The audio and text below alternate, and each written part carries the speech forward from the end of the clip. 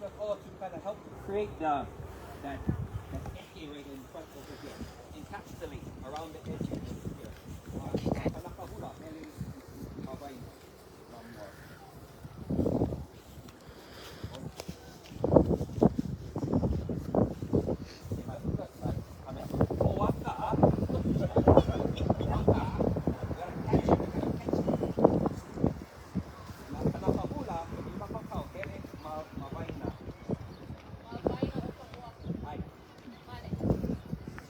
Never take us back to the road. He's on the road. We line the road. And get extra cost. Loka hula mamua ke iyan loka ko ihonua ohana ukamang.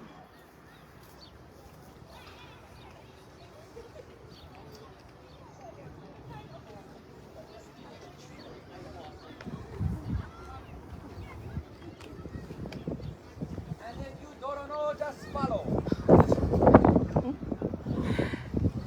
Oh,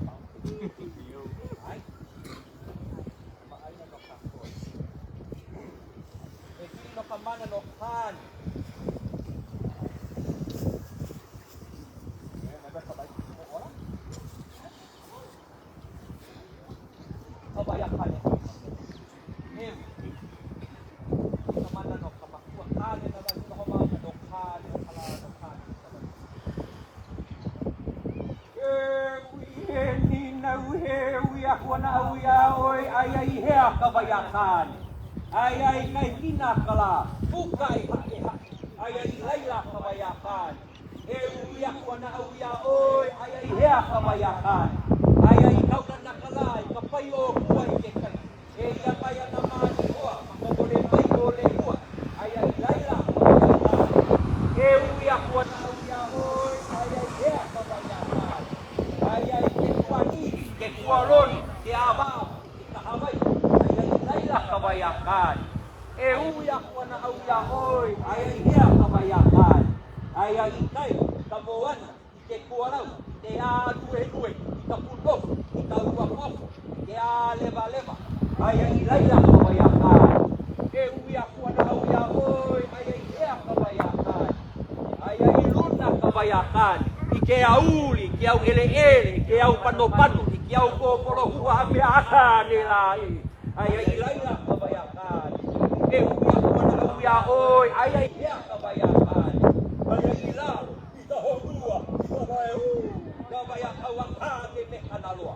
E vai una, e vai im, e vai mana, e vai ora no ia. Ora. Vai kali.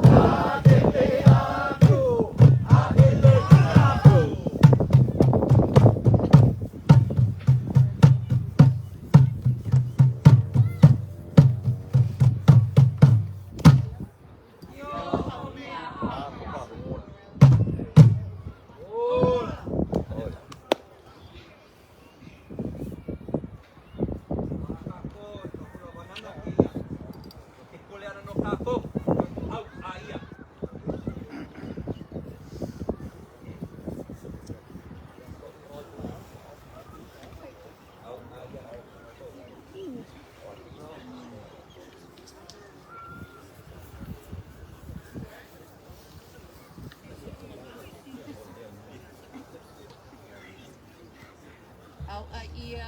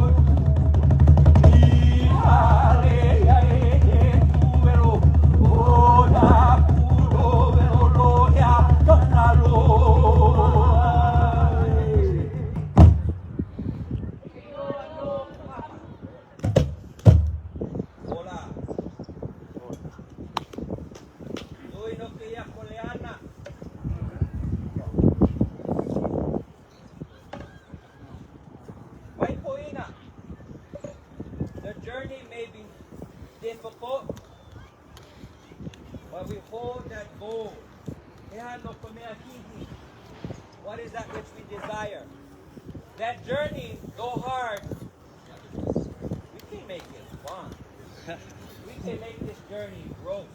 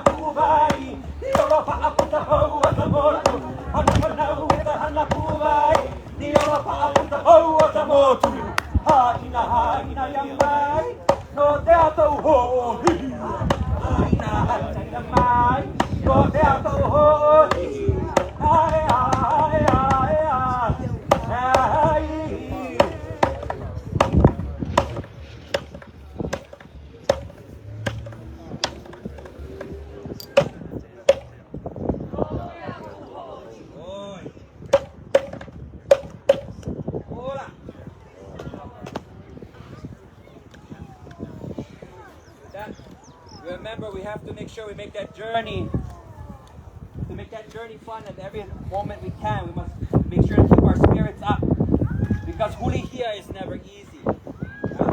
Drastic transformation was not ever easy. So if you worry because it's not easy, get up. Get work to do. Okay?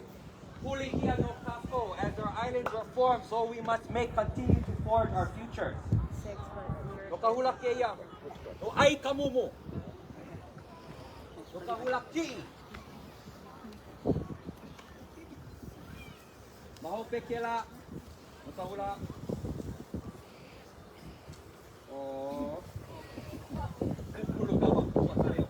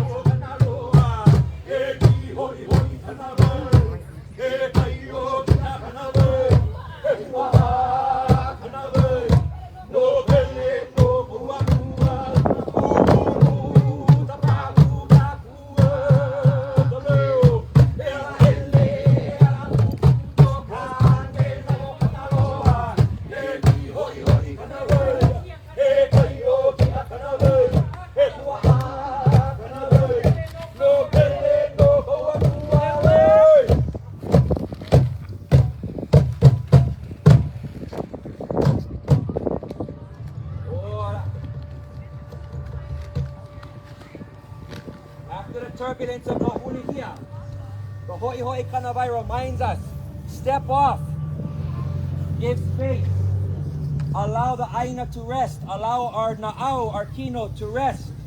Because then the important part, you gotta come back and kukuro. You guys realize we did this every single day, 3 times a day on the mountain, right? We asked for hulihia. We asked for drastic transformation because what was happening was not my ka'i. We asked for those systems above to come down. And we said we was going to kukuru. We was going to build. This is that time. The Akua, by whatever means, shook it up. Silenced it, everything across the board. Now we kukuru. We continue to build, we forge our future, what we see to be pono for our futures, for our ohana, for our aina. He hala, he kukuru. Oh, you remember? He hala, he kukuru. He hala, he kukuru. He hala, he kukuru.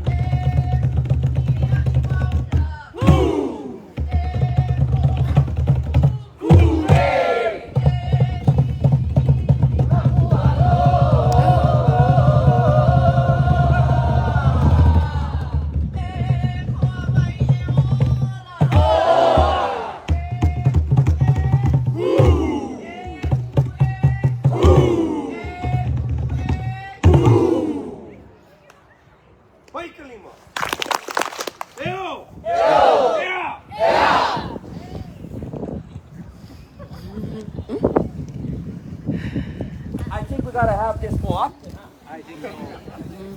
Nui kamana no kako. With that, we kukulu. With that, we lift our voices, we exercise our leo. As tonight, our leo is very important. Kamaka ihe. We want our words to be precise, to hit the mark. We don't have a lot of time. I know. But look how many of us there is. Let's get a bunch of E's in there. A bunch of E's and hit the point that speak truth. To speak that stands for the Leo that unfortunately many have forgot the voice of the land. That's our Kuleana. Those of us who still have not forgotten how to be the voices for our mountains, for our heavens, for the waters. Why? Because we is that. There is no separation. It's a very strange thing introduced to our land. You know, like all these science classes, they teach you about ecology. And they only teach you about the birds, the plants, the animals. They're always missing somebody. They take us out of the equation. And somehow, that's that that's that sickness, that's that ma'i, where we don't include ourselves as being part of Aina anymore. That we're somehow outside of it, looking out from outside. No. We must remember that. We bring it back. So today, tonight, we speak our hearts, we speak our truth, but we speak from the collective knowledge and wisdom. We stand hono, continue to holomua. Let our truths be heard. Let them, even though yes, we're repeating ourselves for 1,000 times, if we have to, we will. 1,000 more times. Because we stand in that kapu aloha, we are a direct reflection of our mauna kapu. And so we holomua ki ala pono. So that's mahalo kapu.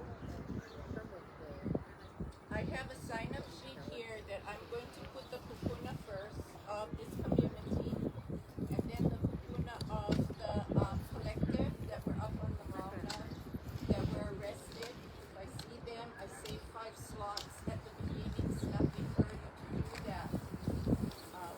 Waimea, Puhala, Hamakua. This is your evening to sign up if you wish to. Everybody else, you are welcome to. So, and then if you already went testify, look how much people we have. So maybe you written, or if you really feel that you have to speak again, just let everybody who never speak first, okay? Because that way all the voices are heard that need to be heard, and that is every single one of you. And so feel welcome. We're just going to do a little bit of collective protocol so we can make sure that no go late and the kukunas never get a chance to say what they need to say. Because if we're going to take care of that, we got to take care of this group. So I'm just going to make sure, and everybody else, it is time to go in and sign up. And you know what? It is social distancing if you feel that. I take care of my parents. I'm going to social distance from all of you. Because I have to. That's what I promised my parents. Don't let your guard down, your protection down, your safeguarding down. It's still in this. So make sure if you feel that you need to, you sit by yourself, you social distance, wear your mask if you need to. I'm going to until I testify. So we just know that we want this bowl that we created to go from here to go inside there. And really welcome all of you to our community, from all of us from this community. Mahalo for being here, because we cannot do it just one community. We are a collective community, joined by the people of Waimea, and here we are tonight. So let's head in nicely. Overwhelm them too much. They're not. Okay? Wapau, Wow. wanoa,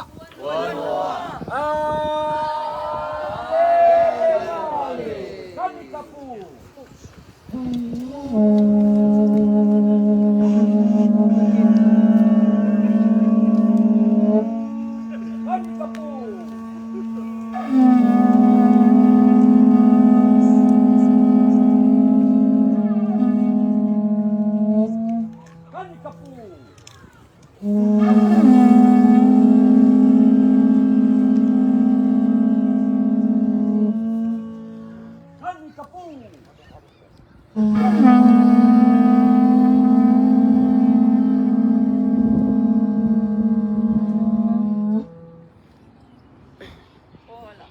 Hola. Hai kelima. Hai kelima. Hai kelima. Eu. Eu. Eu.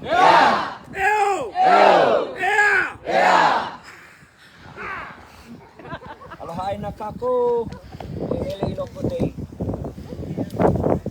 Ako. Yeah. Why everybody go eat? I go pull my truck up. I go low man. You want to help him? It is open. Let's move them in. Long. Ay, way too long. Move them in.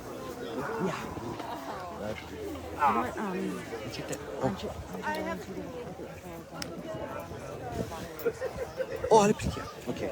Yeah.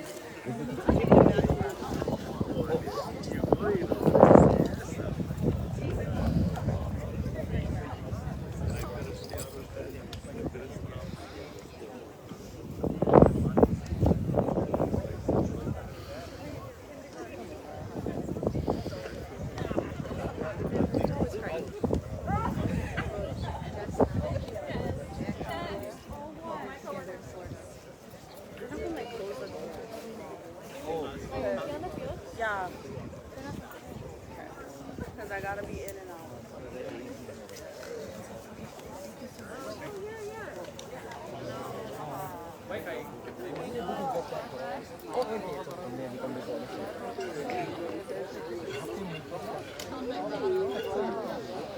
Gibson?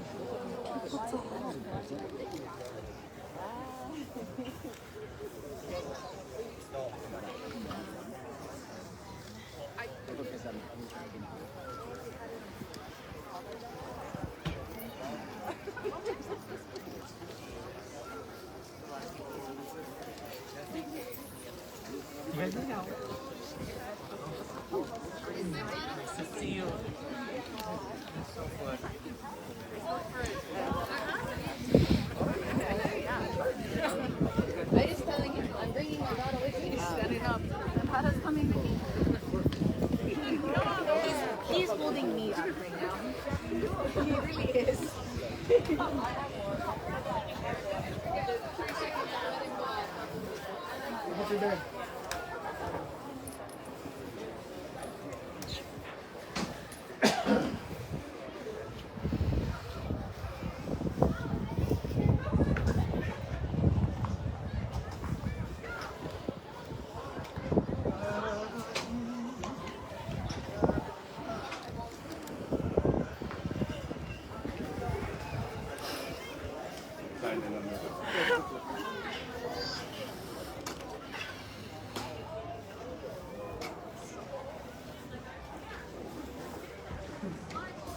I'm waiting for him to come back. I'm waiting for him to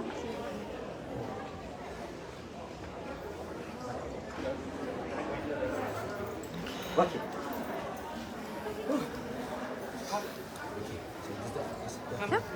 Okay, aloha kako, aloha ina ohana o ka lahui a me ka na kia'i aloha aina, na kia'i mauna o ka honua ni.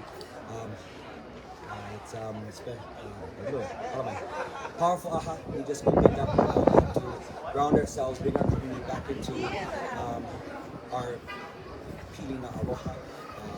We kind of rekindle, bring back from our na'au, through the leo, through the collective motion, the sacred motions, reaffirm our connection to this mauna, to each other, and that we're here in a good way, and that we're here to speak truth, to power, to be able to solidify our power. So we're, you get to the important time to each community who has got to share so far. Mahalo nui to all of our ohana across the Paihaina again and across really the world who have been watching. I hope they do hear our words here, and that continue for many across even beyond Hawaii Island shores. If you would like to give testimony, be sure that you are still able to send it with the testimony as well, and let that resonate as well. So we're holding strong tonight here in Waimea. I'm looking forward to be able to speak truth again. we are encouraging our community here to be very precise with our words. And we want to make sure that we hit that mark. And we do have many ohana here, so we want to be sure to respect and try to give everybody that time. But that it just takes more discipline and more focus from each one of us to be sure that we hit that mark and that we are strict with our words. And so, nui kamana I kaleo, yeah?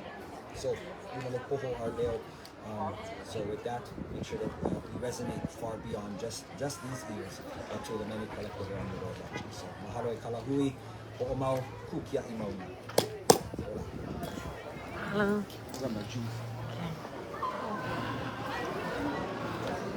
Got the front seat.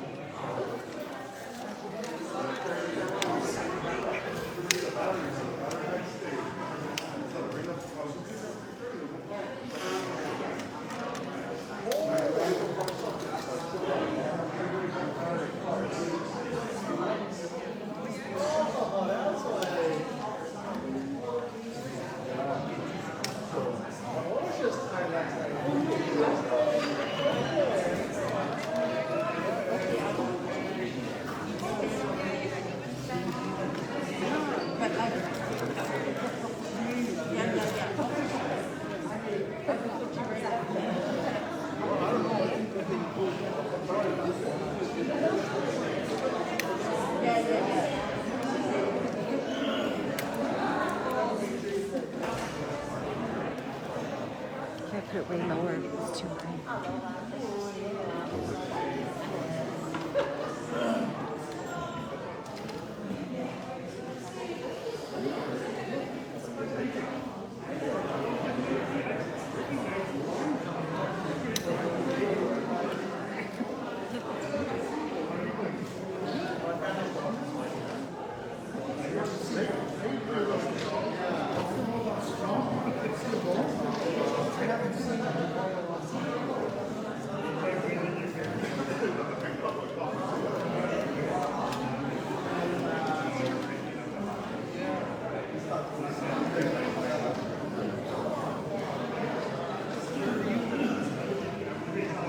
What's her name?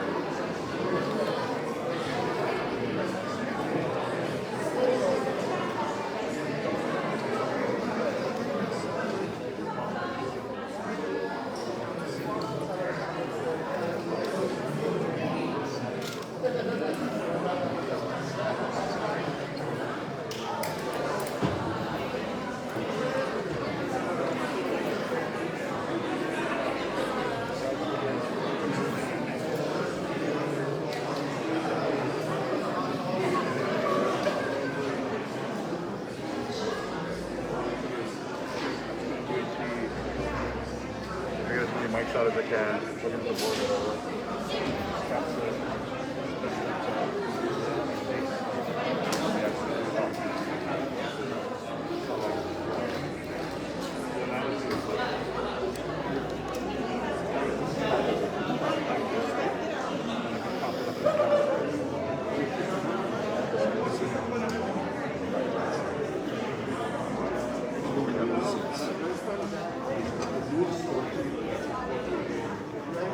Yeah, you can just write down some.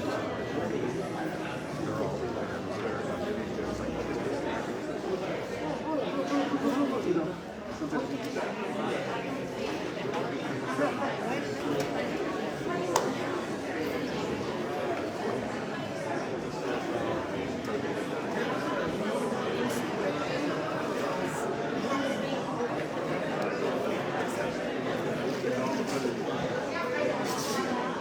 or,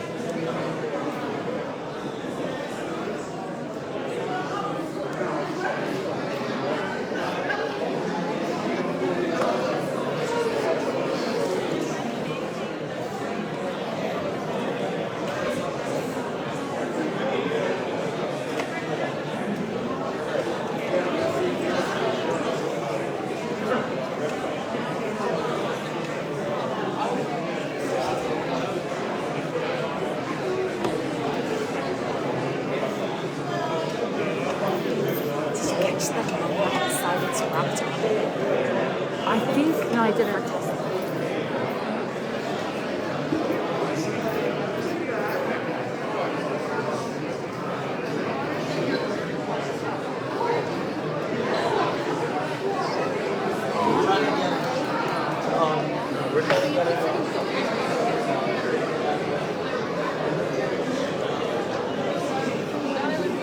She's in 8th grade, right?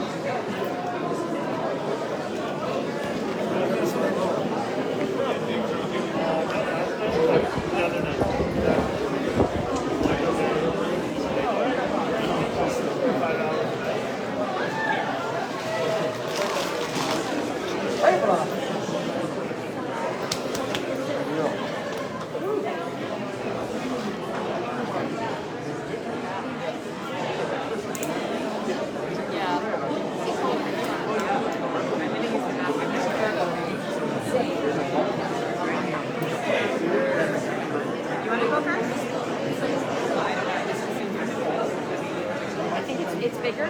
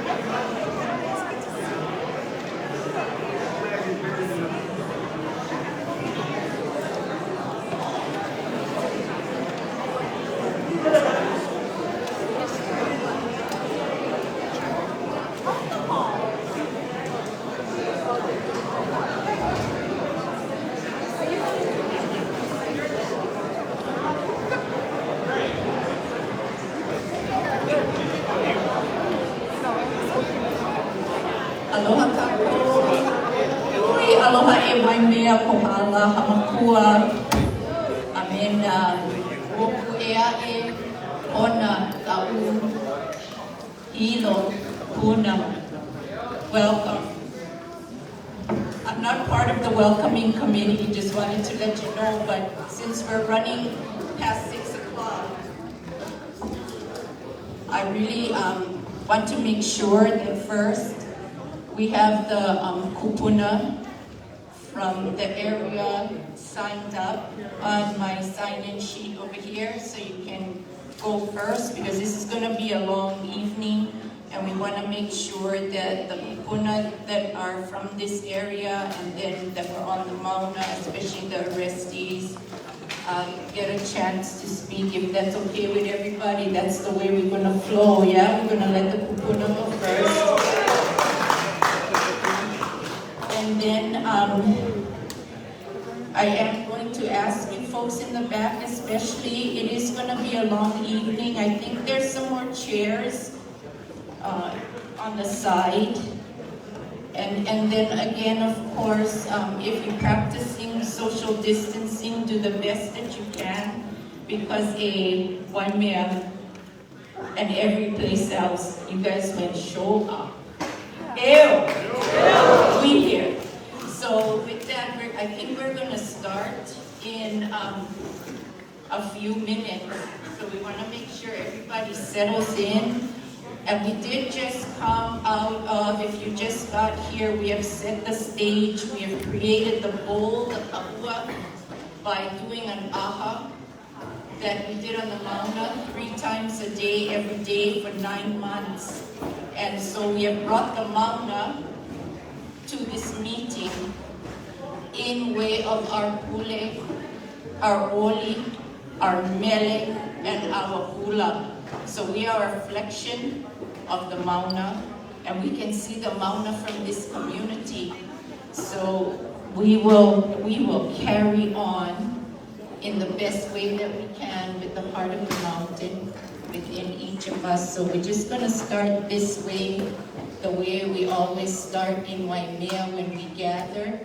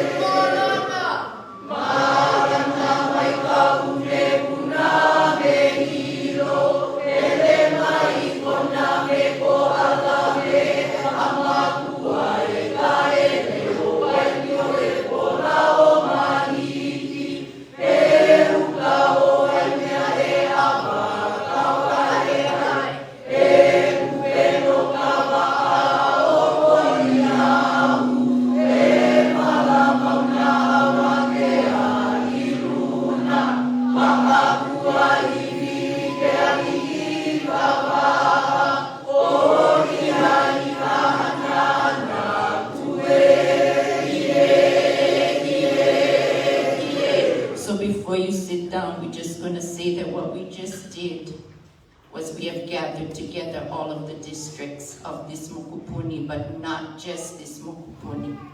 Every mokupuni beyond this mokupuni is gathered here tonight. We have said, hey, kupe no kava'a o poli ahu. No matter where we are, if we stand for Mauna Kea, our end peace is always secure on the Mauna. He pala Mauna Awakia Iluna. The mountain has unified us together and is a sealant for us. And ohohia ikahana ana hue. No matter what reason you came for, look around you, everybody, and have joy, because we are all here, gathered here, so mahalo. And it's wonderful to see all of you, Kukia Imauna, Eo, and let's get to it.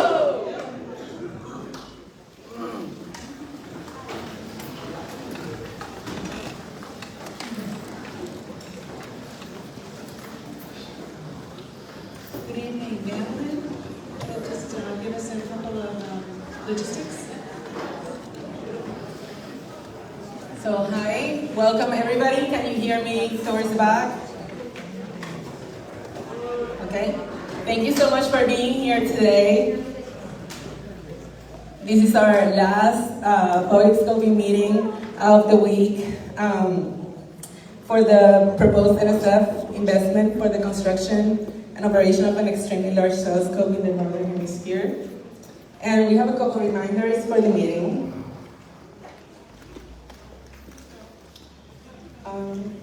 So you're probably all familiar with this room. You may have been here before. So for those of you who haven't been here before, the restrooms are on the back of the room, so on both sides. There are plenty of exits and entrances. So there is, you'll be able to get in and out very easily.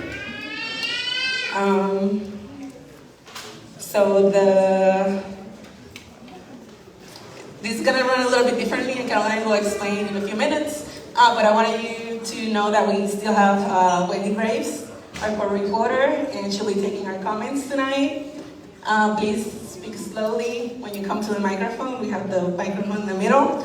If you have mobility issues or you need us to bring you a microphone, please let us know. We'll bring you the microphone.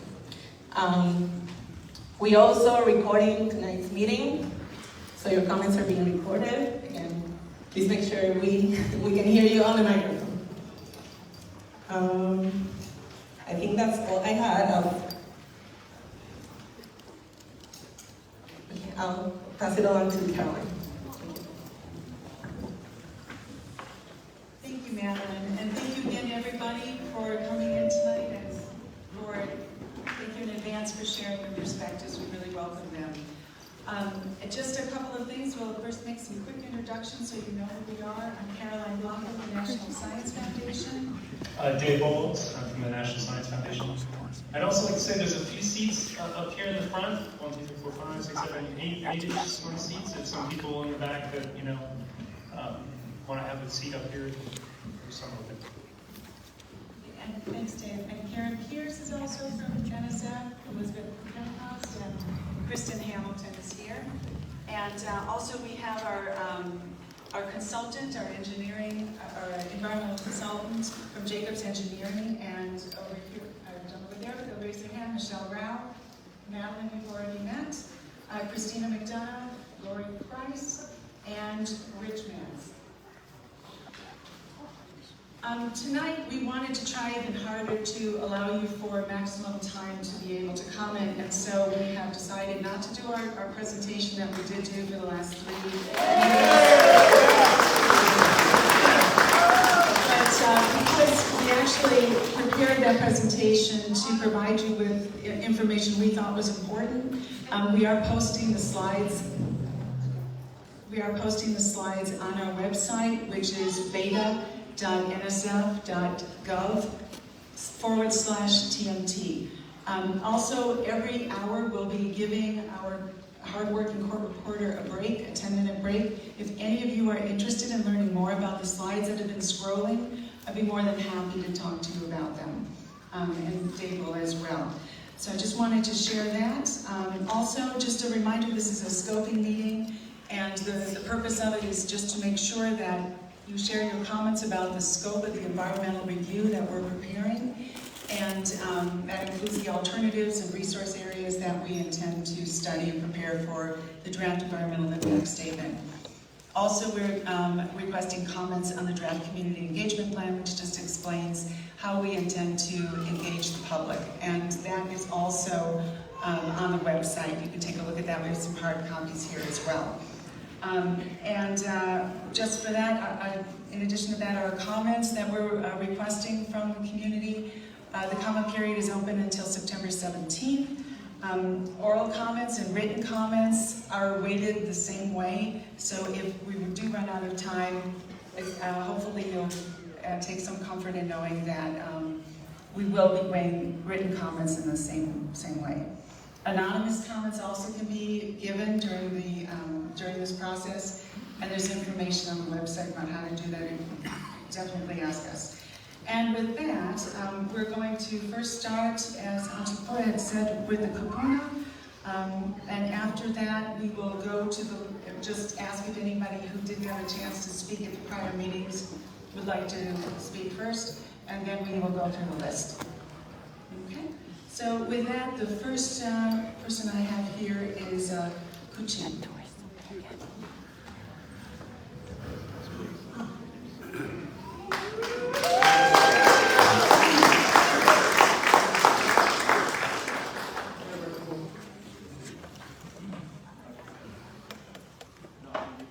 I'm Clarence Kuching. I happen to be a resident of Waimea, so this is my home. I'm an indigenous cultural practitioner on Mauna Kea.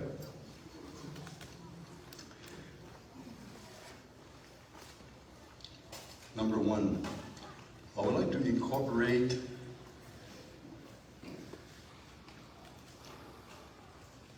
by reference the written testimony of Chair Ulu Lindsay of OHA that was given the other night in the Hilo.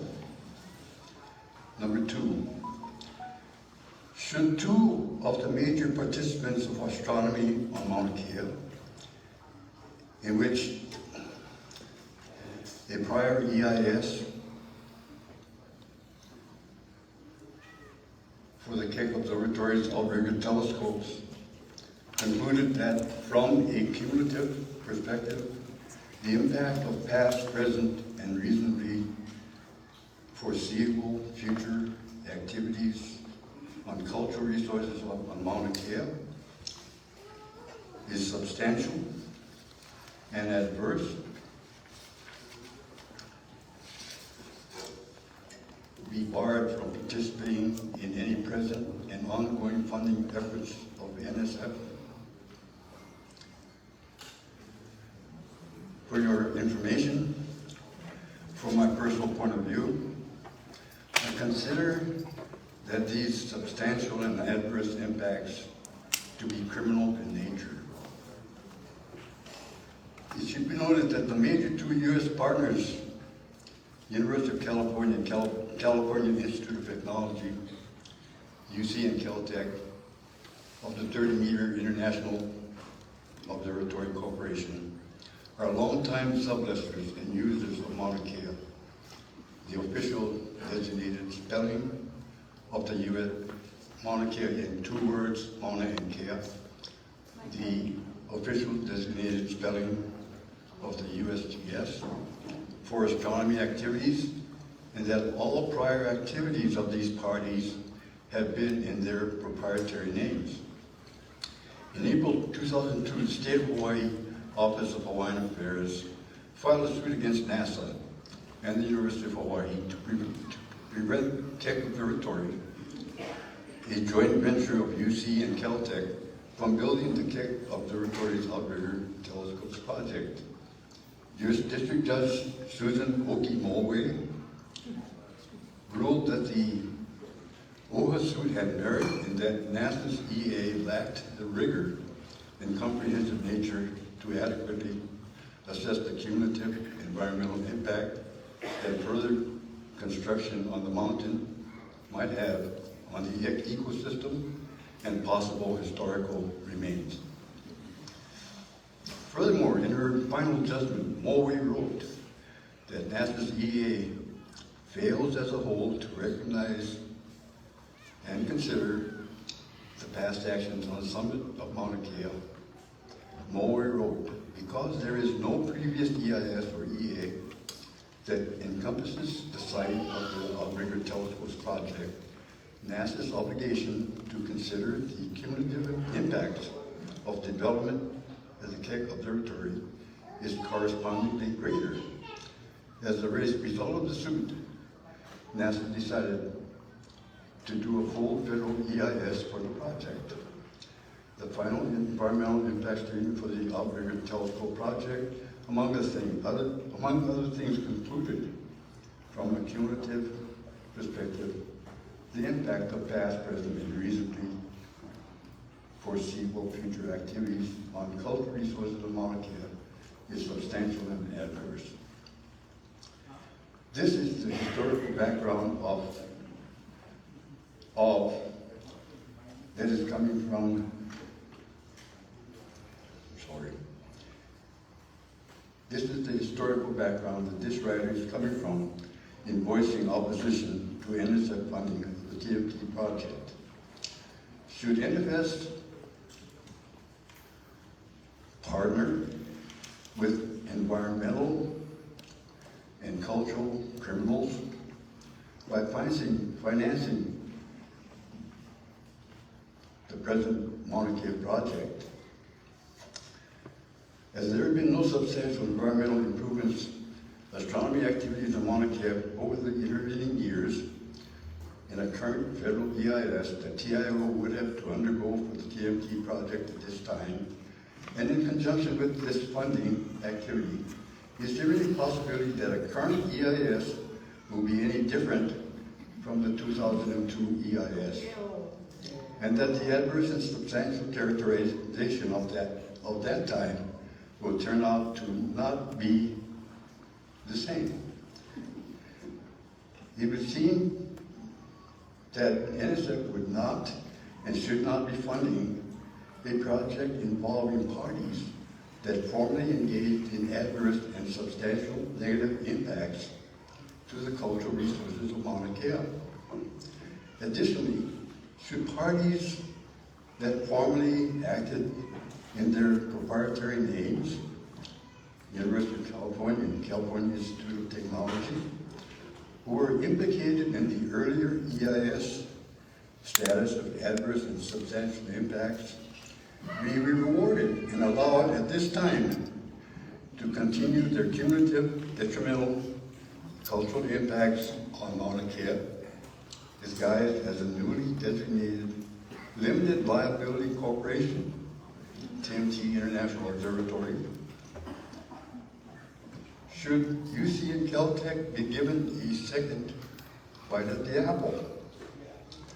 I don't think so. A wolf in whatever clothing that those wolves wear continue to be a wolf. Therefore, I conclude that as I have earlier stated, that I am in opposition of public funding by the NSF of the TMT project. Thank you.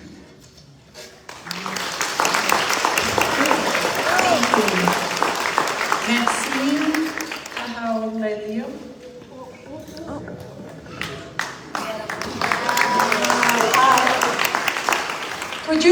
Could you move me, because I would like Uncle to testify, and I think he should do it now instead of him waiting, please. Okay, Uncle. Yeah, I think he should go.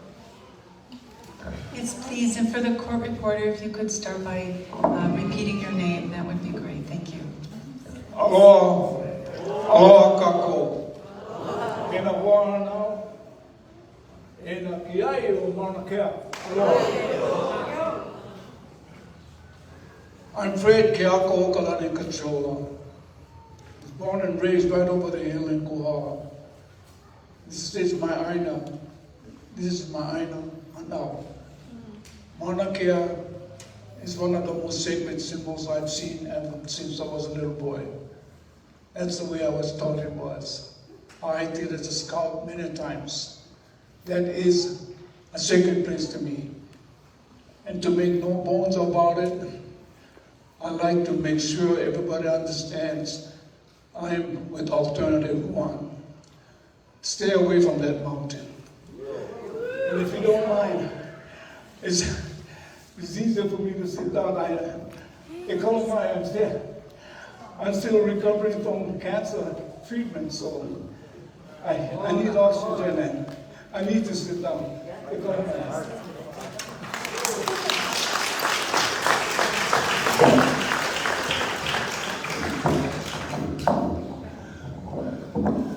Okay, I support alternative number one. Number two, I think the National Science Foundation needs to have much more clarity and transparency in how you are conducting the reviews for NEPA in Section 106. You appear to be doing it simultaneously, but it's not.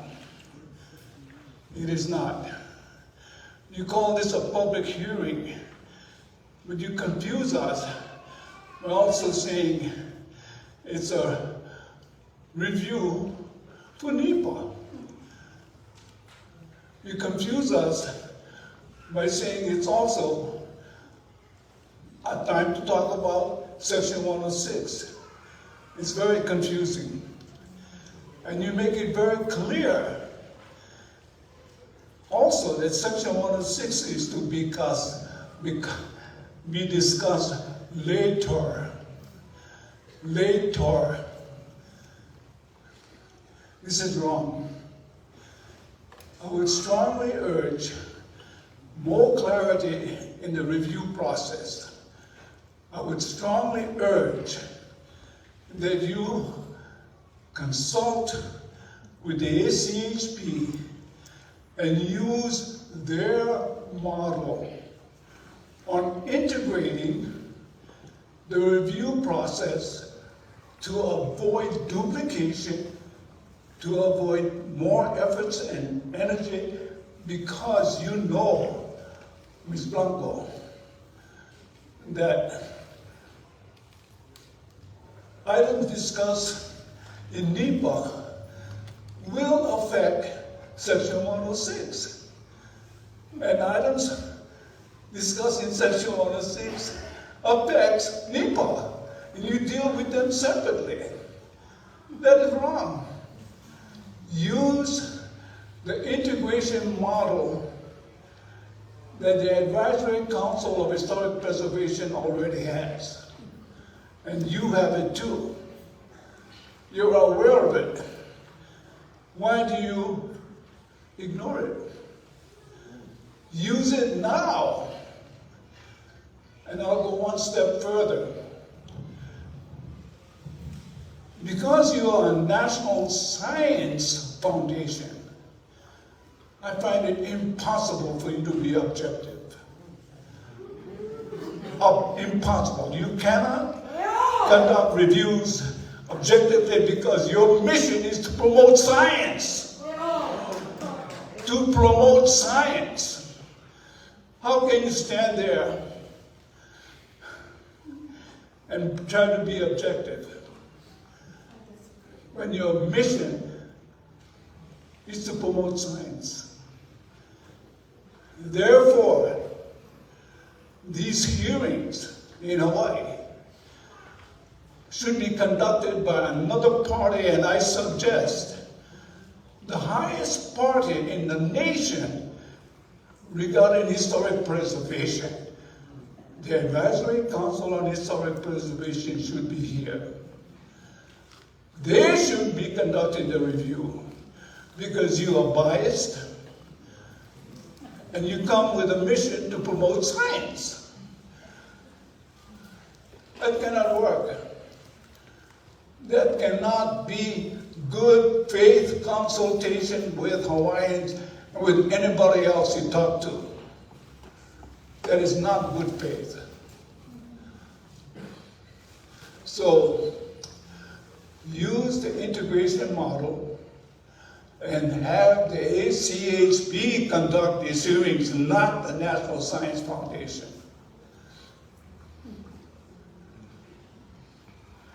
Number 3, I have grave concerns about the millions of dollars you already have allocated and given to the National Science, to the TMT people. Goes back many years, 2013, beyond that. And for your recollection, I'd like to cite your previous grants. ASD 044399, ASD 0947189, ASD 1241629, ASD 044399, and ASD 1241529. You're very aware of that, Ms. Blanco. You're very aware. May I ask you, how many millions of dollars did those awards give to TMT already? Give us your estimate, just a rough estimate, Ms. Blanco. Answer him. That would not be something I have information on in the Your capacity. rough estimate. I honestly don't know. I'm Would you not say in it's strong in the 10 millions?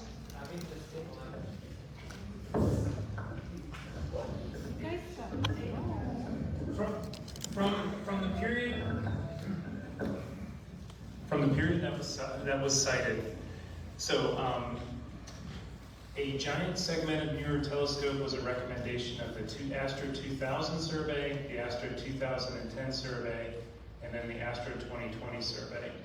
Okay, and so the first grant that you cited was from 2004, and all of these grants have been a study of How much? How much? Just give us the amount. roughly. Off the top of my head, I believe it's about $10 million split between the two. Thank you. May I continue? Thank you. $10 million already given to TMT. And You come here like, That's actually not true, sorry. I'm sorry, please don't interrupt me, please. But it wasn't given to TMT, so. Please. Okay. And the decadal study of 2000 is 2000. And you're still relying on that study? That's 10 years old. And you made it a point to avoid Section 106, to avoid NEPA, by insisting that those awards were only for planning. It was only to develop a governance model. It was only to develop an instrument at the second generation element to put into the facility of TMT. You gave a very narrow definition of undertaking as defined by Section 106. Very narrow definition that it was not construction. It was not construction. And yet, I want to remind you, Ms. Blanco, that the designs and the governance model that you funded for over $10 million was indeed used by the TMT folks, and I'm quoting you right now. I am quoting you, Ms. Blanco. Those designs, those plans were used so that, this is your words, so that they, the TMT folks, so that they could be in a position to ultimately present their projects to NSF for consideration of construction funding in the future. Thank you. Thank you for encouraging. Thank you for giving them $10 million so they can come back to you and ask for construction money. How dare you say that is not affecting Section 106 of NEPA? In your own words, you were encouraging them to do so. This was at 11:52, June 18, 2014.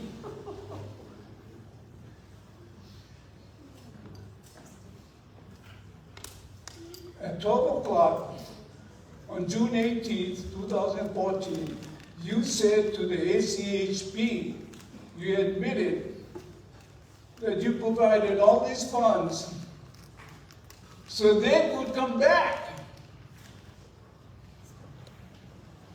for construction money. And then you would conduct Section 106. You were encouraging them. How can you sit there and remain objective? You cannot. You shouldn't be here. We should be talking to somebody else. Not you. By your own words. You were already encouraging construction. Do you remember this email you wrote? I absolutely do, and I remember the advisory council agreeing with the position that NSF took. No, but do you remember saying so that they can come back? Yes. Yes, you remember. Then that alone, in a court of law, would say that you were encouraging for them to come and therefore affecting construction, in your words. We might have to go back to court, Ms. Blanco, to determine whether the $10 million did not trigger Section 106. The courts of law may agree that it did trigger Section 106, and your words prove it. Your words prove it. And furthermore, the deliverables for those awards have never been mentioned. You gave them $10 million. What did you get? What were the deliverables? May I remind you what some of them should have been? Or do I have to do that? The governance model that you were to consider, did you consider it? Shouldn't it be part of the discussion right now? What was the consideration of the governance model? How much was timing used at the telescope going to be determined? Who had preference for the use of the telescope? All that was part of that model, the governance model. And you're leaving all that information out.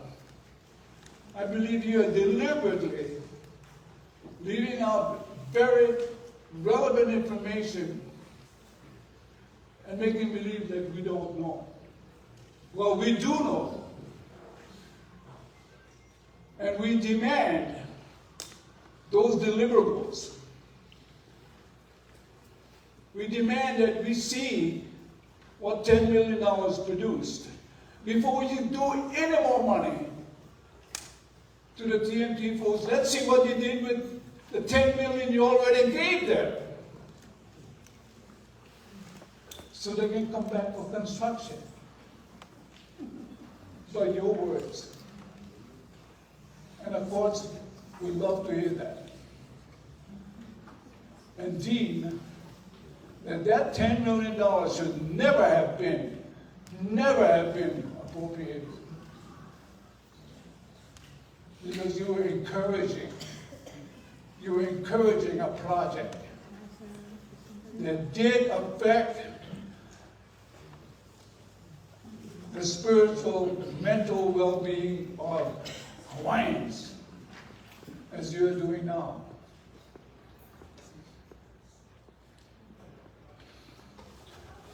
So, ASD, all the ASD awards, we demand the deliverables to be made public. You use $10 million of public monies. We don't even know what you got for it. And now you come back and saying that they want more. How dare you do that? And how dare you offer the alternatives that, yeah, let's give them some. That's what you're offering is alternatives.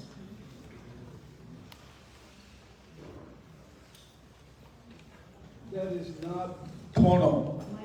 That is not pono. And everybody here knows that now. And I wish we will be in court challenging your arguments used that $10 million and what it did not trigger Section 106, because it certainly did.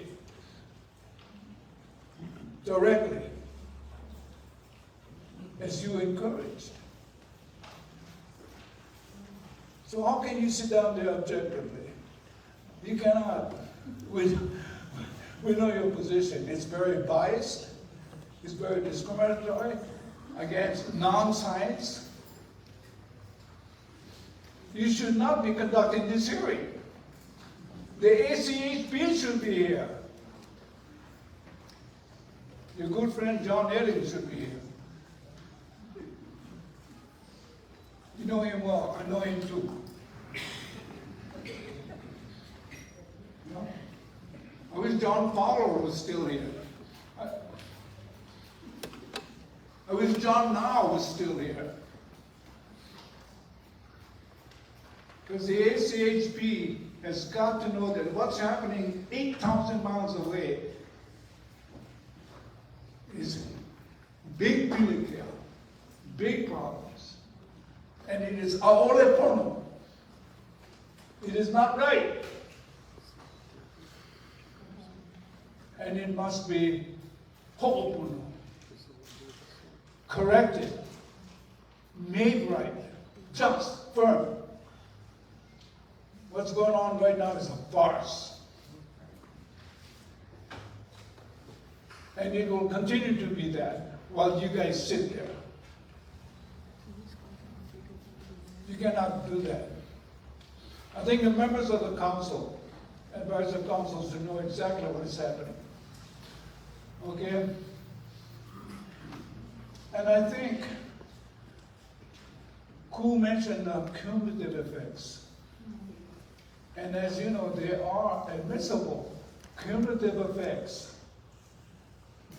And I'd like you to really consider the cumulative impact of the mental health of Hawaiians after 200 years of colonization by America. To be un-Hawaiian. To be un-Hawaiian. To not speak the language. To demean our spiritual well-being.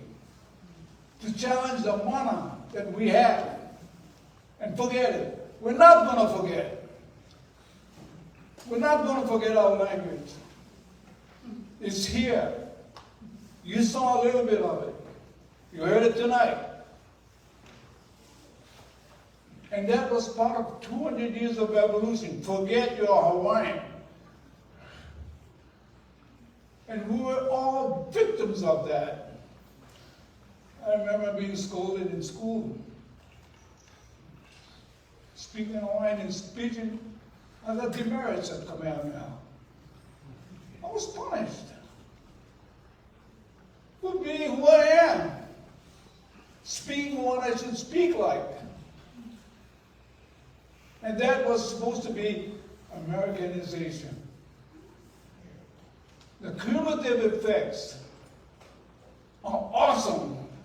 The magnitude of what it has done to Hawaii and Hawaiians is awesome. Terrible.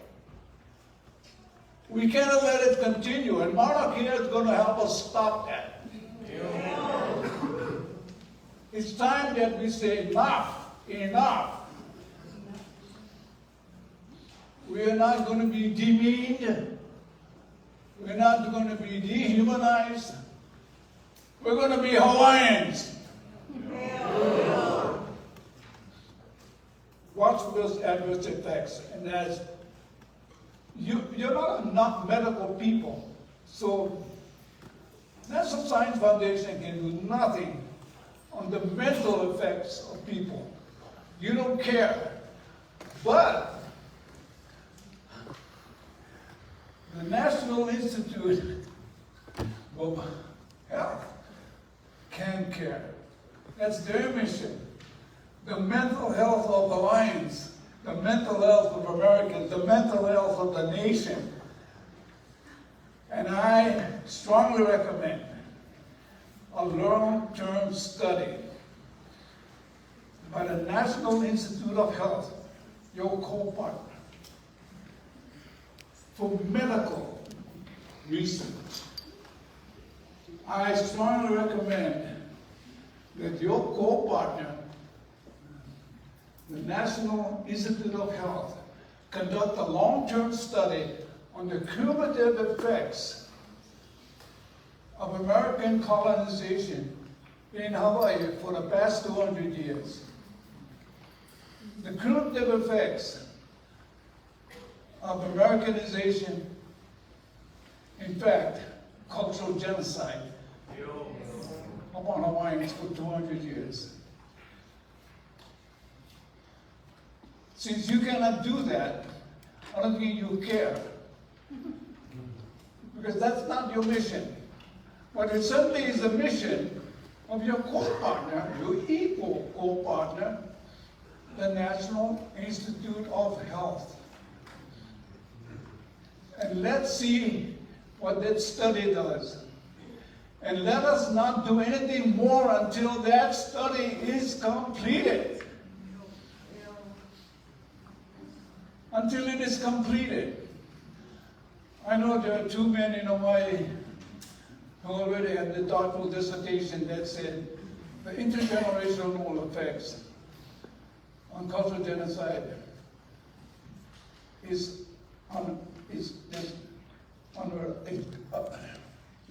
awesome. There has to be more studies done on that, much more, before you can do anything else. Almost finished, almost done. Please do not fund obsolescence.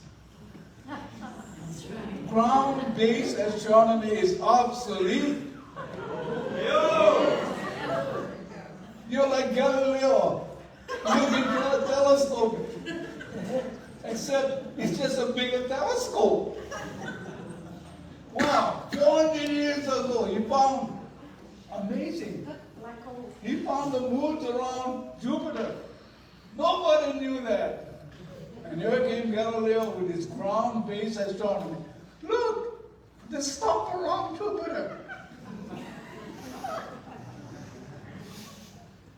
How is that affecting mankind? Big deal. But it affected Galileo's reputation forever. And I think this is what TMT is trying to do. It's just trying to be another Galileo. And it's obsolete. The Jack Webb telescope. Space astronomy is where you should be. Because Governor Biden, President Biden very eloquently opened a new door to America on astronomy.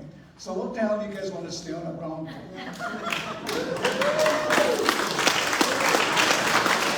That's where we should belong. Go fund that. Go fund that. You don't have to worry about NEPA. You don't have to worry about Section 106. Go fund that. They're already proven it. They got a lot of problems. We'll help them solve it. Yeah, maybe when something goes wrong, you cannot fix it because they're so damn far away you can't get there. Well, go figure out how they can fix it.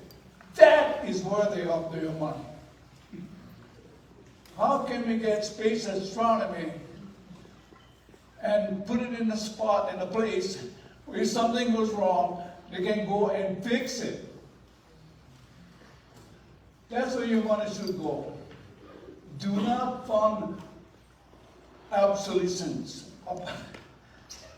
You know, you already have stated very clearly your preference in National Science Foundation for high risk, high payoff.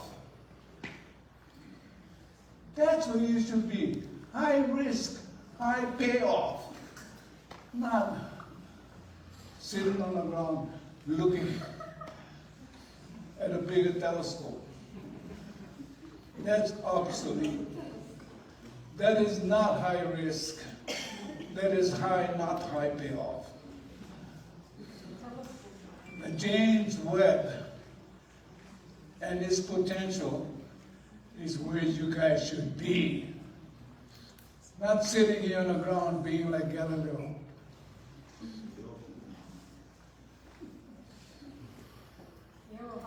So, I thank you very much for your very generous amount of time. And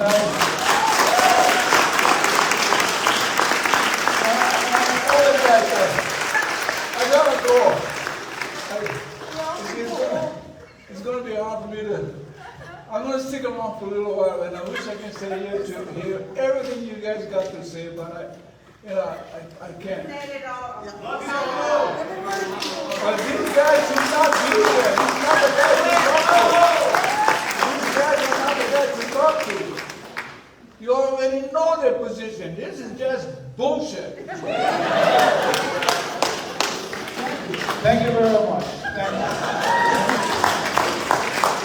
the next speakers at the scene.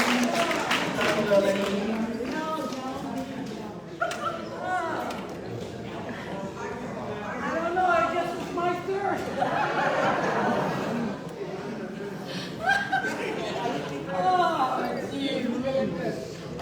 And we can go home now. Yeah. Guys can go home, drink beer.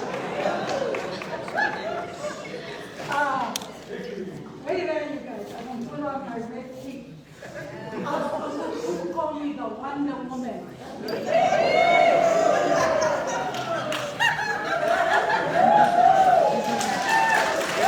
By the way, I just have some written summary I'd like you to have right now, so you can have at least a summary of what I said. Thank you. Go get them, guys. That is what you call a kupuna. The legend of the kupuna. Yeah? Well, I don't have anything written down because I have arthritis in all my fingers. So you just have to bear with me with my big mouth. Okay. First of all, I just want to say something. If anybody over here can gripe on our skupunas talking overtime, huh? Let me know, okay? No make the kind now. All kind faces, the kupuna talking loud. No, you don't like, go home. Because this is our stand. This, and come on my back, yeah? You guys see my red cape, yeah? Amen. But I'm going to tell you folks something, yeah? When I went to school, we went power school, yeah? Cool. We went power school, yeah? On Oahu. They taught us they had 26 syllables. Just 26 syllables. You know, 26 syllables? A, B, C, D, E, F, G, right? And out of that 26 syllables, there's a world of words. Words are made out of 26 syllables. And you heard it from all the testimonies starting from Kau. And in the syllable, there's two little syllables. There are two, just two. N, O. No. How's that? No. Isn't that? And lucky we had pencil with eraser. When we put N-O, we never have to erase. When we put Y-E-S, we still never have to erase. But today, you people who are not Kanaka do not know how we feel about our Mauna Kea. You don't know what we went through with Po Aina, which is punch bowl.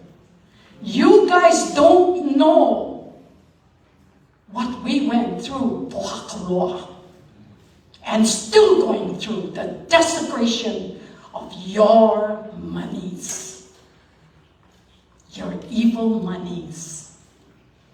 You know that? You folks don't know. But you like come here. You guys like live over here. You guys like make any kind over here because it was already beautiful. Beautiful by our ancestors who kept the vai flowing, who kept our limo growing, who kept the animals in our ocean to feed us. And now, everybody like come over here and tell us how to live, when to live, where to live. No. You know the syllables? N-O.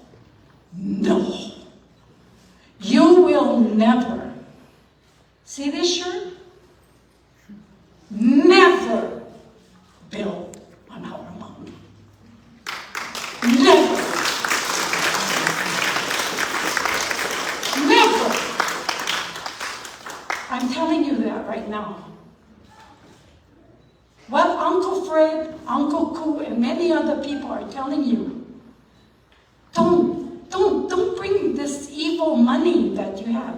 And this is what everybody is living on now, is if you don't have money, you can't go on the bus. You got to buy the bus now. Okay? You know what that means, right? We still go down the road. Whether we don't have a bus, a car, we're going to go back on the road. All right, this is what I really want to do if I have time. And if anybody get any kind of stuff like tell me shut up, please rise. Okay, okay. I want from my heart, and you're going to see them today, and you've seen them for the four meetings. Please, Kupuna, who was arrested on the Mauna, stand up. Kuye, come on. Take a good look. I'm one of them.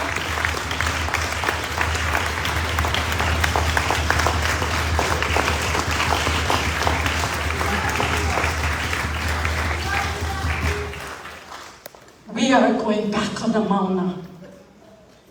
We were in court for 3 stinking years. They made us get up in the morning, scooping us. Oh, by the way, I'm 83 years old. I'm 83. I'm gonna stay on that access road, and many of us are gonna do the same. And if I holler on that road, you guys can move me. I don't know, you guys can move me, but I'm not moving. So let me tell you folks, okay? You are not Hawaiian. I am. They are. They are. Our children are. Take your ukana, whatever brain you guys have. Look at the 26 syllables and remember that in the 26 alphabets, there is a certain word, again I say, N-O. No. What do you not understand of N-O? I live in Waimea. I lived here for 21 years. They have taken everything away from us. They have. They diverted our water.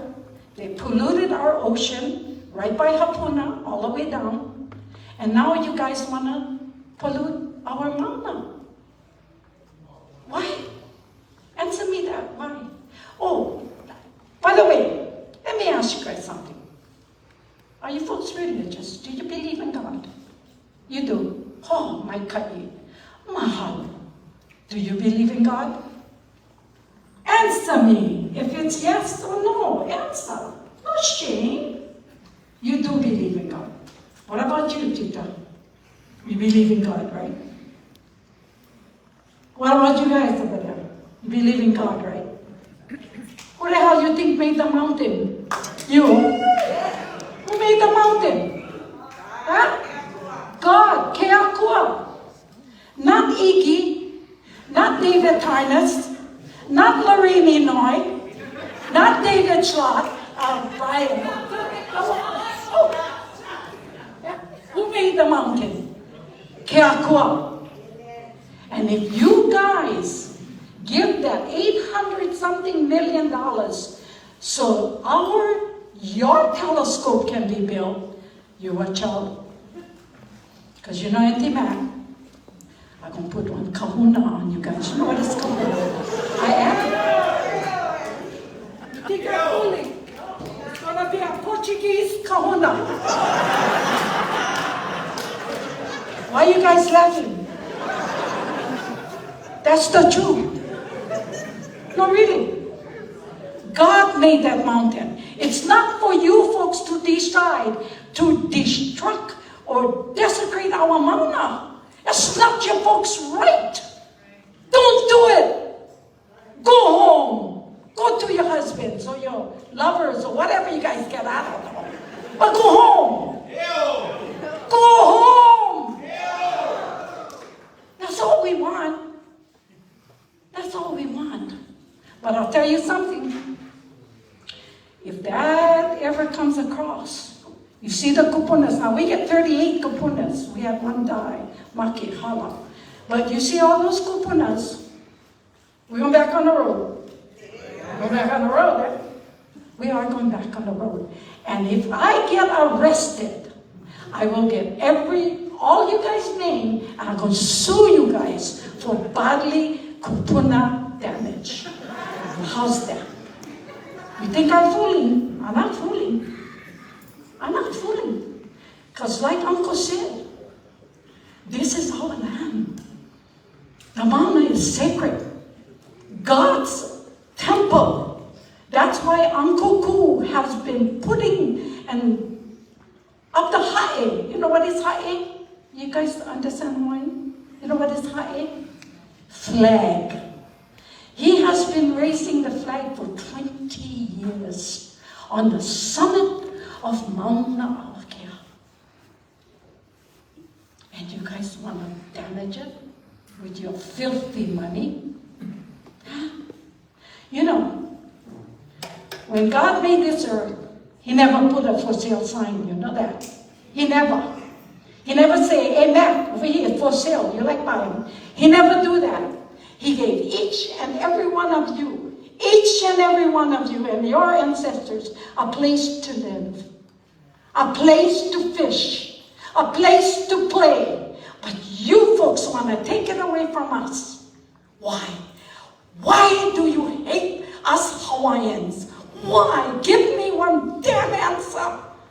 What have we done to you? What? What have we done to you people? And you know what? Let me tell you before I say goodbye and aloha. When I was going to school, by the way, I went to McKinley and they took down the statue. Yeah. Okay? I learned the word foundation. I've been an activist for 40 years.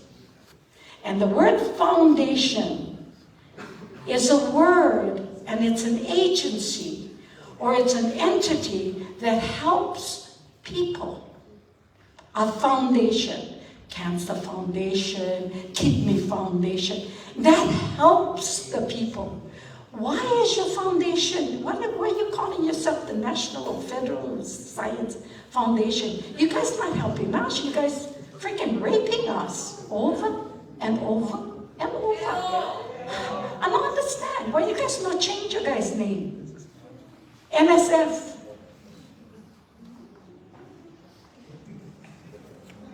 I forget what F means. But that's what you guys are doing. Really. Your foundation is to help create the betterment for the human being, for all the humans in the world. But you come and you dare to give monies to people across the ocean to desecrate the most beautiful God-created Mauna in the world. And don't go over Canary Island. Don't go to put it in your background. You build your telescope in your background. Put them in your yard. More easy, you don't need the 106. You own your property, yeah? Where you from? Mainland? You big property, you get big property. Ah, poor thing, you. No wonder you like our Mauna. But the part is, you don't do that, okay? You don't do that. Before I close, I'm going to read you something, okay? So you guys believe in God, right? Okay. You know who Einstein is? Do you know who Einstein is? You like him? You like him? Did you do research on him? Anybody know who Einstein is? Albert, yeah. Fuck, are you so smart? You guys know who Einstein is? Okay. Einstein is the most, what?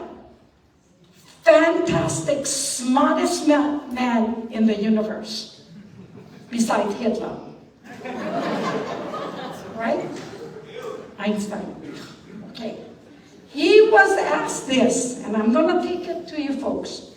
He was asked, by a clergyman, do you believe in God? That's what he says.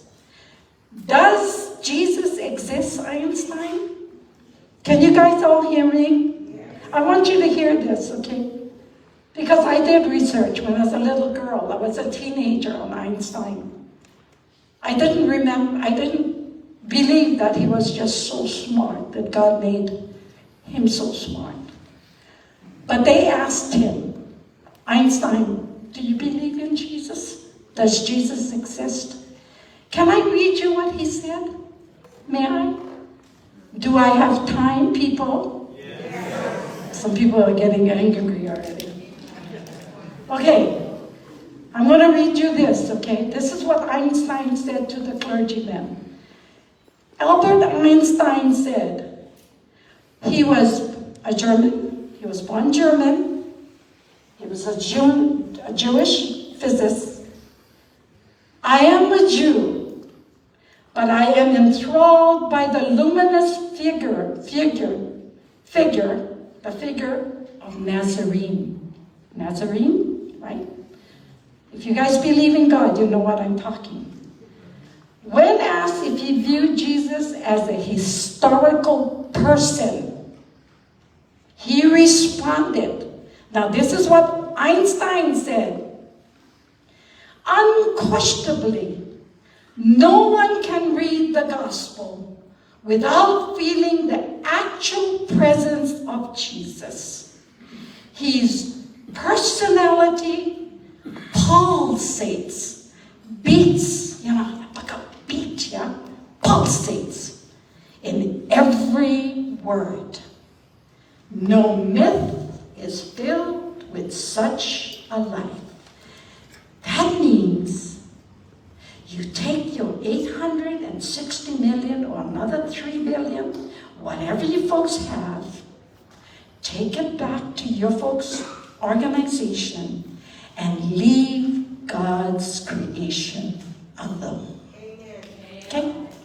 Please? I'm asking you to do this. Okay? You look dumbfounded. Why?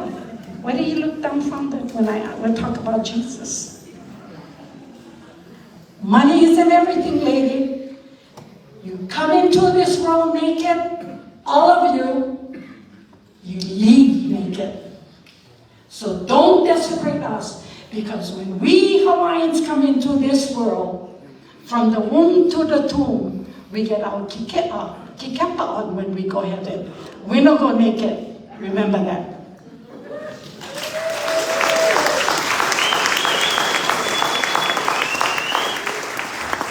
We're going to take a 10-minute break to give our court reporter a break. We'll be back at 7:24. Yes,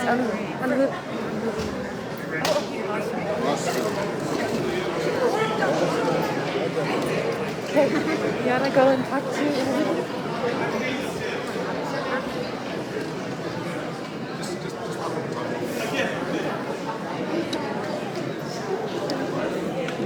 How you doing? Hi, Navahini, how you doing? Good to see you again. Oh, you are. You did nice. Look at that. This is Ron Hooley Live.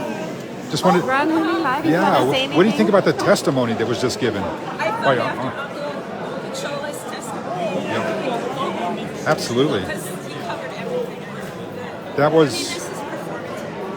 That was unbelievable. Unbelievable. They're just going through emotions. I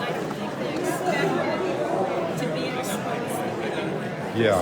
I mean, you could see how underhanded this was. You could see how underhanded this was. But the way he exposed it. I think that it became so good. Yeah, they're done.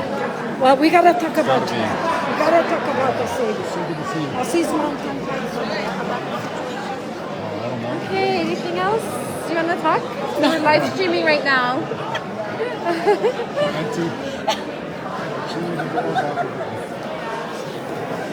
Live streaming.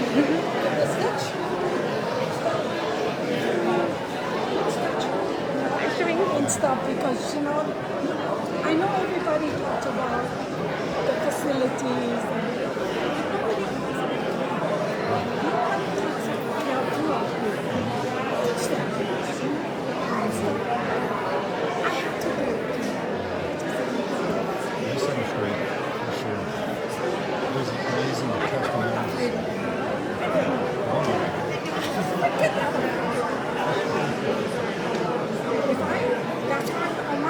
introduce whoever can. But I'm going to interrupt you. Did you take those steps? Un passport is here.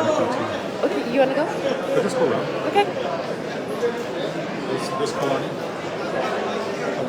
At least catch me.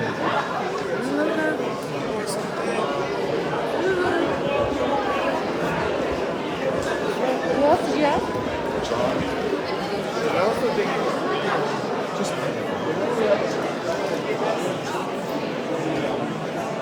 that was amazing.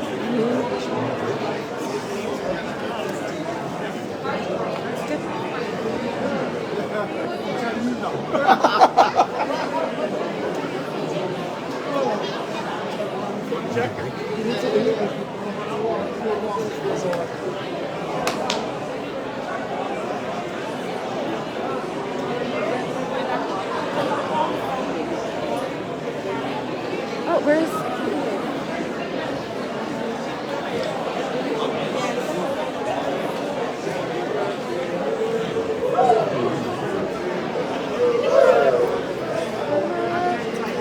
Hi, Auntie. How are you doing?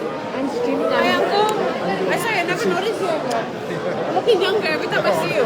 Streaming on the movie. You want to say something? Yeah. Mahalo for being here. Hopefully everything goes well and you submit online where you can all submit. Okay. You can check the link in my bio later on tonight. And you all should be submitting your testimonies online.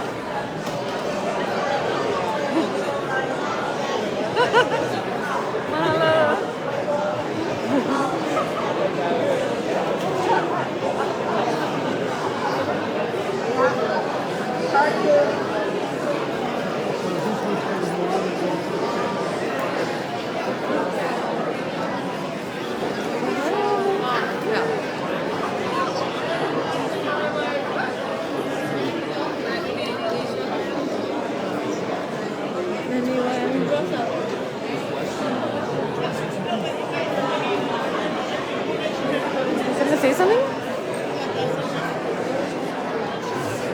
Oh. What's that? I'm really happy to see the turnout. Yes. Amazing, huh?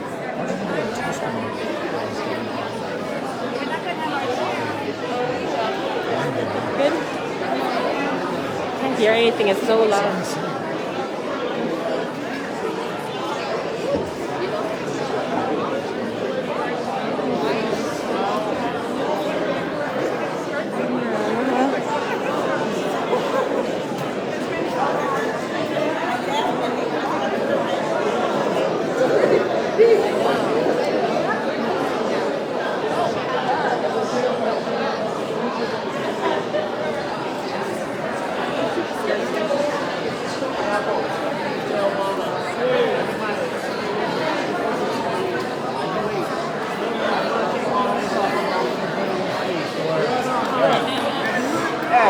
Yeah, you know, not over here causing us stress.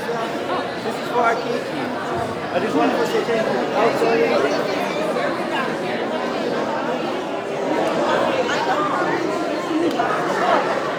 Oh,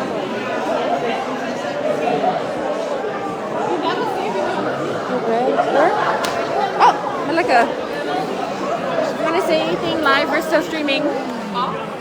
Just that it's really wonderful to be here in Waimea and to see how many Kupuna and Ohana and Kia'i and just the Lahui has shown up in force. And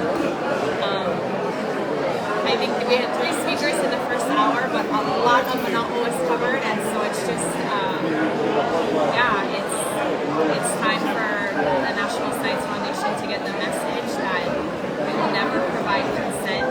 We do not want them. We adamantly oppose funding the 30-meter telescope, and the only option that they should pursue is the option in which they pack all their bags and they go home. There's no $880 million to be spent here on building the 30-meter telescope on our sacred mauna, so better that they just mahalo everyone for their thoughts and leave. And I think that's going to be a pretty consistent message throughout the evening. Thank you so much. Does your dad want? Is that your parents? I don't You guys want to say anything? What's that? How can anybody follow that act? It's my very biased dad. Mahalo. No, he's awesome. I love it.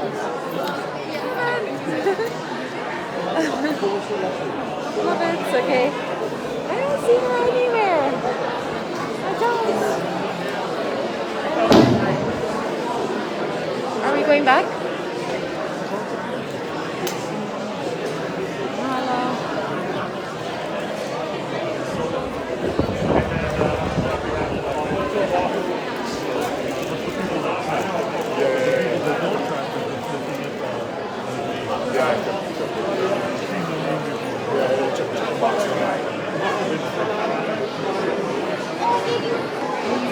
Oh, good. Yeah, I think that's one.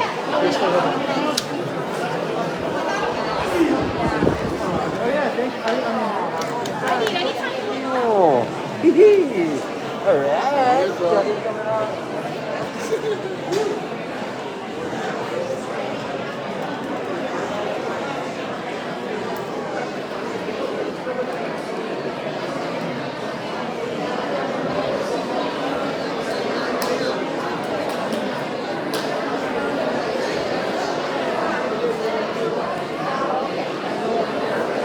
Aloha.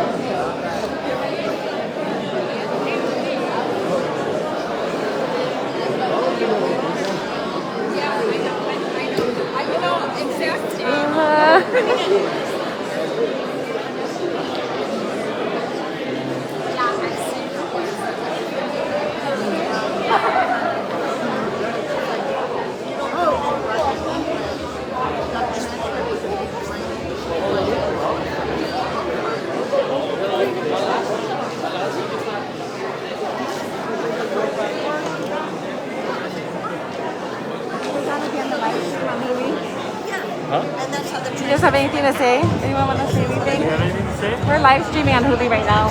Anyone got anything to say something? I think we're okay right now. What's that? We're good right now. Okay.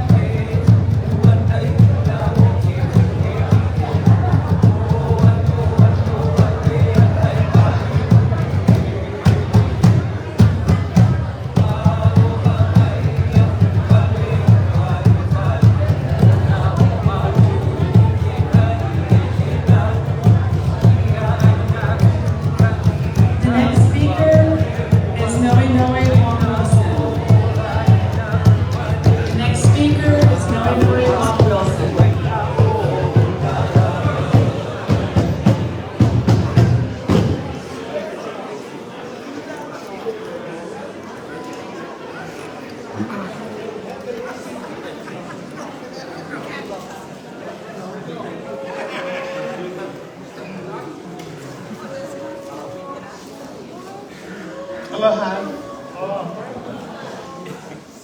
My name is Noi Wong Wilson. I actually come from Hilo, but I was driving through from New Delhi, where I just spent time with my mohopuna, and couldn't miss up on this opportunity to stop by again tonight.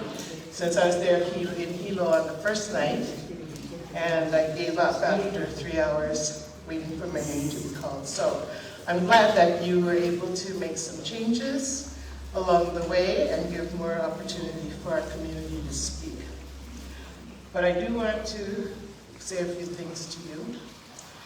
First of all, your timing is terrible. You shouldn't be here in our community right now. And I think you know that. You have been warned that this is bad timing all the way around. Now, whether or not we all agree on what's going on right now in the state of Hawaii in regards to the management of Mauna Kea and the formation of the new Mauna Kea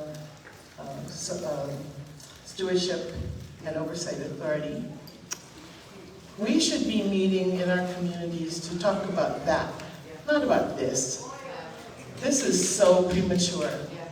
And so, you know, all you've succeeded to do, really, is raise all the emotion, all the anger, all the frustration, and bring it back to the surface after we have spent years through the pandemic trying to calm ourselves and our community and start healing and looking for ways to heal. And now you've brought it all back again. So you get to deal with that and you get to listen to the angry, angry voices that you hear. Okay, so don't dismiss these angry voices because I know that they're not talking to you in the language that you understand about what scoping should look like and some of the other, the 4 things I think you announced in your announcements that are going on simultaneously. But I do want to address a couple of those things. Okay? So first of all, I appreciate you're here on Hawaii Island and that you held 4 meetings here and appear to be trying to accommodate all of us in the community the way that you're doing. We have an entire state and an entire Lahui that has been impacted by the threat of this particular project. And for you to not listen to their voices and to give that opportunity on every island and in the rural communities as well, to go there and do the same thing and let them speak their manao to you is a disservice. It's a half-assed job, basically. So I urge you in the scoping, I don't know what your internal deadlines are, but you must make time to go to all of the islands and listen to all of the people. Okay? We can't afford to jump on airplanes and come here, although a few people have, and we applaud them for that. But you definitely need to be on every island. Okay. This is the most divisive statewide issue since statehood itself. And I know you know that. You're not coming in completely ignorant of the history of this project since its inception and how divisive it has been for our communities. What I don't understand is your internal timing. Because, as you know, with the legislation that was recently passed in the formation of this new authority, there is a moratorium on leases. Nobody has an extension or a new lease after 2033. And it will be a few years, a number of years, before that authority is up and running. And it's in the legislation, and you know that, it's in the act. So why you have to push this project ahead so quickly on your own timeline is sort of baffling to me. Instead of working with the system and knowing that this project and yourselves will end up having to work with the authority once it's stood up. So I think you were warned about that and you insisted on coming anyway, and that doesn't make any sense. The other thing which you just stated, which sort of puzzled me, is that you're the banker, you're the writer of the report, and then you're going to be the judge, and you're going to make that determination as to whether or not you should go ahead and fund the project. Where is the arm's length relationship in any of that? That's kind of what Uncle is talking about, Uncle Fred's talking about the fact that you have no jurisdiction at all in some of these areas. And I'm questioning your entire process about how you're, again, in a self-serving position. You hold the money and you will write the report, and then you will determine whether the report is a good one and justifies funding the project in the end. So that doesn't make any sense to me.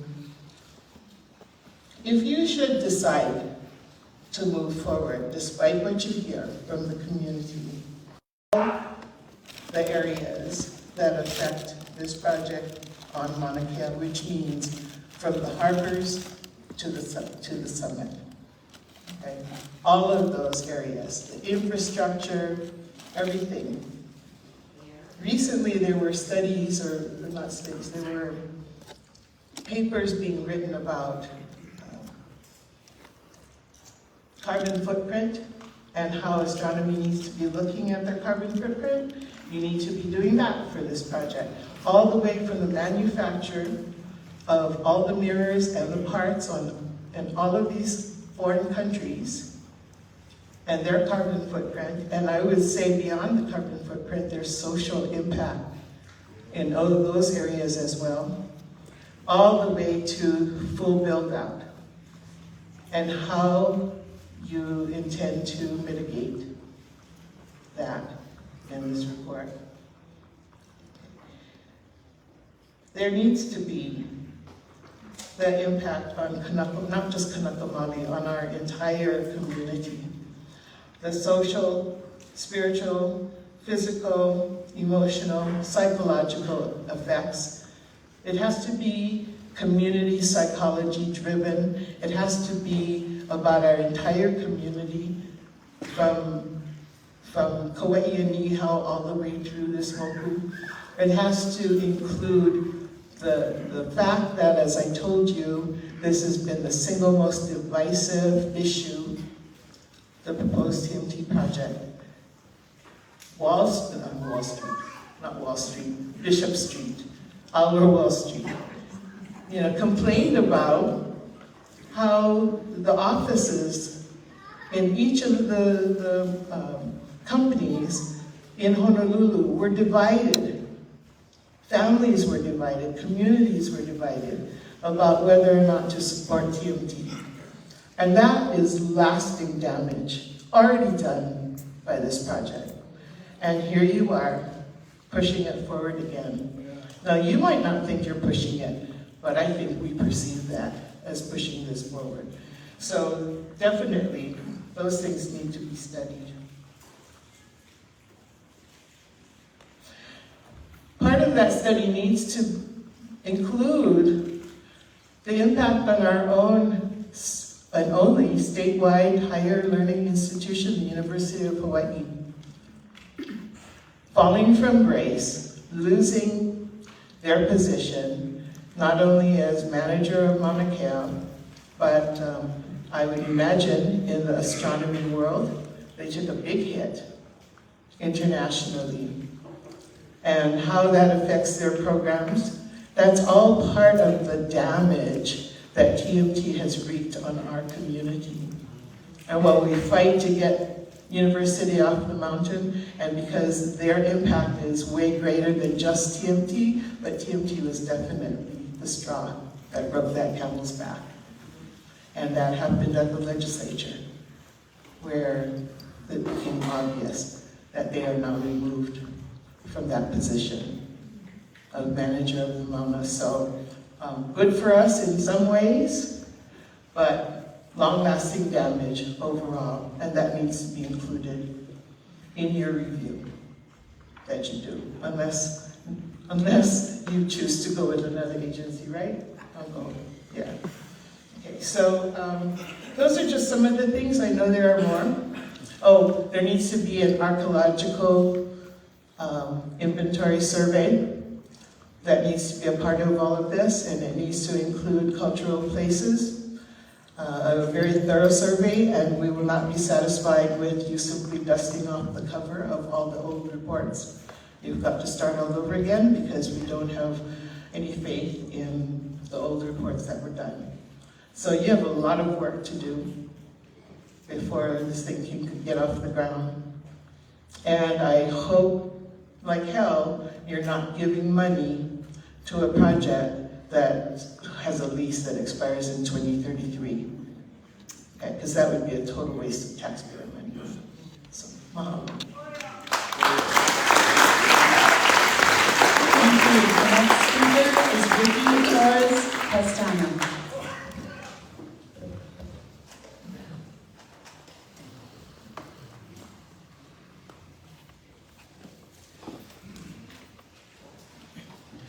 Aloha. My name is Lee. I was born in Honoka. I grew up under the President Mountain.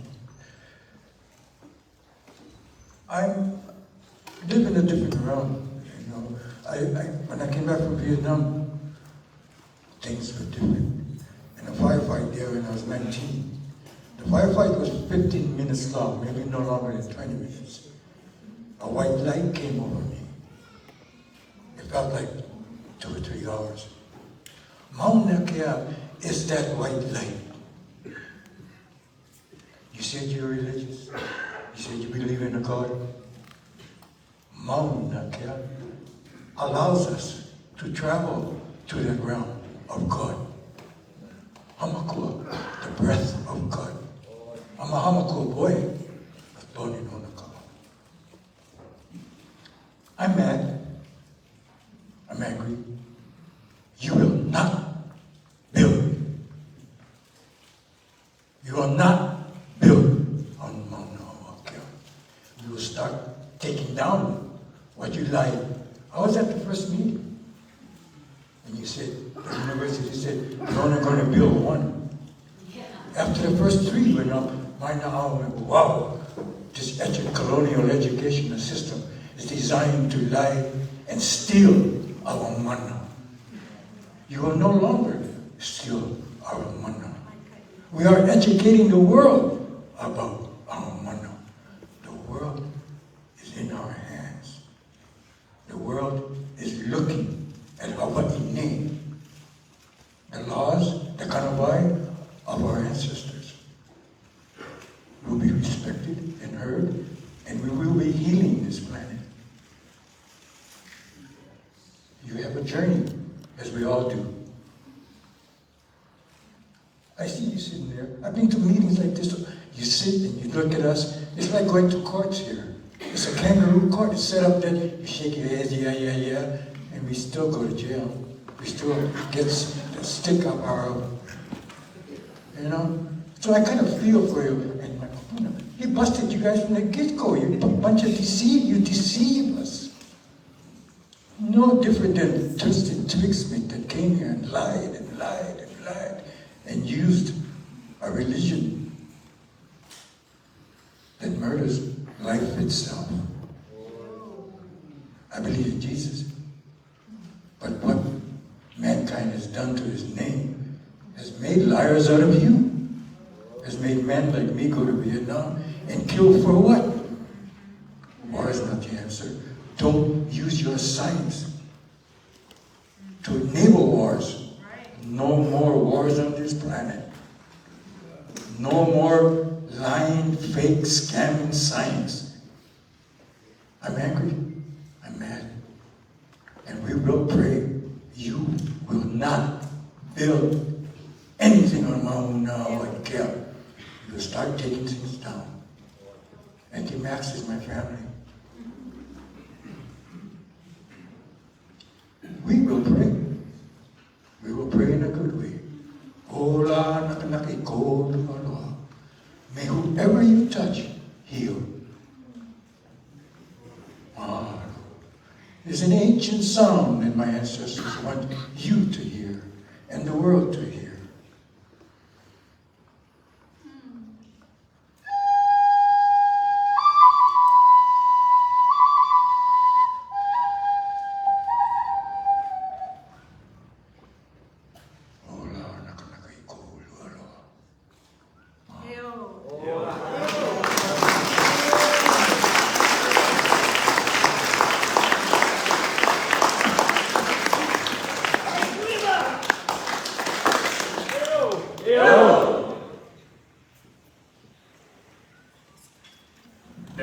is Nawahini Kahopili.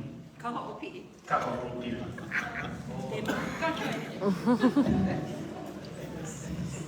Aloha, I'm Nawahini Kaho'opi'i. I was one of the 36 kapuna that were arrested on Mauna Kea. I was arrested on Hawaiian homelands. That road is Hawaiian homelands. That was stolen by the University of Hawaii, who never compensated us for that. But yet that road was built to go up to the summit, onto ceded lands that are also the trust lands of Kanaka. So I want to start out by thanking Uncle for his testimony. After listening to everything that he said, and I always suspect this, but I'm feeling very much now that this is just performative. The 10 million that got given to TMT already, and another 14 million that it cost you folks to come here is $24 million already. So, and you're going to be the judge, you're going to break the rules, and you're going to make the decision. And you already have 24 million on the table for that.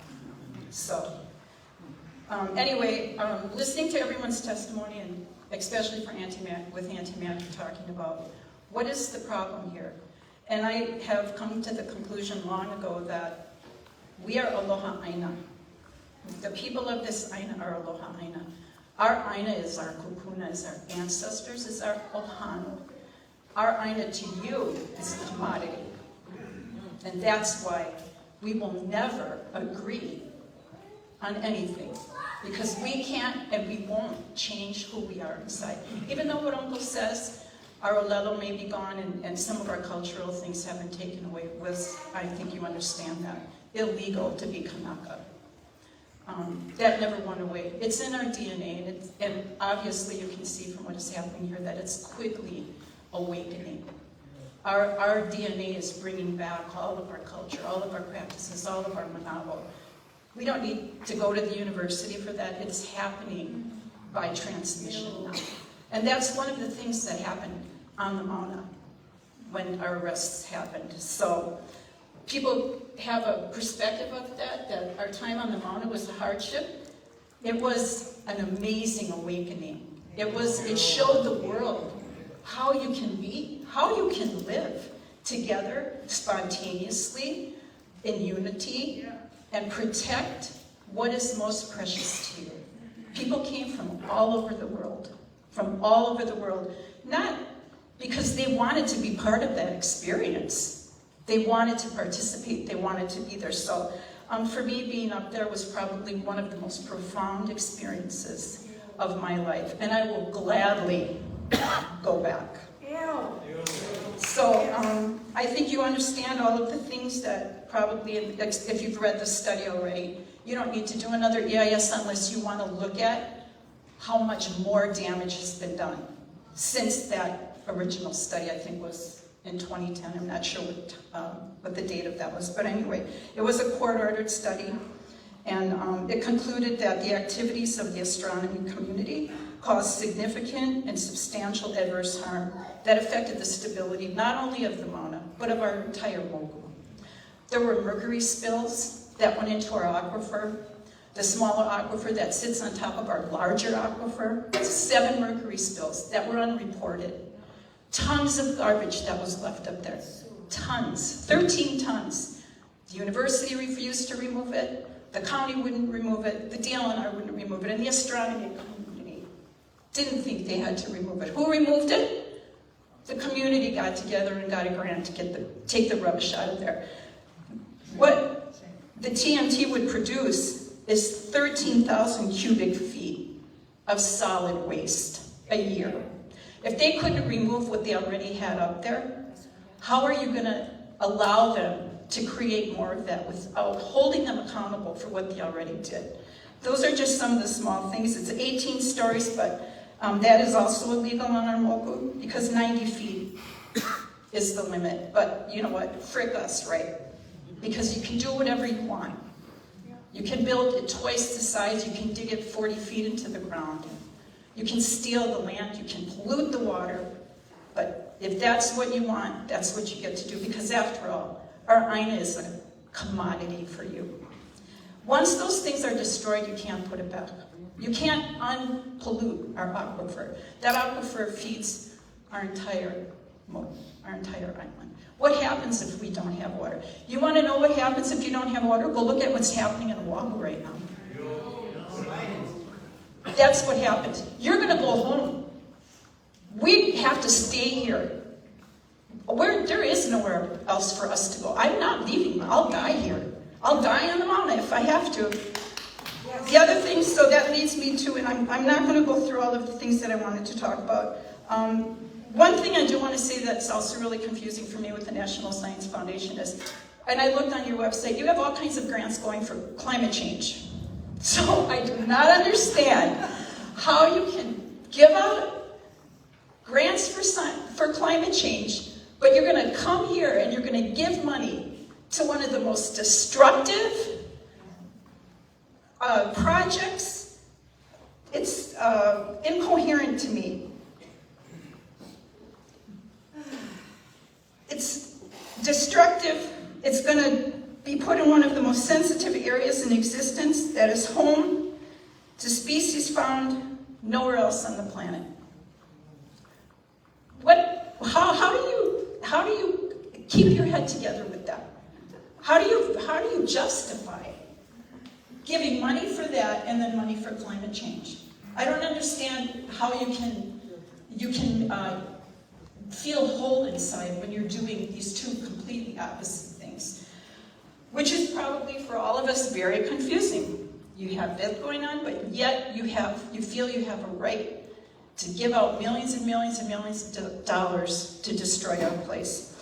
And then the last thing I want to tell you is that being on the Mauna, the day that it happened that we were arrested, and I think our kapuna that are here will agree with you, that whole process for us as people and the community that we created there was whole, it was awesome, it was amazing.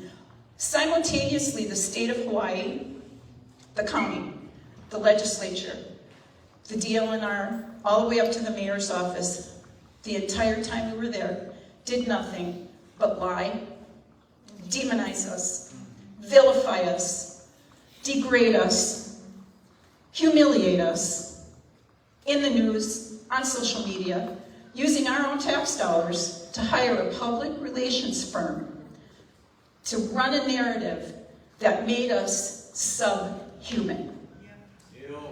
That's what we went through for the entire time we were up there. We're strong enough to go through that because we have been going through this for over 150 years. So it's not new, it's not unexpected. But you should know that when you do these things, that's going to be the result. No matter what you say or what you think or how you think it's going to go, that's the reality of what it's like for us here when we take a stand. Will we do it again? Absolutely. There were tens of thousands of people there that you can plan on multiplying because of the other things that are happening, because of what happened in Kaka'ako, because of what's happening with the water in Oahu right now. The other thing that happened, and then I'll conclude, is the result of our taking the stand on Mauna Kea resulted in our governor declaring a state emergency because we took a stand. A state emergency that resulted in the AG's office and the governor's office and the DLNR putting together the largest law enforcement action in the entire state of Hawaii's history. That was the response to us saying no. Well, here we are again, saying no. No to TMT, no to funding, we're at no action, not now, not next year, not in 2033, not ever. Thank you.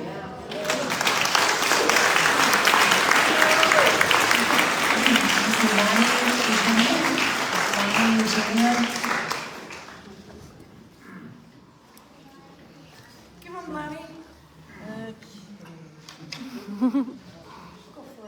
Okay, my name is Veronica Lon Eugenio, and I'm from this island. I'm born and raised here, and the mountain, I'm from Pauliwa, so the mountain was right above our school, and it was sacred to us.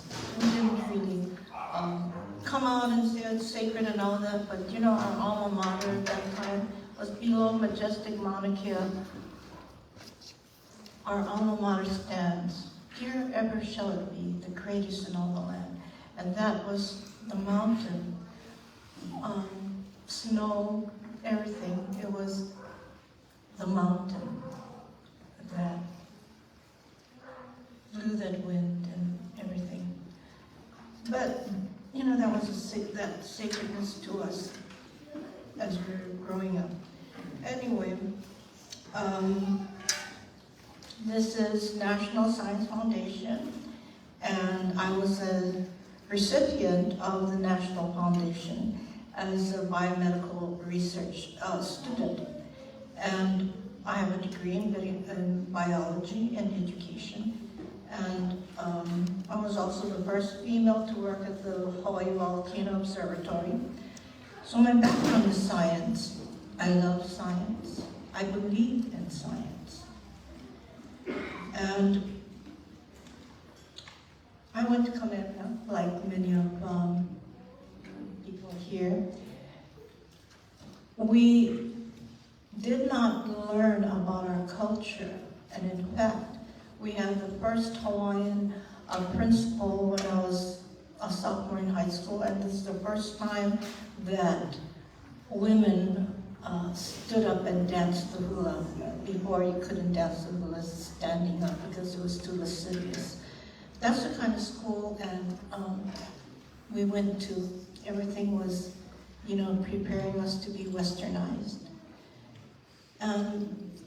But we had good. My Hawaiian teachers were Haole, but they were good. Dr. Mitchell and Ms. Carver encouraged us to learn about our Hawaiian culture. Although they were Hawaiian, and we learned from books that were written by Haoles. And I learned about the culture later on.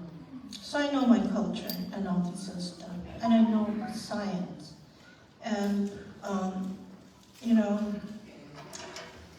I was trying to prepare this so it wouldn't take so much time, but anyway. I believe in history, not only ancient history, but modern history, and I will be 74 next month.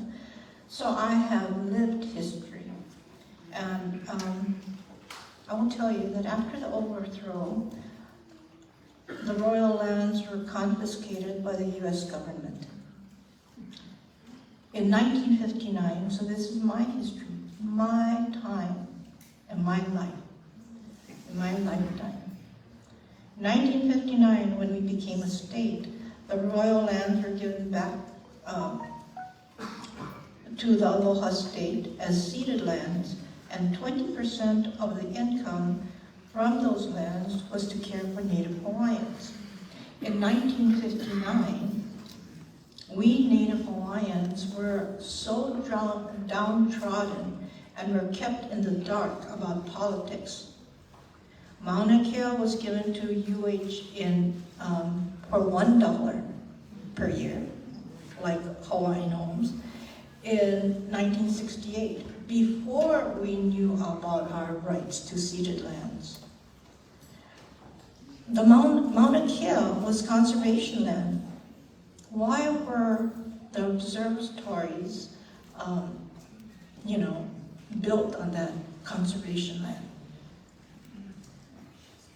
So my husband was the first Alawiki group, and you know, that's when they learned about ceded lands in the 1970s. Yeah. Finally, in 1978, Hawaiians learned about ceded lands, and at CONCON, OHA was formed to receive 20% income and help, you know, to help Hawaiians. As the first observatories were being built, the Kanakaole family protested. But the rest of us Kanakas didn't really understand what was going on, and there was little support. Also, you know, during the 70s, yeah, we had, island? Kaho'olawe. Kaho'olawe, that divided us Hawaiians. Because even if, you know, I was radical, my husband and I were pretty radical, and we fought for public access.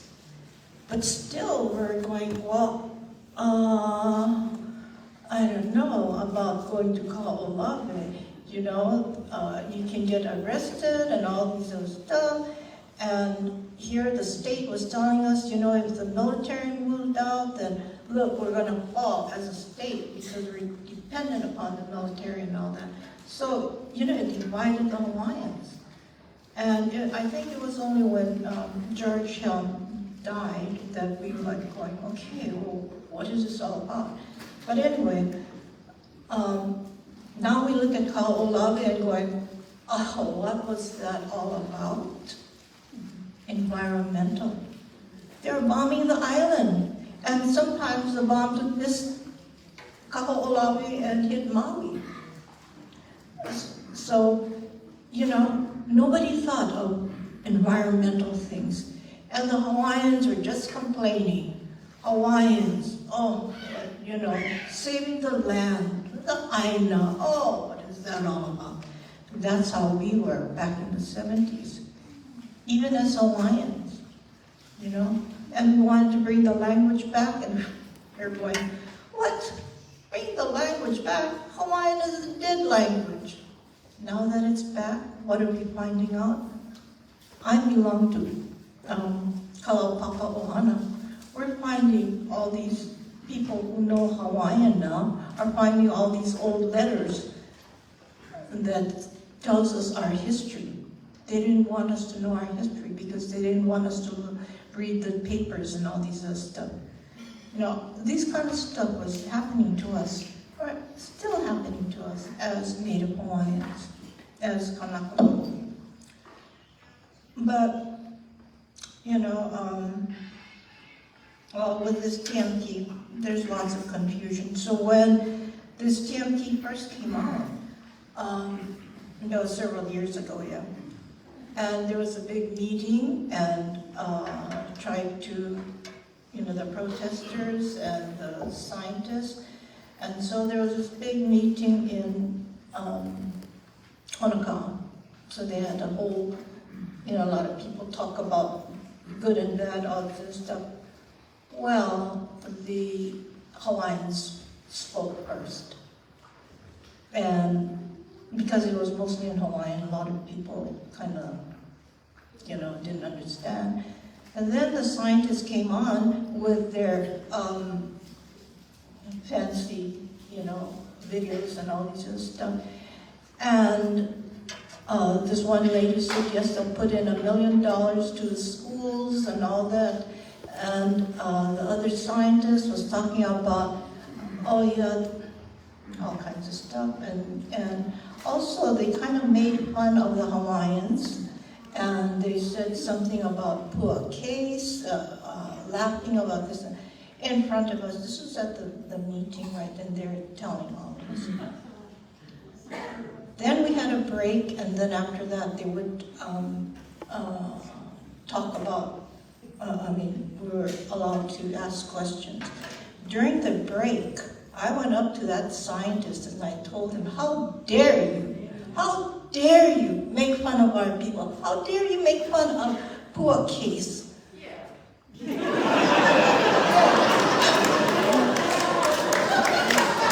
represented us.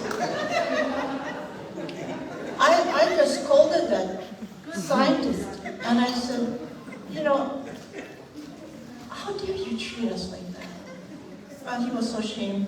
Anyway, later on, my husband and I decided that, you know, we should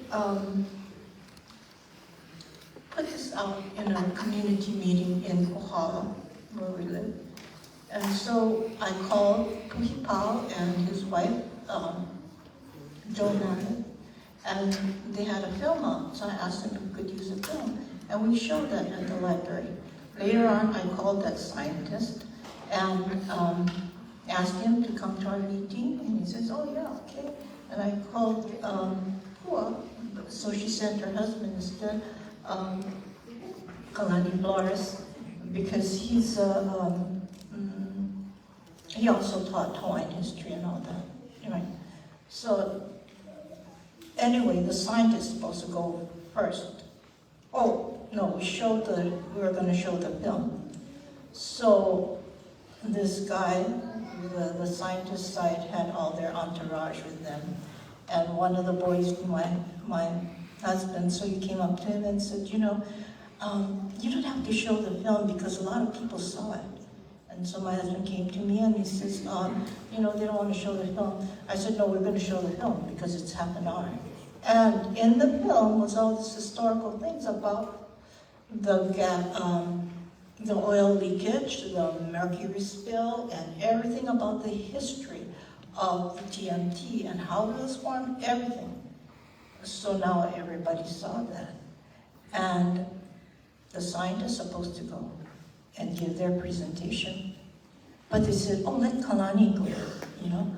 Okay, so Kalani did his presentation and said all these things that, these facts. And everybody was like, wow, you know, this was real. Wow. Anyway, so now it came time for the scientists.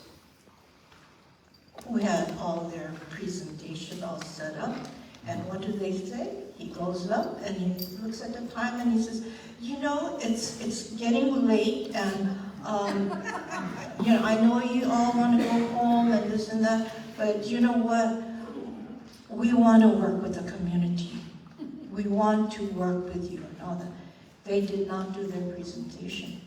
That's all they said. So what do they have to hide? What did they have to hide? You know? And so we never heard their side. But anyway, you know, like I said, I live history. I went to school. I wanted to get into the telephone company, which was a good job at that time, in 1968. So I took courses, business school. I went to Cannon's Business School and took PBX.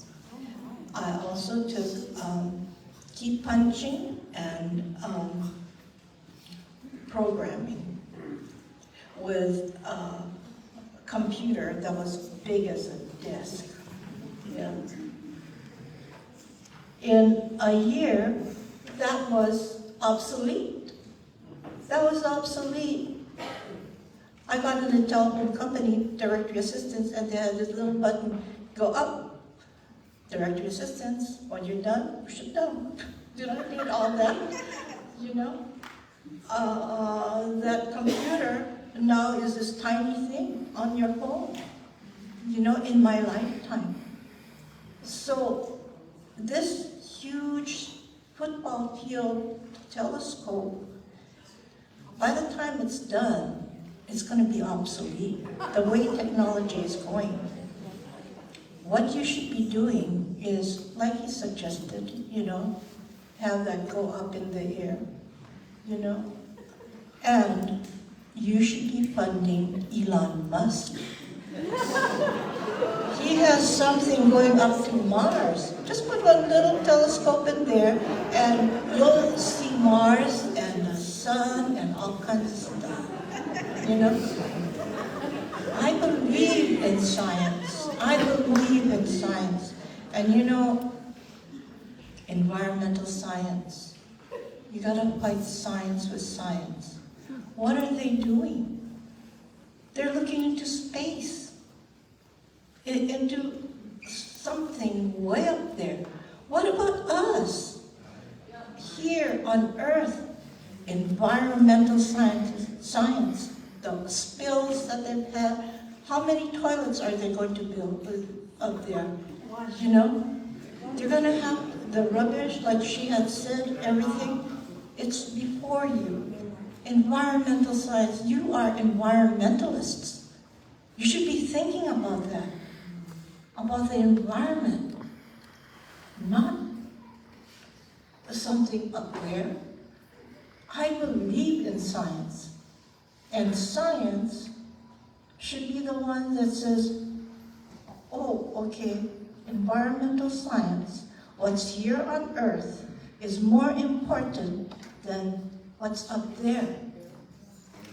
You know, they're looking for aliens up there, that there's another world, you know. We got them right here on Earth.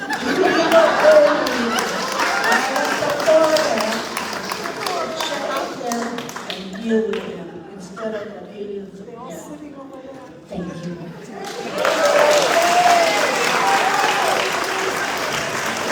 Thank you. Toma Asuda. Toma Asuda. Isaac Haka Height. Hart? Okay, sorry, didn't see that.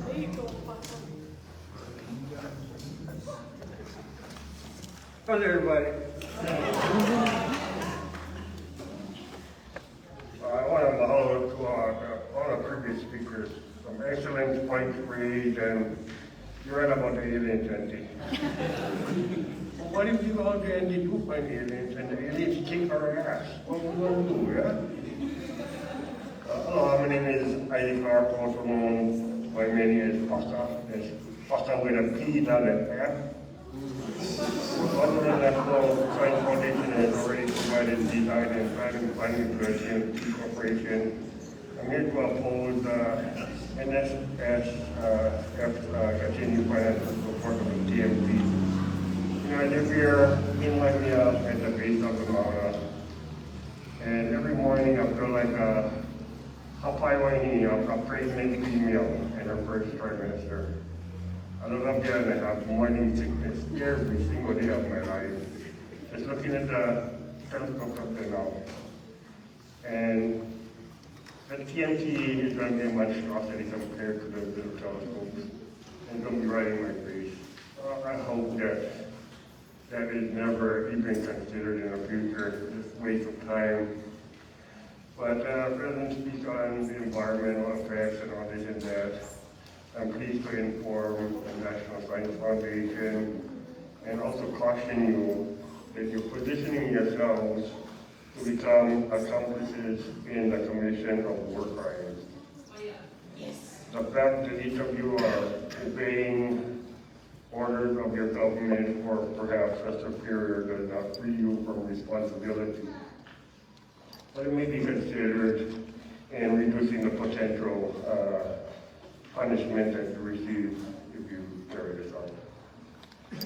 Truth be known, although the U.S. pretends otherwise, the Hawaiian Kingdom was never annexed by the United States. Never, ever. It's the biggest lie that's almost 200 years old. Since 1893, they've been lying about this whole charade. And regardless of binding treaties, there were treaties signed between the Hawaiian Kingdom and the United States. And those are supposedly the supreme law of the land. The United States violated those treaties. They broke the promise to the Hawaiian Kingdom.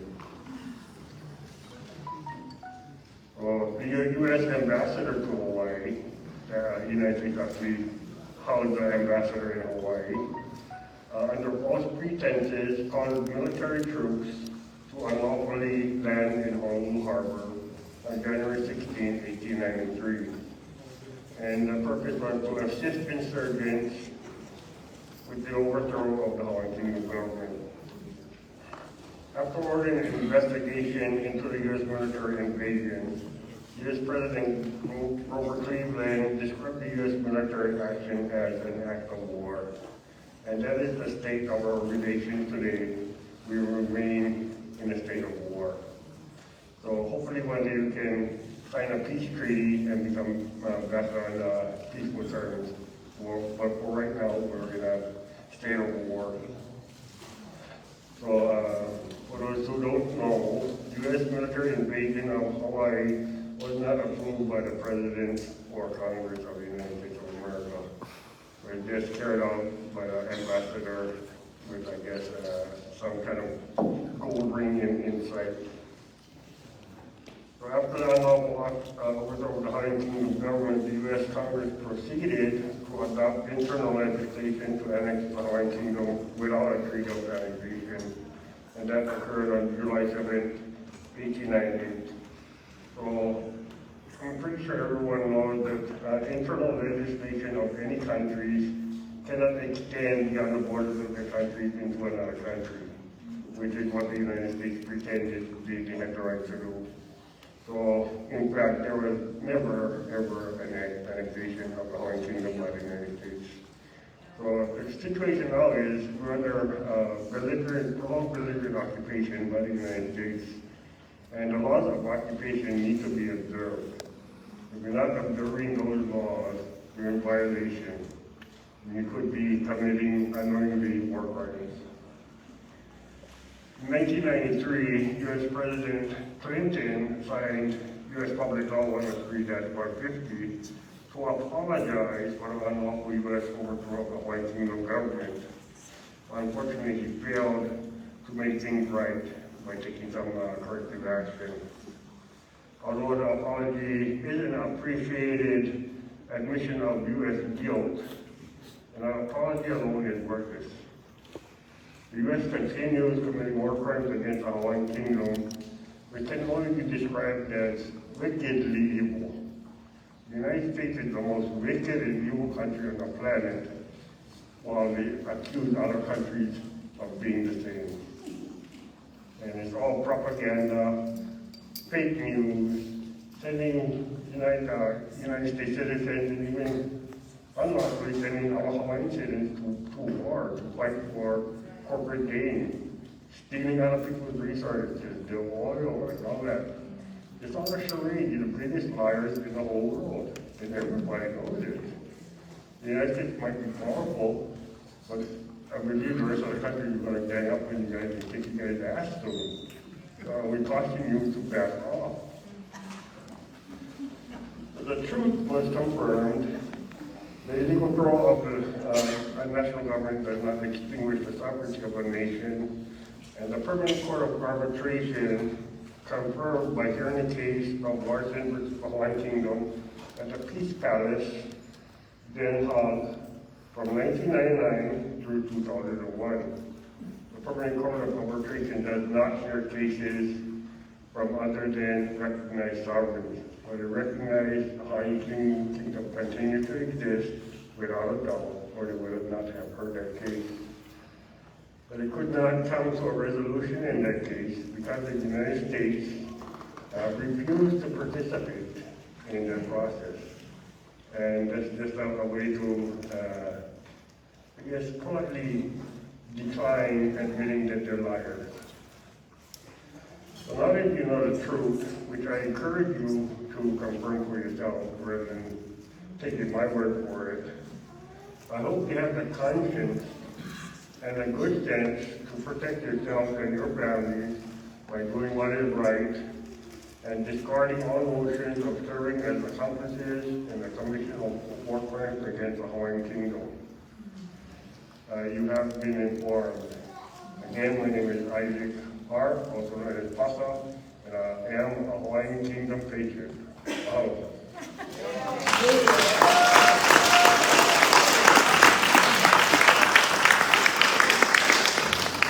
Next speaker is Bima Akiono.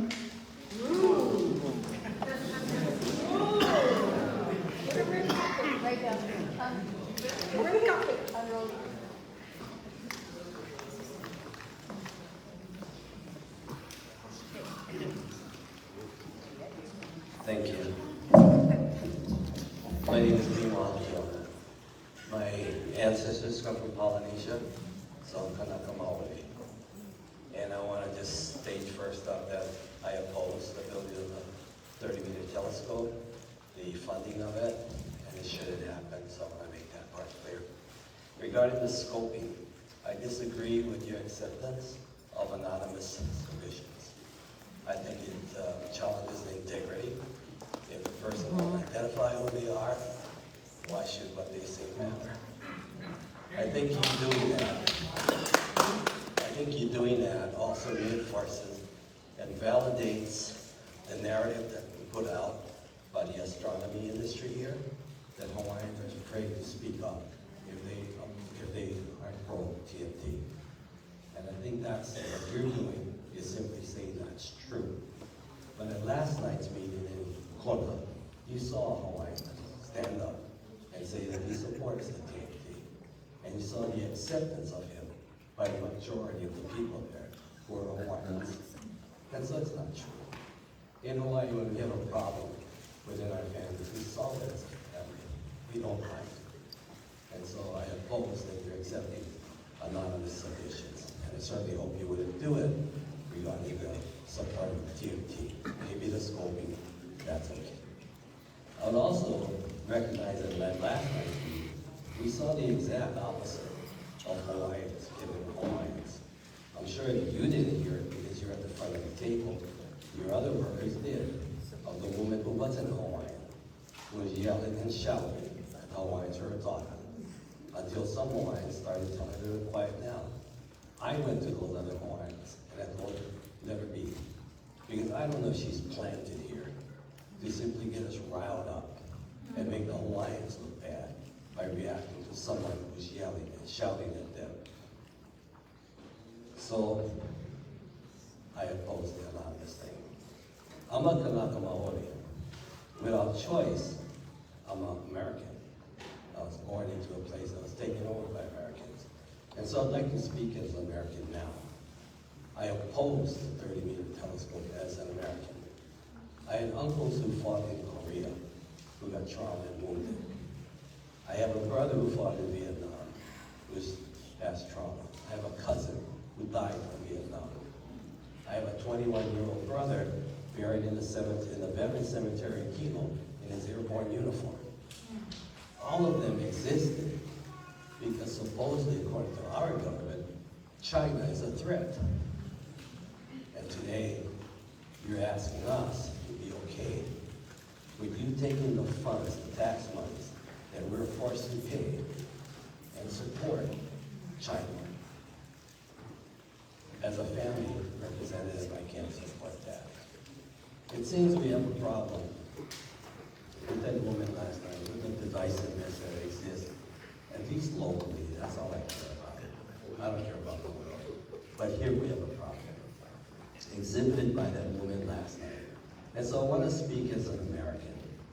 Because I think as Americans, we have done great things. We have achieved great things. We have provided opportunities that's been great for the world. But there's another side to us that we seem not comfortable recognizing, and maybe if we did, we'd understand that being the best isn't necessary. We just need to be good. When we talk about where we came from, our Revolutionary War, the British were wrong. Taxation without representation. That's what our problem was. We needed to secede from England. So what did we do? We dressed as Indians, and we went on a boat and threw tea into the waters of Boston. Is that the brave Americans? Why couldn't we just go as Americans? Why did we have to look like Indians?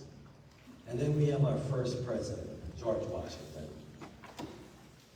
Unfortunately, for those of us in Hawaii, we're not impressed by him on a boat going across a river. But we named the center of our government Washington, D.C. We have a huge monument in Washington, D.C. that I've been there. But we don't acknowledge that this man, before, during, and after his presidency, owned slaves, hundreds of slaves, at Martha's Vineyard, which we made into a national park, a place created by slaves. We can't admit that as Americans, but maybe if we did, we'd be less needy to suppress others, like my Kanaka Maoli people. We're the country that went to war amongst ourselves because we didn't believe slavery should exist. At least half of us did. At least half of the ones with the most military power didn't. And they defeated the other Americans. And so slavery supposedly was done. It took a long while before that actually happened.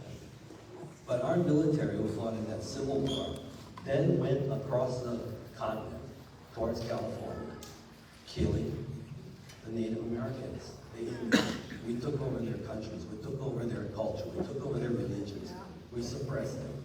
That's who we are. But we're still great people. We don't have to keep doing it to be great people. Last week, and some people actually celebrated the fact that 77 years ago, we dropped a bomb in the middle of a city and instantly killed 70,000 people. 100,000 more in the years to follow. And we justify that by saying they attacked Pearl Harbor, which is here, us, in Hawaii. And we're okay with that. But we as Americans dropped that bomb in the middle of a city where probably nobody in that city who died was part of the attack on Pearl Harbor. Many of whom weren't even born yet when Pearl Harbor happened. And we must have been okay with that because 4 days later we dropped another bomb where 40,000 people died instantly. That is who we are, Americans. We're not perfect, and we don't have to be perfect because we also do great things. We don't have to keep suppressing people to stand on top of them. And we need to think about that too. So as an American, I'm speaking to us Americans. We don't show humanity. Those 2 bombs prove it. But maybe we can start showing humanity and becoming one group of humans. Mauna Kea, I'm not going to say sacred because you've heard that too often. But you know the word important. And Mauna Kea is important. Science, to my American friends, put us down, think we don't understand what's going up there, what's there. Let me just suggest to you to remember this. While us, with Americans, with the European background, thought the earth was flat, my Kanaka Maoli parents were sailing across the ocean. Thank you. Thank you, folks. We're going to take a 10-minute break. It's 8:24 and resume at 8:30 tomorrow. Hi.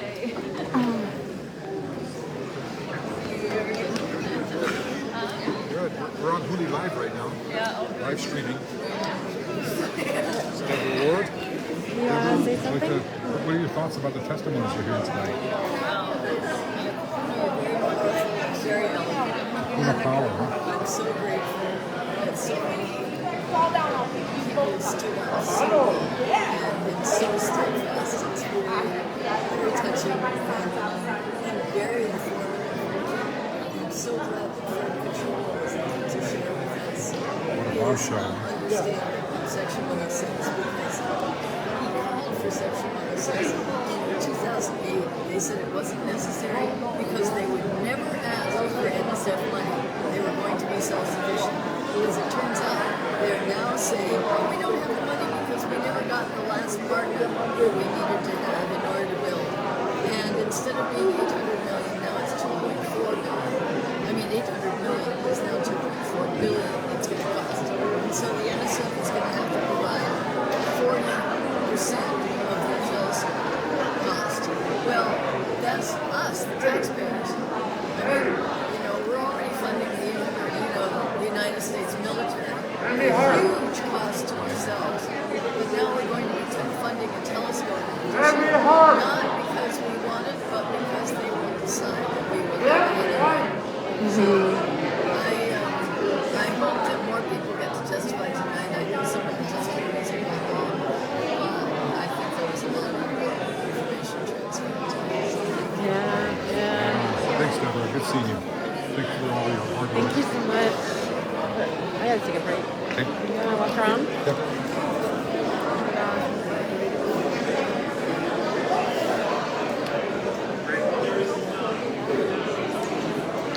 Amanda has the keys.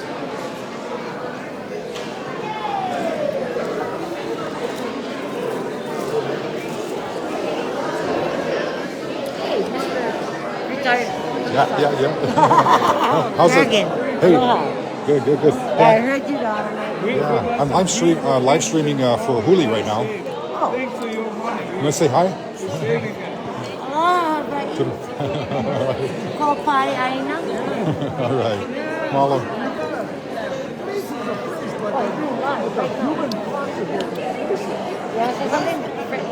You want to say something live? Uncle, we're live streaming for Huli and Pu'uhulu Hulu. Would you like to say hi to the Lahui that's all watching your testimony? A bombshell testimony, by the way. Well, you know, Lahui, the only part of we've got to be steadfast. We got to be sturdy. We cannot let Washington D.C. come down and ruin us and keep demeaning us, keep destroying our place, telling us who we're not. We cannot allow them to do that. And if we have to play their games, we're going to be playing their games, because right now, the game that is being played by the National Science Foundation is all wrong. So, and they know it, but they still have the arrogance to do that. That is what pisses me off. They know it's wrong, they know they can correct it, but they don't give a shit. They want to come there and do it their way anyhow. So, you know, the whole way, we cannot let that happen. We gotta stand up, we gotta say something. Meleka Lincoln did a testimony about how disingenuous this whole process is. Yes. But I think you said it more eloquently. Yes, it is. Yeah. Bullshit, huh? They know how to fix it, but they won't do it. Yeah. This violation of the process, though, what does that mean legally? Will it collapse this effort, or? No, I have already filed an objection to the highest level in the country for historic preservation, ACHP, and I objected that this is all wrong. And this was all wrong from the very beginning. And that lady, Carolyn Barker, that's the main culprit. Yeah. Because 6 years ago, she helped to get all this $10 million for this telescope and said it's not affecting 606. And Yeah. she convinced the ACHP. And I read those words to her. That was her. She gave them money so they could come back. Unreal. And I think we should take them to court, really, because that statement from her already admits that the planning money they gave was meant for them to come back and ask to build to. Interesting, in Andre Perez's testimony last night in Kona, he mentioned that she was the one that facilitated the scope on Haleakala. So pretending that she doesn't know what's going on. So this deception is just so blatant, you know? That is arrogant. The world the United States of America. It's not just deception, it is arrogance. Yeah. It is arrogance, so we cannot let that. Yeah. Well, thank you so much for your testimony. It was an incredible education. And, you know, You're all gonna know this. that was a clear-cut case of kapuna power right there. Right on. Mahalo. No problem. Aloha. Drive safely. Aloha. How you doing? Good. I'm live streaming for Huli right now. You want to say the hi to the Lahui and make any comments? Out there. Okay. There you go. Kuki Aimauna. Mahalo.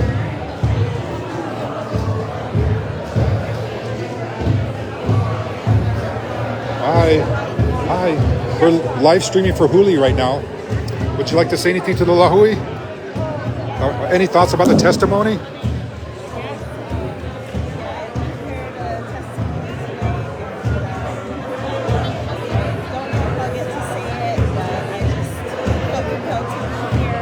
Awesome.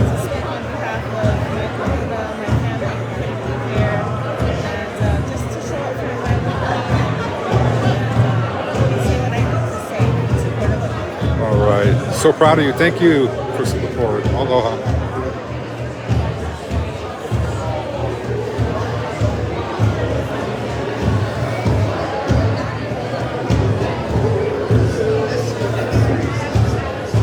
Hi, Alakahi. Hi. Everybody remembers you for being on the Ala Kapuna every day. You want to say hi to the Lahui? Thank you. And Uncle Billy. All right.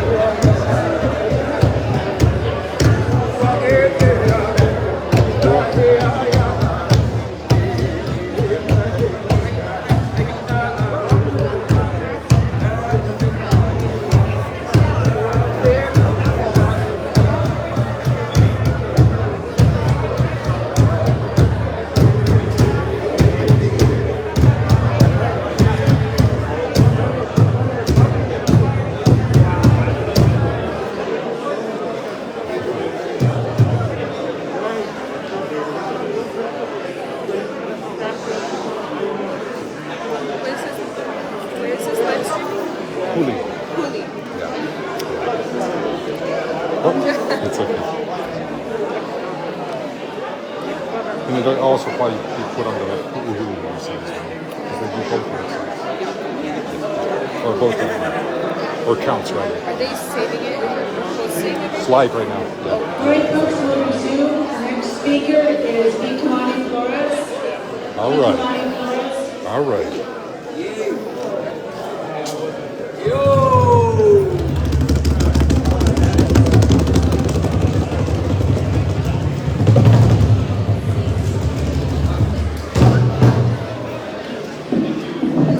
Okay, the next speaker is about to begin. Please, can you keep it down? Thank you. That's right, I'm a teacher. I can speak over everyone. Anyway, my name is E. Kalani Flores, a representative of the Flores Kizohana.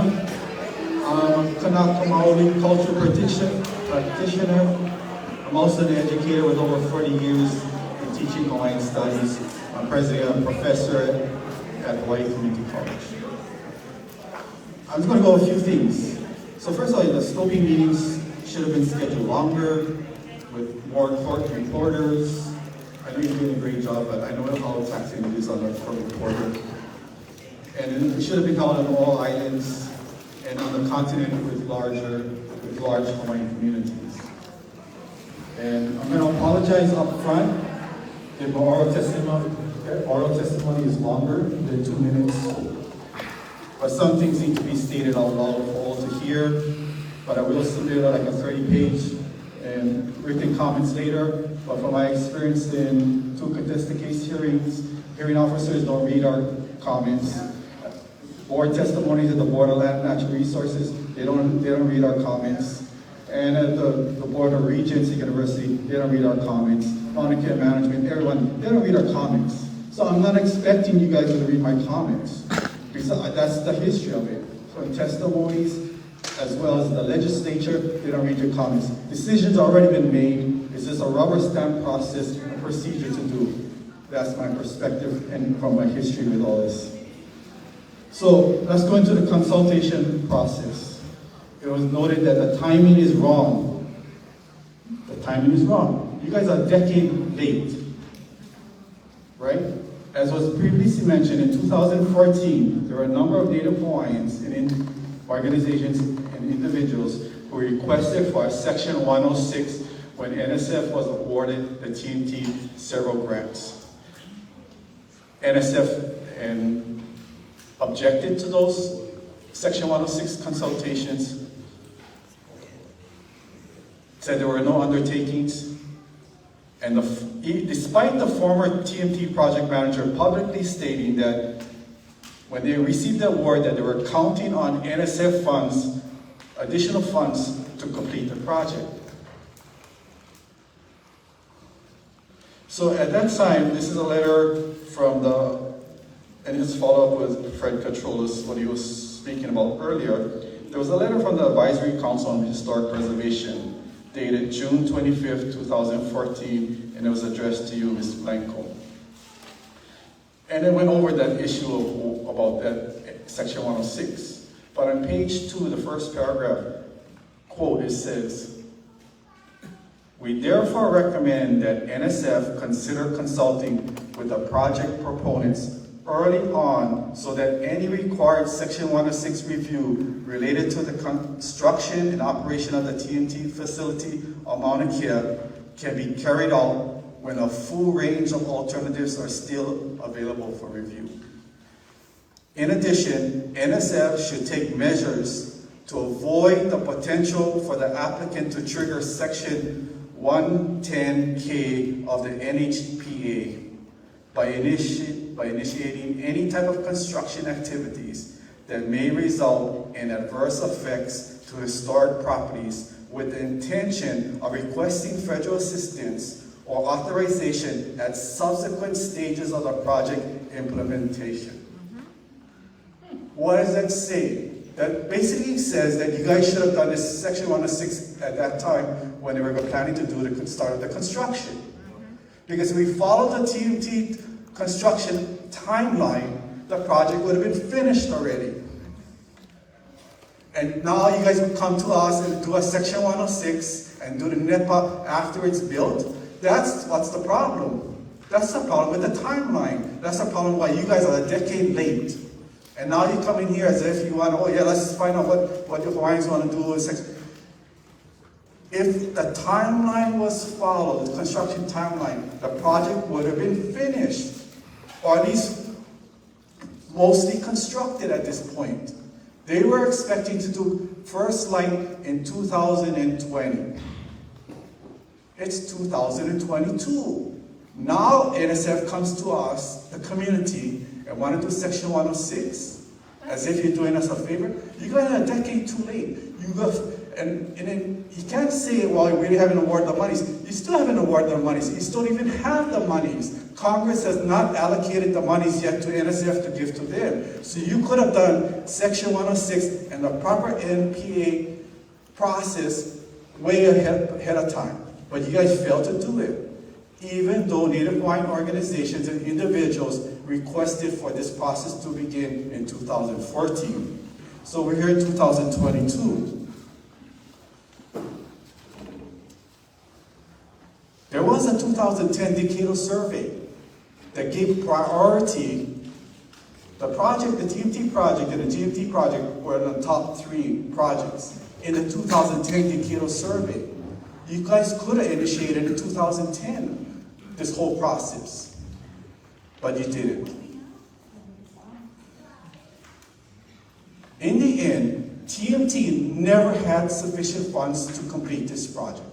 They never had. They were always missing a part, the partner share, and they were depending on NSF funds, federal funds, our taxpayers' monies to complete the project.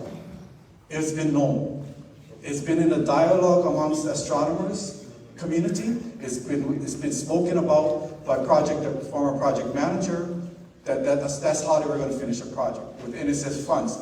They're going to come in at the back end of the project. They're going to build it up and then come on the back end with NSF funds. Then they would avoid the Section 106. They would avoid NEPA because it would be mute, and after the fact, they were going to try to do that. That's what they're going to do. They're going to get the project constructed to a certain point. They're going to do what they did like the Honolulu Rail project.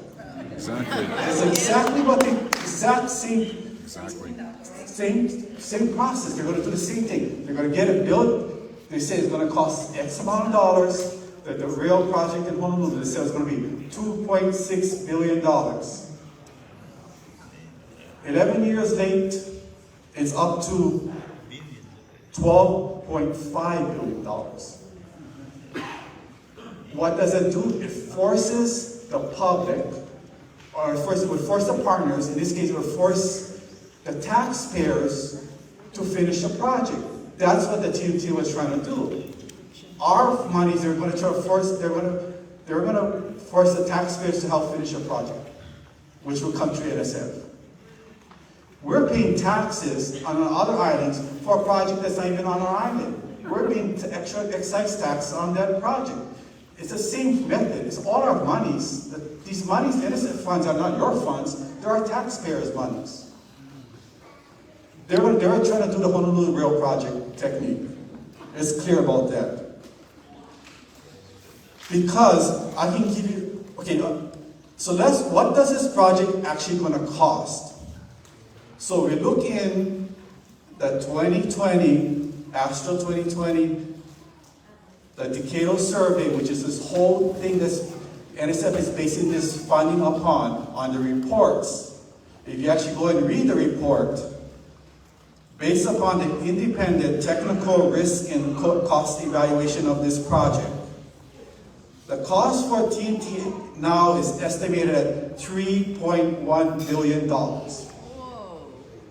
That's from the independent risk project. I mean, so all the projects that come, for those who are not familiar, all the projects come through NSF and through this has independent evaluation of the costs. These are figures from the independent evaluation that's within this decadal survey for 2020, which is what has prompted now NSF to come forward to give $800 million for this project. It's $3.1 billion. Even if NSF gave $800 million awarded to the TMT project, they are still short $760 million. That's pre-COVID numbers. COVID numbers, you can add another 20%. So you can say approximately right now, the project is missing, according to this report, close to $800 million. So this is what I have to say about this all, is that before you even came here, you should have went to a TIO board, the governing board of TIO, and have them explain to you in detail and with commitments how they're going to come up with the missing funds. Because if they can't come up with the $800 million, then why are you even here? Right? It has to do with money. If TIO cannot come up with the actual money, 800 missing funds, according to this cost analysis, $800 million shouldn't be put into this project. And you shouldn't even be coming to us with this scoping, because the project is mute, it's unfunded. It's clean and simple as that. It can't be any more clear than that. Okay, so right now, if you look at it, the project is short $1.5 billion. The project initially, when it first came about, when they proposed the project to its initial partners, they said it was going to cost $760 million. That was the initial money they gave to the partners, and the partners came in. When we came to 2014, the amount came to $1.4 billion.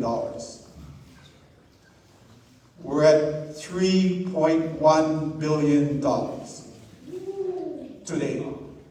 And unless the TIO partners can all come up with about $800 million, then you shouldn't even be having a scoping project here. You should have went to them first, see if they have the money, have the commitments for the money. They don't have it. That's why it was always looking for NSF funds for the extra partner. But it's still short monies. Item number 2, workshop on responsible astronomy. That is so insulting. You're going to come together, put us all Hawaiians and astronomy people together to come up with responsible astronomy? And that's one of the alternatives? That's so insulting.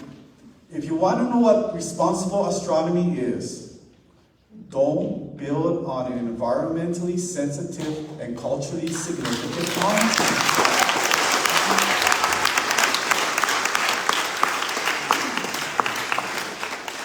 That's responsible astronomy. How did all this construction on the mountain, the cumulative effects, according to the NASA's environmental impact statement that they did for the failed Cape Outrigger project, how did it end up that after decades of astronomy development on Mauna Kea, the cumulative impacts on the cultural and natural resources have been substantial, adverse, and significant? How did that happen? And now you're going to come to us and come up with a plan and define what responsible astronomy is in Hawaii? It's don't do what you did. So I'm saying that should not be an alternative. That is not an alternative. The alternative is either build on Mauna Kea, build somewhere else, or no build. That's as simple. Don't try to throw it in some convoluted type of another alternative to say, well, we're going to come up with an responsible astronomy plan that NSF is going to facilitate as one of the alternatives so that we can build this project. No. If you want to have a workshop, I'll give you the agenda. What steps are the existing observatories going to take to fulfill broken promises of hiring local residents and the workforce pipeline? Have a workshop on that. Like, what are they going to do? How much they will pay for the community benefits, for education and other scholarship? How much will all the existing telescopes pay, including Gemini and FLB, the other telescopes that you have funded? How are you going to put into the community benefits package? And how much annual rent that you folks intend to pay? That's the questions that you want to workshop, is what the existing telescopes are going to pay, not contingent upon the building of the TMT, but what are you going to pay? And how are you going to actually employ local residents? Because you guys haven't been, the astronomy observatories have not been doing that. They're broken promises. They've always said, we're going to develop workforce and pipeline. The TMT said that too. We're a decade ago. Where are the workers that they're supposed to be training to that would have been working for TMT? They're none. What TMT has spent their money on is PR money. They've been going into the schools and giving money here and there, which I don't disagree with. But it wasn't for pipeline workforce development. It was for bribe money, community bribe money, scholarships here, schools money here, so that they would get support. They would support the project. It had nothing to do with workforce development. Number 3, workforce and jobs promises. Construction jobs, they're only temporary. The jobs that are promised for construction of this project are just temporary. And they're very few in between. There's about a handful of operators that will be running the excavators, and most of them will be local brothers doing the excavation and destruction on the mountain. The other group that's going to come in that is from Hawaii, that locally, would be those doing the concrete platform and everything, and the base of it. The installation of the dome and everything else is all going to be contracted outside from other firms. The ones who made those things are going to come in and they're going to install it. How do we know? We know from people who worked on other projects. The construction jobs are very short and temporary. They're going to be involved in the most destructive work on the mountain, of destroying the mountain. All the other high-paying jobs are going to come from outside firms. We know that. I already see the RFPs on this project. I know who's going.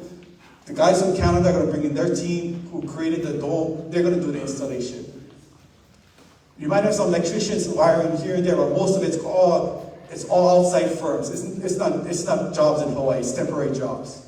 You want construction jobs in Hawaii? Just go fix our schools, the universities and the public schools. There are more construction jobs there waiting for it to be done than it is on this mountain.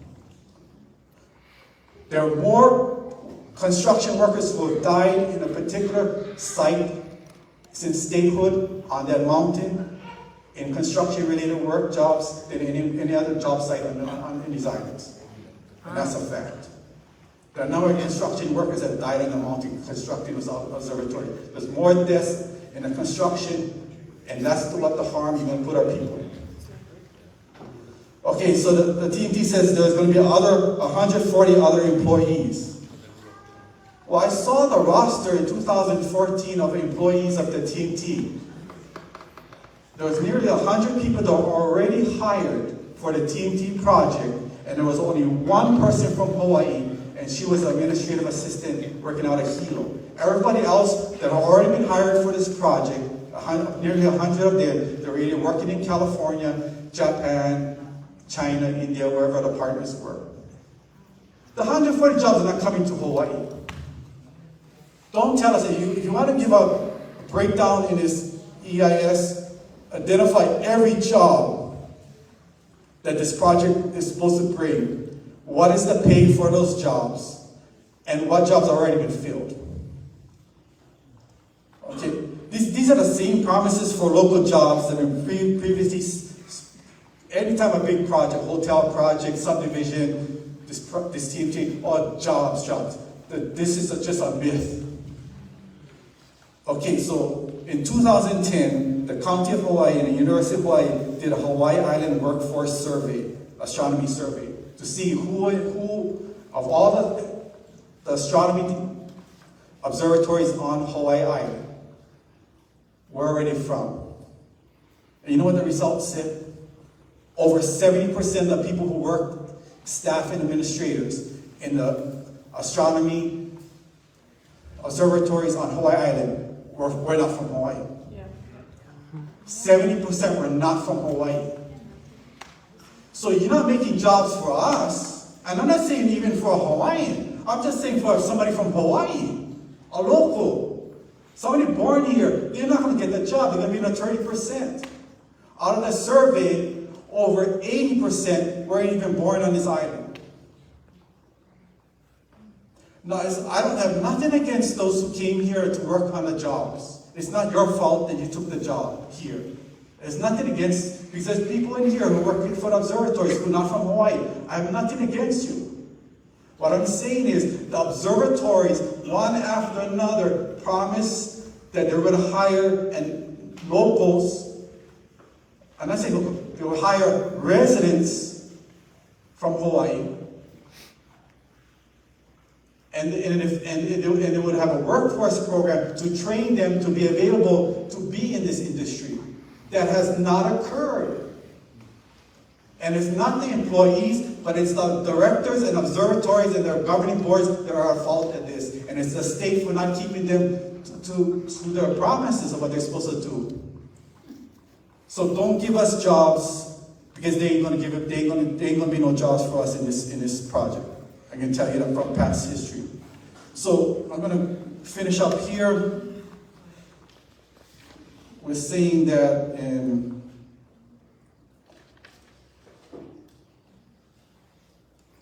when we come to jobs, going to the project, since around 2007 and 2008, the TMT Corporation has been paying their project managers and a few others in this project, team managers and others, close to $250,000 in salaries and benefits annually. $250,000. That's the salary that a few individuals of the TMT have been receiving. Not all these other guys, the top guys. I'm talking about the project managers, the team managers. The NS funds are taxpayers' funds.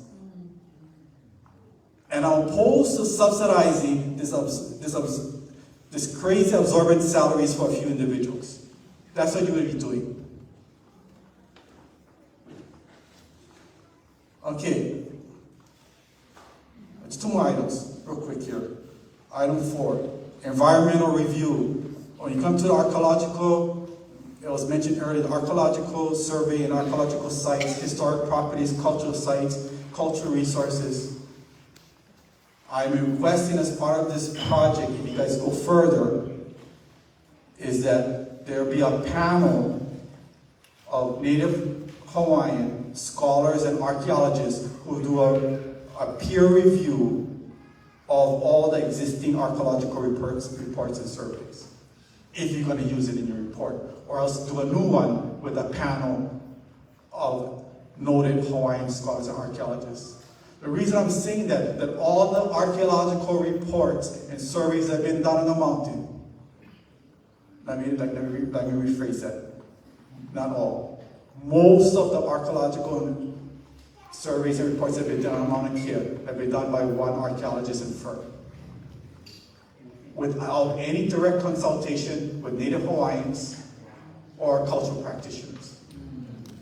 I've read practically every report, I've reviewed practically every report that's been done for Mauna Kea. Most of it's filled with misinformation, misconstrued information, information that was left out to protect our cultural resources and the historic properties. I've seen that happen throughout in the process, in the previous EISs. I've seen it happen in the permitting process for this TMT. You need an independent Native Hawaiian scholars and archaeologists board, panel I should say, to either do a new report or review all the previous reports, because they're insufficient, they're deficient in many ways. Okay, last item, number 5, legality of permits. 2015, when the Kia'i, the protectors, halted construction, when they halted the construction, it was determined after that fact, after the halting of the construction in 2015, that the TMT project did not have a valid conservation district use permit, and a state Supreme Court stated so. So in other words, the 2015 shutdown of construction was justified because they were moving ahead with an invalid permit because they didn't follow due process when the Board of Land and Natural Resources gave that permit. So we come into 2019, when the protectors halted construction. Since that time, it's been discovered that the project never had a valid NPDES permit. NPDES stands for National Pollution Discharge Elimination System. They never had a valid permit. And that was affirmed by the EPA, which then informed the Department of Health that they can't do a back after the fact on a permit such as the NPDES, which the Department of Health was trying to do. And so that is why a few months ago, why TIO stands for the 30-meter Telescope International Observatory LLC, which used to be the 30-meter Telescope Observatory Corporation. They morphed. The TMT Observatory Corporation messed up in not transferring the permit to this new entity. That is why the TIO filed for a notice of cessation of that NPDES permit. In other words, TMT project never had any of its necessary permits to start construction. Never did. And every action that the protectors did was justifiable because they never had any valid permits to do this project. But yet, the state, which includes the governor, EGA, the AG's office, BNR and the chair, the University of Hawaii and its representatives orchestrated law enforcement actions on behalf of this project. They were unlawful, and it was a direct assault upon Kanaka Maoli and their cultural traditions and their practices. And it was a direct assault upon the due process and the law. So how can we trust any of these governmental agencies? We can't. Because we have seen this permit rubber stamped all the way through to where it's at now. And where it's at now, there is no permit. There is no NPDES permit, and because they had never had an NPDES permit, they could not actually start construction. By right, the CDU permit has since expired. And that is yet to be determined and going to be challenges at the board level. But we know the board's going to rubber stamp it through, so it's going to go to the courts again. But I'm telling you now, with all the facts before us, the TMT does not have its necessary permits to even start construction. And it will never get it. Or it'll be a long ways from getting it, because they're going to have to go through the whole process again. So if you guys are here still yet at that time, and still trying to do this project, you can see why it's not going to be built. But in the end, all I can say is that our only TMT And to translate what Auntie Max says, no TMT, Mauna Wakea, and Kukia Imaka. Kukia Imaka. His glasses. His glasses.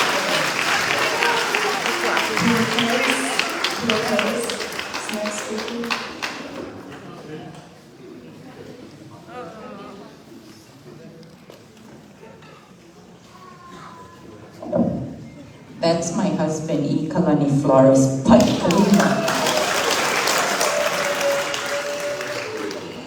And because for the rest of the night, probably the kupuna have finished, we're not going to get through everybody tonight, I don't believe, by 10, unless we really move along, not because of them giving us 2 or 3 minutes, but because we would like to have, don't we, as many of us heard as possible. So I just slashed through like 2 pages of my testimony because my husband and I didn't confer, and he said half of the things I was going to.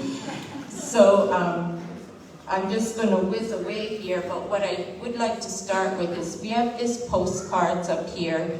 Please take them for your family members who have not had the chance to testify here and they want to be involved. And if you want to read the bottom out loud, the statements about I do not consent to the construction of the 30-meter telescope on Mauna Kea, and I adamantly oppose funding the 30-meter telescope on Mauna Kea are on these, because we have to say it.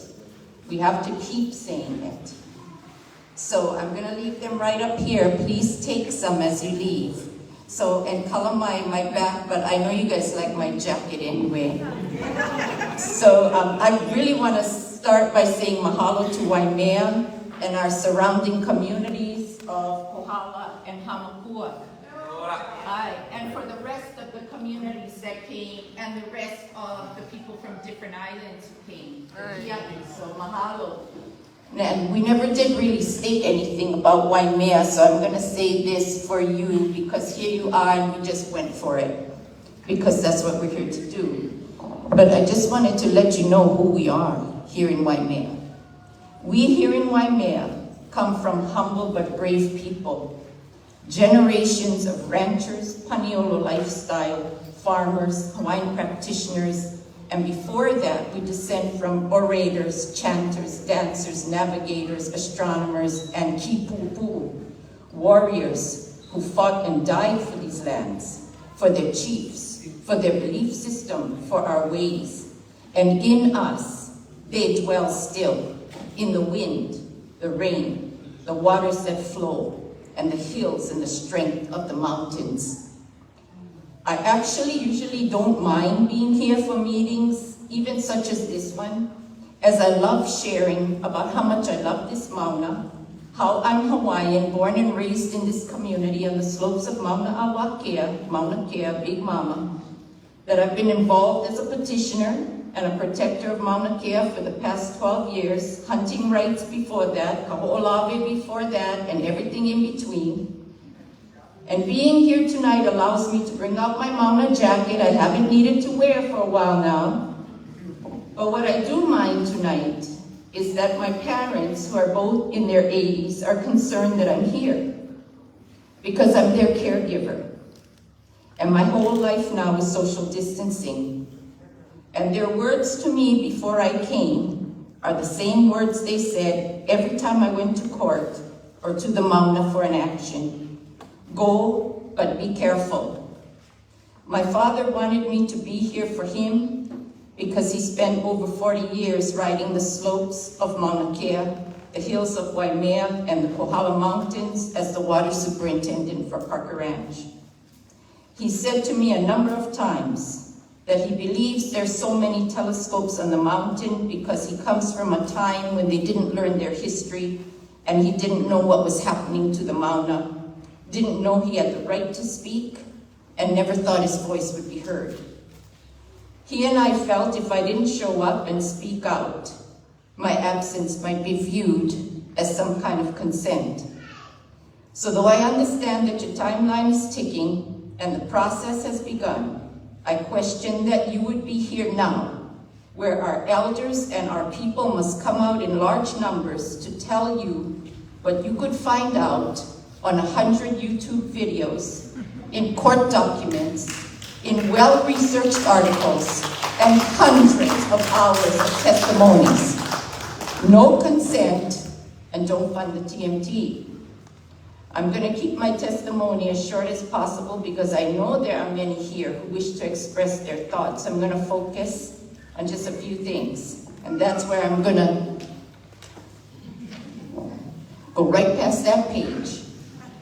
Again and again, we have to remind you that we have stated all along that in reference to the TMT, as a collective, our stance has never been anti-science or astronomy, but anti an 18-story building of any kind on the Northern Plateau, and really anywhere on the mountain. We stated that 3 times a day, every day, in a collective commitment on the Allah from 2019 to 2020.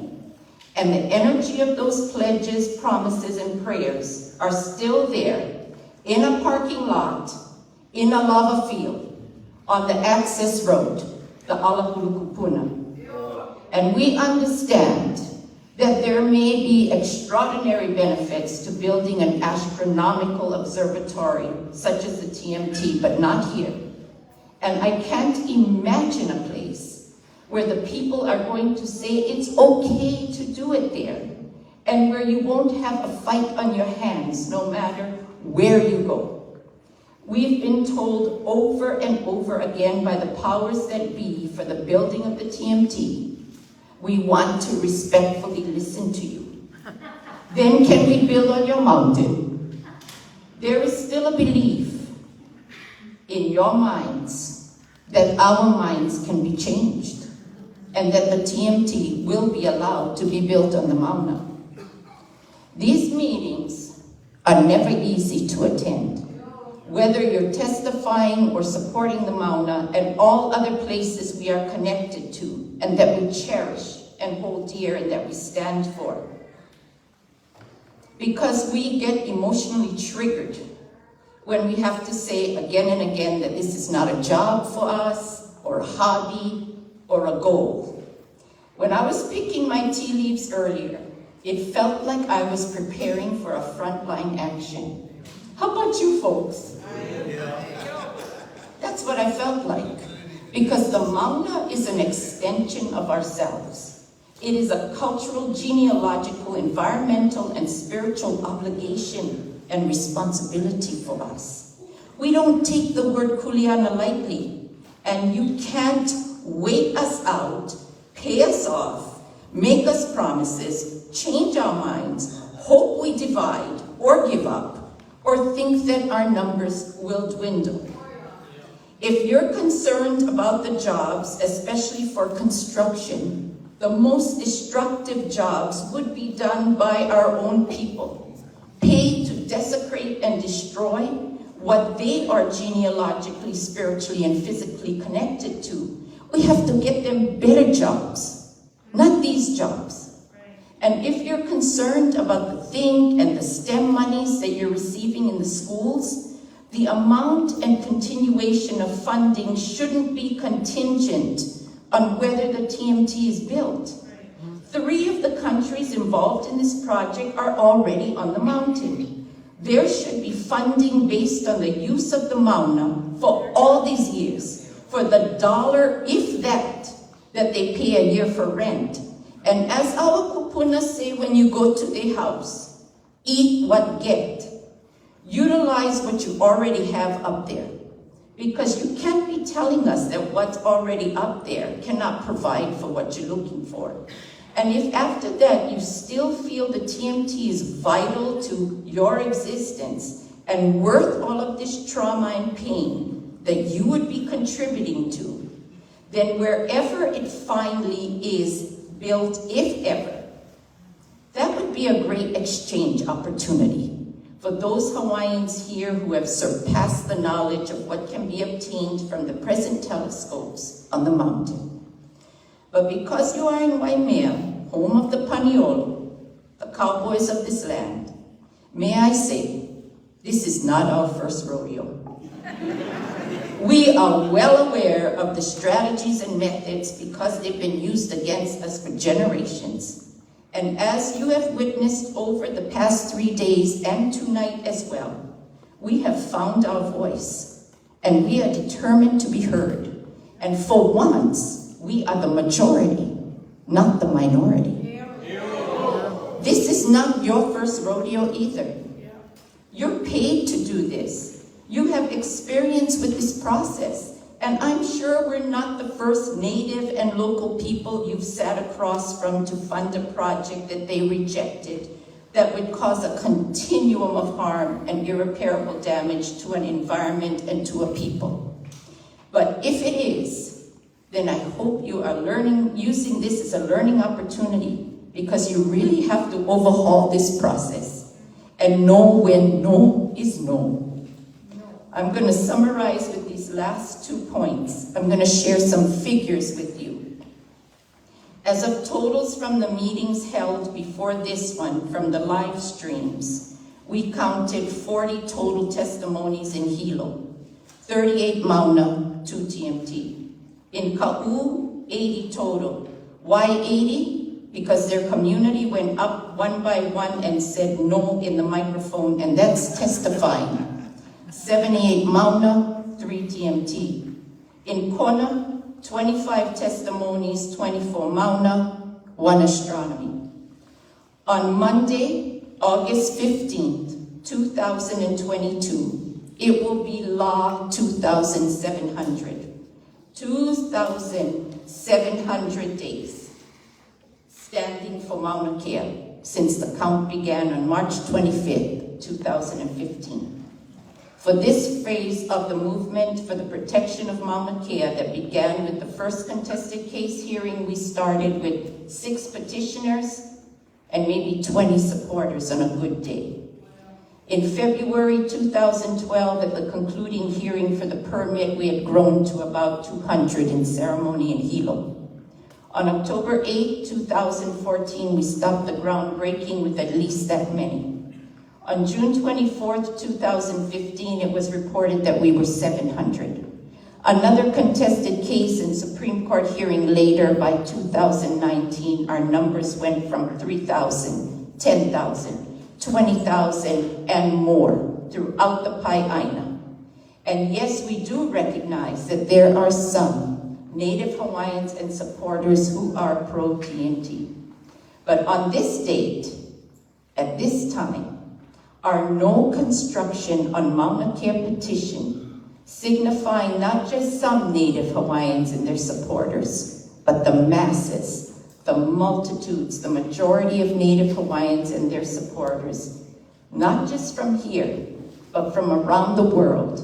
That number is 470,369. A resounding no consent, no construction, no funding, no TMT, no. In conclusion, Waimea, do you know the name of the water aquifer under the Northern Plateau? The name of the aquifer that they would have been building over is Waimea. Do you know who will see the TMT if it were ever to be built on the Northern Plateau? Waimea. From this generation and for all time, because they would never be able to remove it. I end with the words of my father, William Newton Case, age 89, who never thought his voice would be heard. It will be heard tonight. Mauna Kea is special and gives us life. There's so much importance to that mountain. To say Mauna Kea is valuable, it is valuable. It's life. It gives us life. If they say it won't affect the water, don't believe them. It will, be it physical or spiritual.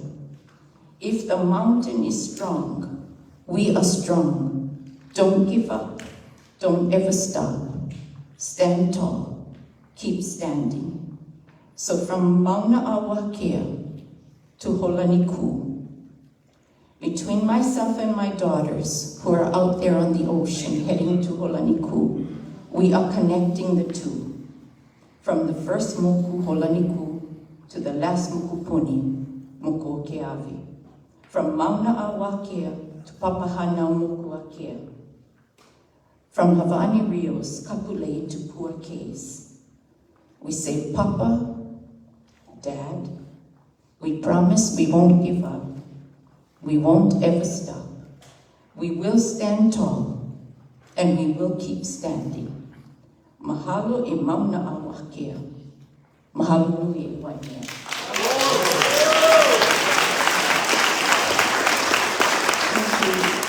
Kiana, I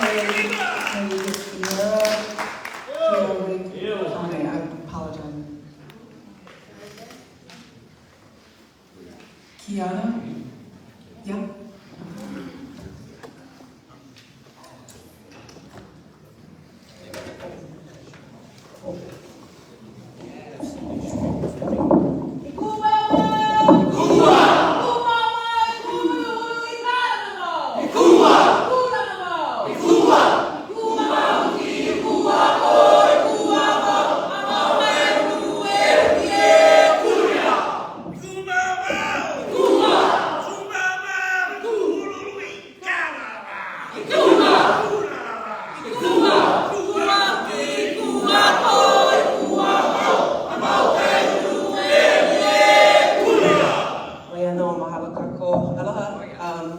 Although no Okiana ihilani ku'ule Pereira Keawe Kane, no Pane'ewa Hawaii Maiau, I belong to Fred Pereira and Jerry Pereira, also the Keawe Kane Ohana.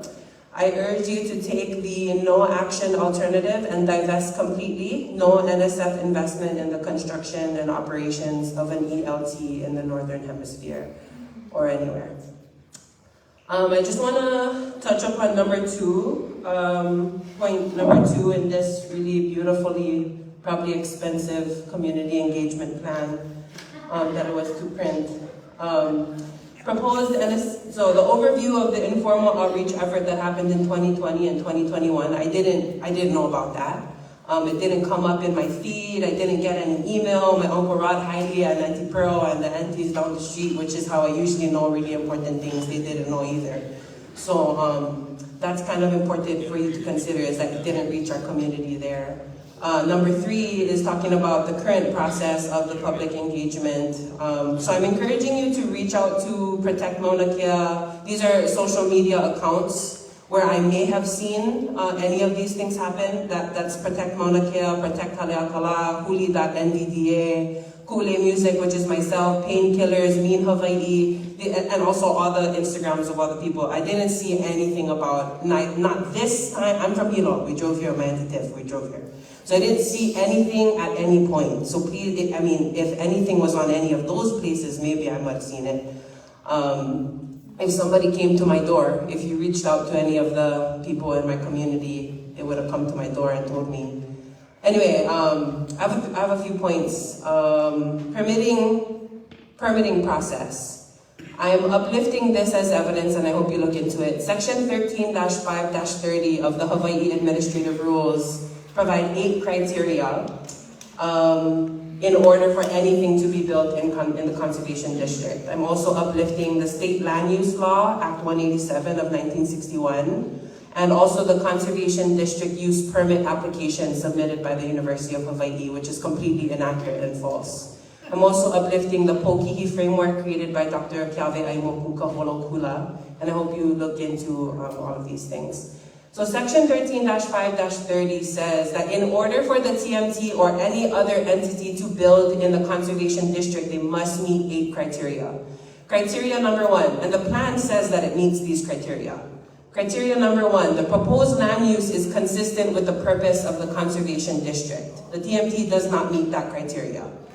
The State Land Use Law Act 187 of 1961 defines conservation to mean the protection of watersheds and water supplies, preserving scenic areas, providing parklands, wilderness and beach reserves, conserving endemic plants, fish and wildlife, preventing floods and soil erosion, forestry and other related activities.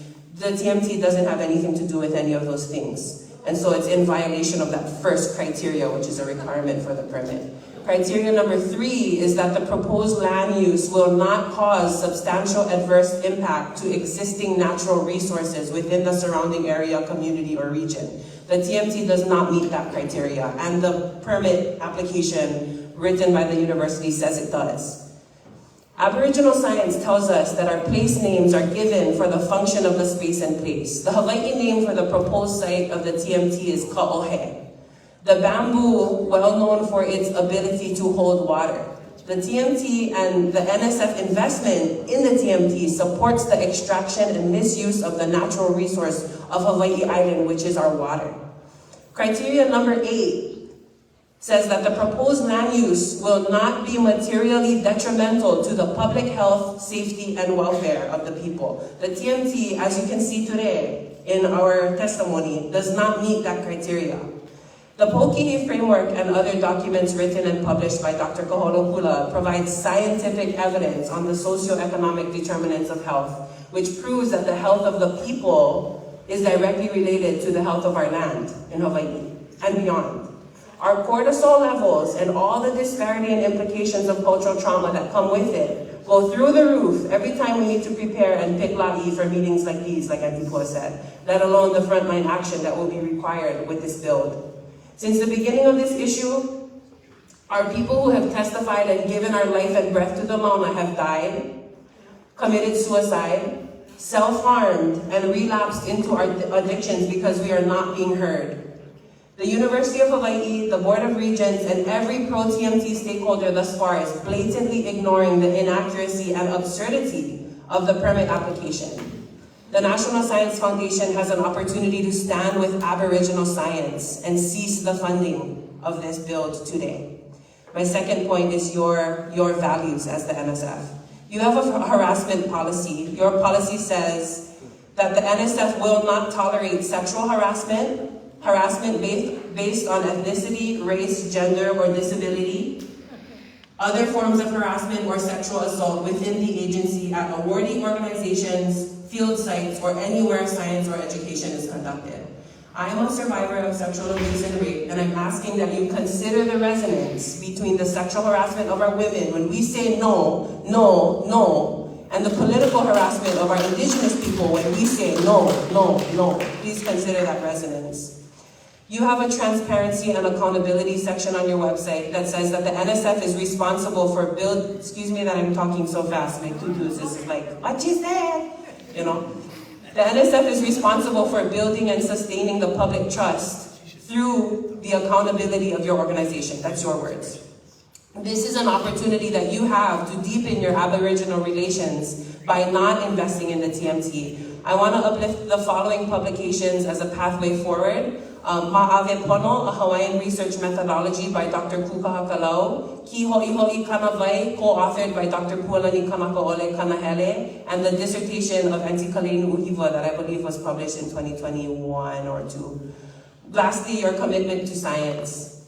Because of astronomy on Mauna Kea, my family and community associates the word science, not with curiosity and progressivism, but with racism, trauma, oppression, incarceration, and the sustained oppression of Aboriginal truth. That is not science. And the NSF, as the NSF, you are responsible for pioneering genuinely equitable scientific processes that honor Native people and consider Aboriginal science. Lastly, a decision, so this comes from the materials that you handed out to us today. A decision by the NSF not to go forward with an investment in the construction and operations of the 30-meter telescope could be made at any time, including before the environmental review process has concluded. I am suggesting that you make that decision today. Otherwise, the National Science Foundation will be complicit in the further displacement, disenfranchisement, and incarceration of Aboriginal people, which is scientifically proven to sustain disparity in communities like mine. If you do not divest from this project, and if you move forward in the direction of this build, we will have no choice but to do it again. We will sleep in the cold again, we will get arrested again, and our elders will risk their lives again, and you will be responsible. So again, my name is Kiana Ihilani Kuile Pereira Kiave Kane, and I am in support of the no action alternative, which equates to the NSF completely halting the funding of the TMT. Before I conclude today, I just want to give my aloha to all of the kupuna who stood with me and ate cup of noodles for about 25 years in a row in the cold. Also to my Auntie Tiff who drove me up here, to Auntie Hialani who came up here, to Tara. People came from far and right. So just aloha nui loa kako, and that ends my testimony for today.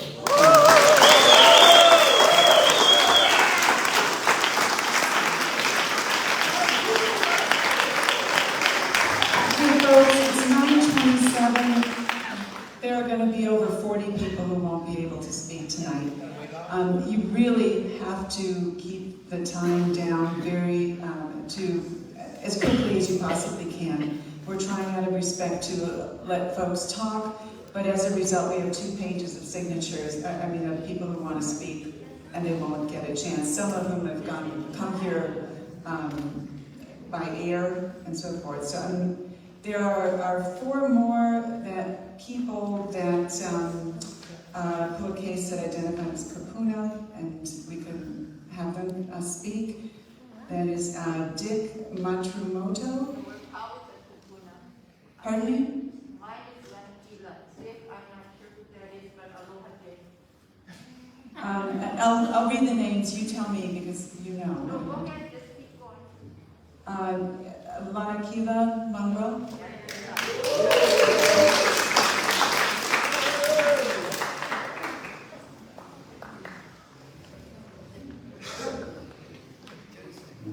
Aloha kako, I will try to keep this brief. One thing I just want to kind of got an echo now because it's come up, so I don't want to repeat too much. But I do also want to support what Tita Ku'ule was saying about being responsible for the representation that you carry when it comes to the realm of science. As a young person, I am feeling the very same thing. That now, in a lot of our arguments, it's always been the narrative of pitting culture versus science. And everything about, oh, this is for science, this is for science, has put such trauma into that word. And I think it's very disrespectful to all the other sciences that we would actually greatly be supporting on our Mauna, such basic in geology, hydrology, meteorology, ecology, botany, oceanology, anthropology, theology, zoology. Astronomy is one tiny fragment in the great realm of that is science. But right now what we've observed and what we have lived through is the prioritization, the over-prioritization of one particular science that has been proven itself to be of no function to the conservation and actually directly responsible for much of the degradation of our sacred mauna, of that fragile ecosystem, proven time and over by scientific processes, and proven and spoken over and over that it's detrimental and somehow still allowed to progress to this point of asking for a 14th, bigger than ever. So I think it's very important that we need to reclaim that term of science, and I would ask everybody that you're moving forward in any other discussions that we have here, that you're going to call it out, that we're dealing with one branch of science, and that is astronomy. And it's not fair to all the other sciences that are very beneficial to this planet, that they're now getting grouped in with this under one term of one that is proving itself to be destructive in our communities. I'm going to skip that. Okay. On a principle here, I want to speak to that, the over use of the battle, of setting this battleground between culture versus science, one that's very racist. That's to ignore all of the wisdom and knowledge, collective scientific observation of a people over thousands of years, particularly to this place. And then to support the sciences that have dominated this planet for the past century, that has now brought us to the brink of the collapse of the ecology and ecosystems of the world. the National Science Foundation, I first off will say, I have no consent to construction of the 3-meter telescope and oppose all funding this, and I tell you, we better be putting this money. Here in Hawaii, our coral reefs need millions of dollars in support. Our foresters need millions of dollars in support. The cleaning of our waters needs millions of dollars in support. Invest in this planet for here and now, or forget any science that's going to look at anything out there, because we'll never get close to it because we're already going to be dead over here. Return that investment of our taxpayers' monies into this land, into this space. As a person, I forget what they call my generation? Gen X? I don't know. Remember that? Okay, that's me.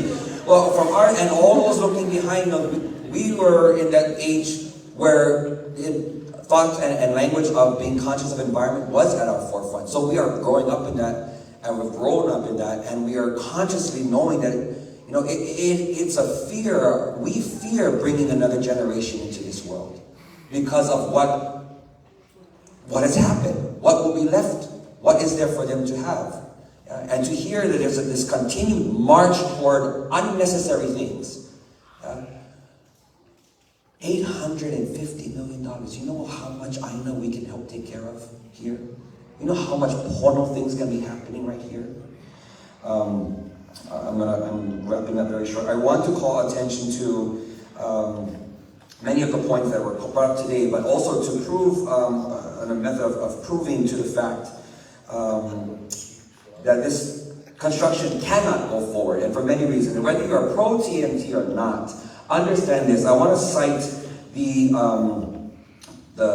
this is the dissension letter posted by Supreme Court Justice Wilson after the Supreme Court re-granted the TMT construction permits. He is the one Supreme Court justice that voted against. And it's very, very important that later I will be submitting this as well. I'm not going to read the whole thing, but just to the point that, as he points out, the granting of this permit was based on a concept of the principle of degradation. The perversion of conservation in Hawaii is absolutely dangerous.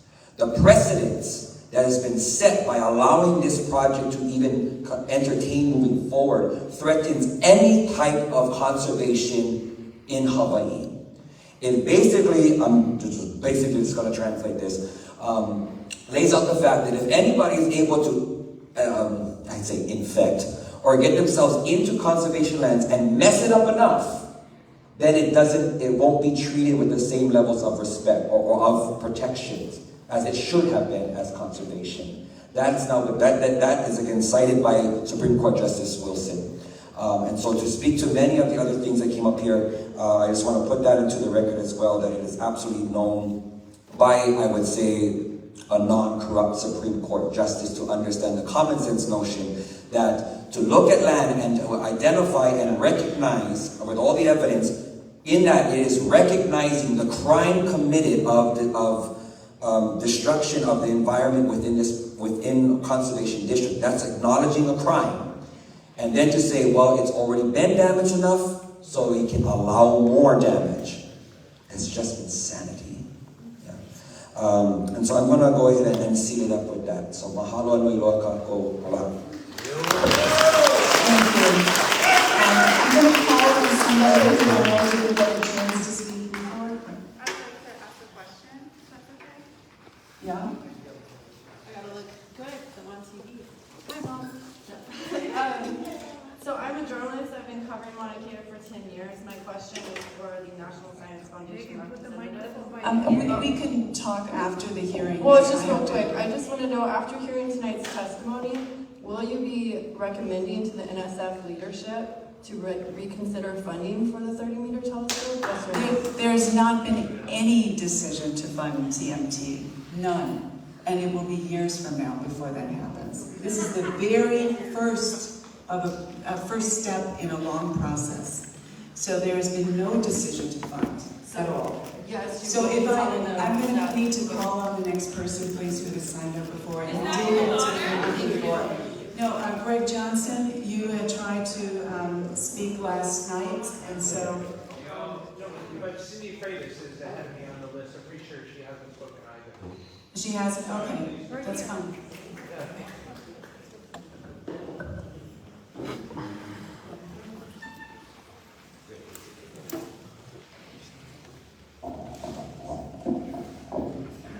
Aloha.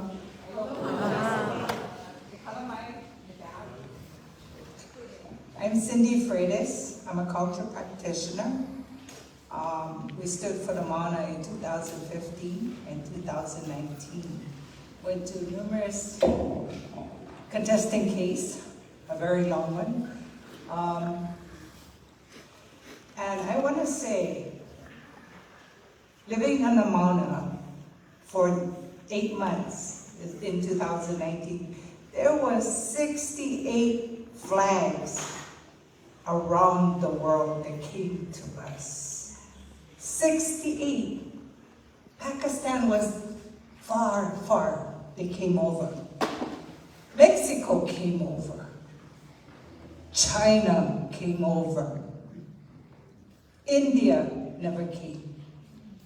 Canada gave me numerous flags.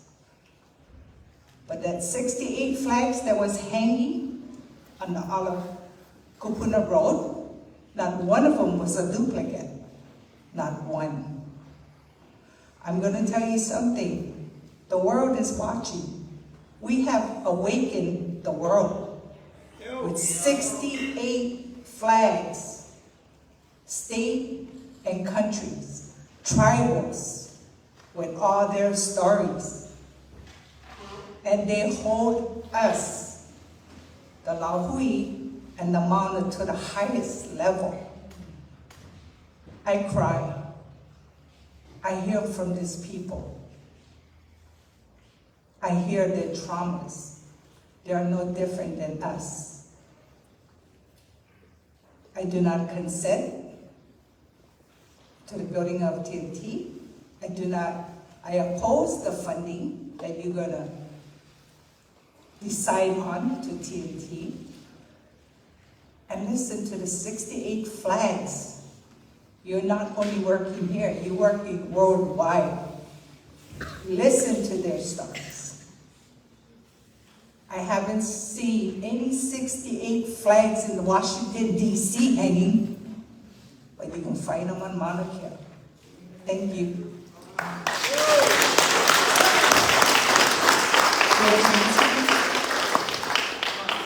Thank you. I'd like to defer to Lakea Trask.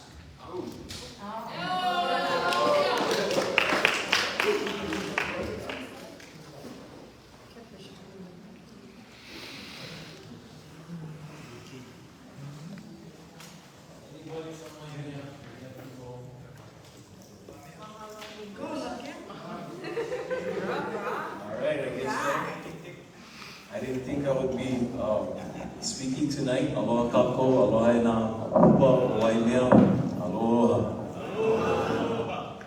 Yeah, I didn't think I would be speaking tonight. I just came to observe and be part of. I did sign up, but I was like 3 pages deep, so just wanted to mahalo the people who came before us, who really laid it out for you folks. I don't think there's too much else for me to add. In terms of the numbers, the consent, the feeling, the consensus really here is a'ole. It's no. We don't want any more buildings on Mauna Kea. We'd like a lot of help deconstructing the opala up there, take them down, malama that, planning construction workers locally that we could use to deconstruct the telescopes. But, you know, pertaining to you folks, the National Science Foundation, Kalamai, I myself am a Hawaiian national, so a little bit out of the jurisdiction. But my recommendation to you folks is similar to Lanakila's, in that, you know, we are the endangered species capital of the world, Hawaii.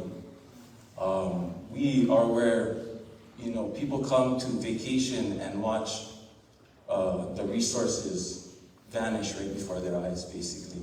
We have a long list, Hawaiian homelands, people waiting for Aina, Just as long as the endangered species, the backlog of endangered species, just to be labeled, just to be registered, right? Just to be acknowledged that they are critically endangered, that they are gone. Kind of like looking out into the stars, thousands and thousands of years ago, only to find out, okay, we're getting the light now. We got the light is on now. Now that we lost so much of Hawaii.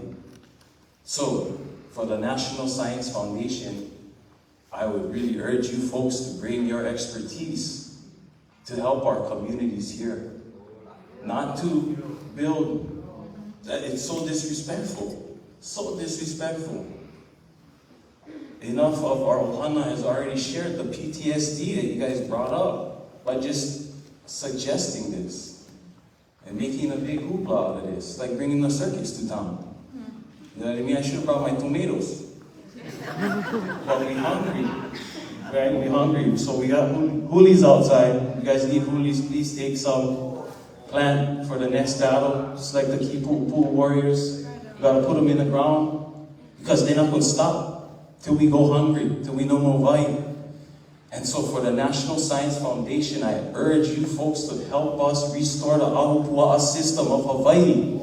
Do not come here to build another stadium, another telescope, where you cannot see what's going on right in front of your face. Please help us restore the Ahupua'a system from mountain to sea. No hierarchy other than that right there, from mountain to sea. Not one side's better than the other one. That is the pandemic right now. Amen. Supremacy. We can talk about the colors, but supremacy. Saying one thing is better than the other is what got us into this mess. Equal is what we need. Equality. Yeah, where Kanaka's voices are worth the same as some other foundation, lobbyists, big money, slippery folks, right? So help us. I urge you. You know, I think you got the message here in Hawaii. No telescope, no TMT. Don't try to come back with it, right? We're gonna bring the bite stick. Yeah? Anti-Max, you oiling them up, coconut oil. Watch out. You know, but come back and help us restore the Ahupua'a system of Hawaii, please. I urge you folks, we need your help. We truly need the help to keep these Hawaiians alive. Mahalo.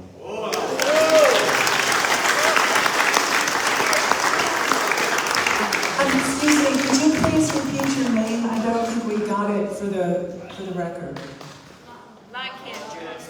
I'm sorry. O na halela au o na li kapa ole ko uino, I go by Lakia Traps.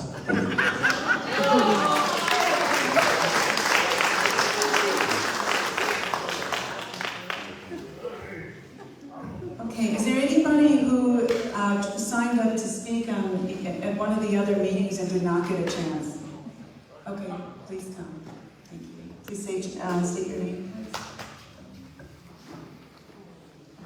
Aloha, my name is Kirsi Klein, and I tried to speak in Na'alehu, and it was just another testimony of how you folks are really not very interested in hearing what one has to say. I was the very last person on the list, and it wasn't even brought to you. 3 people were witnessing my signing up for it, and the paper never got to you. Even though you were reading the names of remaining speakers, I was not on it. I went to the lady and said, she didn't call my name. We apologize. That was an oversight. Yeah, sorry just another showing of your commitment to listening to what people have to say. Obviously. Why are you here is what I'm wondering. You're wanting to know from the people what they want. Have you heard it? Did you listen?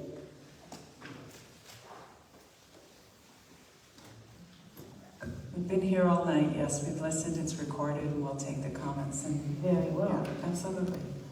I'm born and raised in Germany. I've been in Hawaii for 27 years. And I've lived in Japan also 4 years. I come from a place, and I've visited and lived in a place with a very deep-rooted culture. Now, I have learned that it's very strong. And if you go to a place with a different culture, you don't trample around. You look around, you see what they're doing, and you observe. And you try to integrate. You don't go and trample around. And what I hear and what I see with this situation, not only in Mauna Kea, but all around, I can recognize that you guys are not in with a heart in it. It's a job for you. You stated that Mauna Kea is a resource. It's not your resource. It's their resource. It's their spiritual makeup. It's the essence of their spirit. It feeds their souls and it feeds their families. Mauna Kea is there and it will be there without TMT. Awole TMT on Mauna Kea. Thank you. Is there anybody else that did not get a chance to speak at one of the previous meetings? If you signed up to speak at a previous meeting and didn't get called on, then please come forward. Hello, my name is Berman. Pullman Berman. First, I'd like to say a mahalo to everyone who testified tonight and who's been testifying for generations on the behalf of Hawaii. Of course, mahalo nui to everybody who spoke, to everybody who stood, who continued to stand. I had a whole different plan, and everybody, as they spoke, was able to check stuff off of the list, all the necessities. Mahalo nui to everybody. I was intrigued for a short moment by seeking signatures of life on other worlds. And it changed my whole perspective of what I was going to say. In the cosmogonic genealogy, Wakia and Hohoku Kalani come together. They come together and they have Halo Nakalo Kabalini. And then they have Halo, the child who comes to the earth. The child who is the Apua, because my hands are shaking, you guys. Because when you bring him up out of the earth, we, the Kanaka, cannot eat him. Because he's a star. Because he is the star. Because he's the star child brought to the earth. And then we can eat him once we transform him, once he is transformed to the power and the energy and the essence of steam. You don't have to look out there for the stars. We're here. We're all right here. This is where we need the help, on the Aina. The star people are right here. And we need the help from you folks, NSF, to transform this Aina. To do the things that we cannot do by ourselves. Because everybody else is working against us. Water sovereignty, food security, homelessness, houselessness. The Lako basket is not full anymore. It has been turned over. That's where we need your help. Thank you. I really appreciate it. That's where we need the money to go. That is the pure and simple truth of who we are with Kanaka Hawaii. Kanaka Hawaii. We believe, you can ask these guys, we believe in everything about the stars that guide us from place to place. I believe that, yeah, you guys.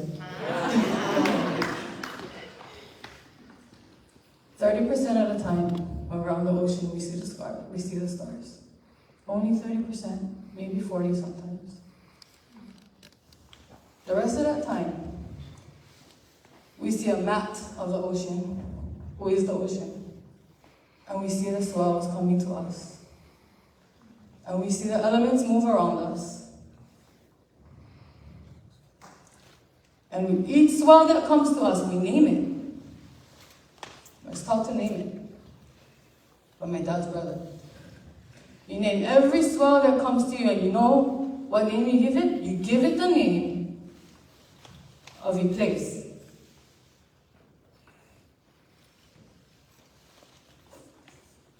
The bigger swell, Mauna Kea. Another swell, Pu'uhokula. Another swell, Pu'uhalo. So I come to you tonight with 4 pages of what I thought I was going to say. But the truth is, we need your help to do that. I don't want to tell you not to do what your intelligence already knows. Because we've been pouring our intelligence out to you folks for generations. And since 2019, when we all have to stand, holding hands, shaking, when what saved us that day was the song.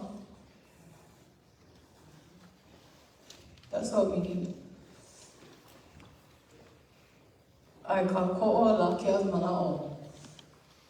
We need you to help us rebuild our infrastructure of the Agua system. That's where we need you, because we do need you. I don't can tell you go away, I need you. I cannot, that don't make sense. My teacher, he's not my teacher, he's kind of crazy, but my last 30 seconds. My friend and my colleague and my teacher taught us that the word science, the root word is ciencia, and it means the search for truth.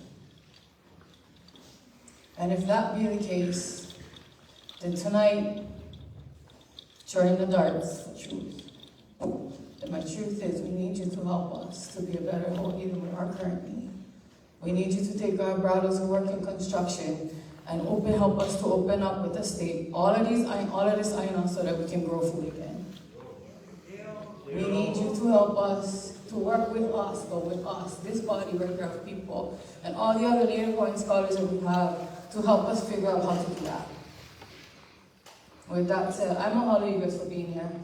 I'm a holler you guys for taking all the punches, because they're plenty, I know. I watched it this whole time. This is who I am. 35 generations in this place of Waimea. I am Mauna Kea because I am from Kamoku. I am from Holokai'o. I am from Waimea. And I'm from all the places in between. And I'm grateful that you folks are here today. And with that said, to everybody who's here, Uamo ke o kaina I kapono. Uamo ke o kaina I kapono. Ukiai mauna. Ukiai mauna. Ukiai mauna. Ukiai mauna.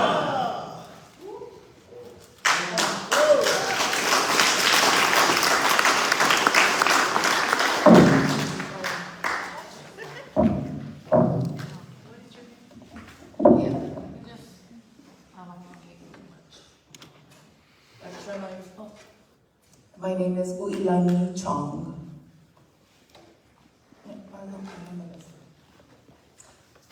Okay, aloha. NSF people. My name is Uilani Chong. I'm resident of Waimea. I speak on behalf of my Chong Ohana. I do not consent to the construction of TMT. do not fund TMT. I do not support NSF funding the TMT. Okay, so I'm a resident of Waimea, a taro farmer, a mother of 6 children. I live a simple life. Simple meaning we have a home, basic essentials, water, food, good health to our people, and marrow to our bones. My children and I have a small farm, a cattle farm in Waimea Valley, on the Hamakua side of Hawaii Island. While we have been challenged with the infestation of apple snails that consume our crops, fire ants that bite with a sting, leaving itchy, painful welts that last for weeks, and invasive plants that grow quickly and spread to the point of disrupting plant communities and ecosystems in Waipio. While we continue to learn new methods to address current day adversaries, we pay attention to our water sources from the upland. I do not consent to the construction of TMT, do not fund TMT, do not support NSF funding the TMT. I do not support NSF funding the TMT. Water is essential to producing healthy kalo. Healthy kalo produces good poi. That poi feeds our kupuna, our community, and our ohana. My children and I are able to sustain my own ohana with kalo and poi. In order for my ohana to produce good poi, to feed our families, we pay attention to what is happening to our water source. We look inland, past the cliffs, above the valley, along the hills of Waimea and Kohala, all the way to the top of the highest peak, Mauna Kea. I do not consent to the construction of TMT, do not fund TMT, I do not support NSF funding the TMT. So when I think of Mauna Kea, the health and well-being of Mauna Kea is vital to the lifestyle we live.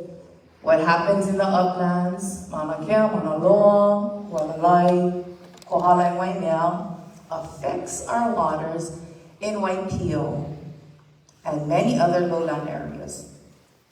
We are working hard to maintain our crops in the valley, and water is the source of life. I am not willing to be part of a research project to study galaxy formations, cosmology, fundamental physics, supermassive black holes, formation of stars, and planets that allow science to look for signature of life from other worlds. I do not consent to the construction of TMT, do not fund TMT, I do not support NSF funding the TMT. This is my first time to speak in a public forum on behalf of my mo'opuna who are unable to speak for themselves. I have 2 mo'opuna. One, I am learning that it is important for me to speak for my family. For each child, there is another, their companion. With each coupled pair of adult children, there is an addition, my mo'opuna, my grandchild. I mentioned I have 2.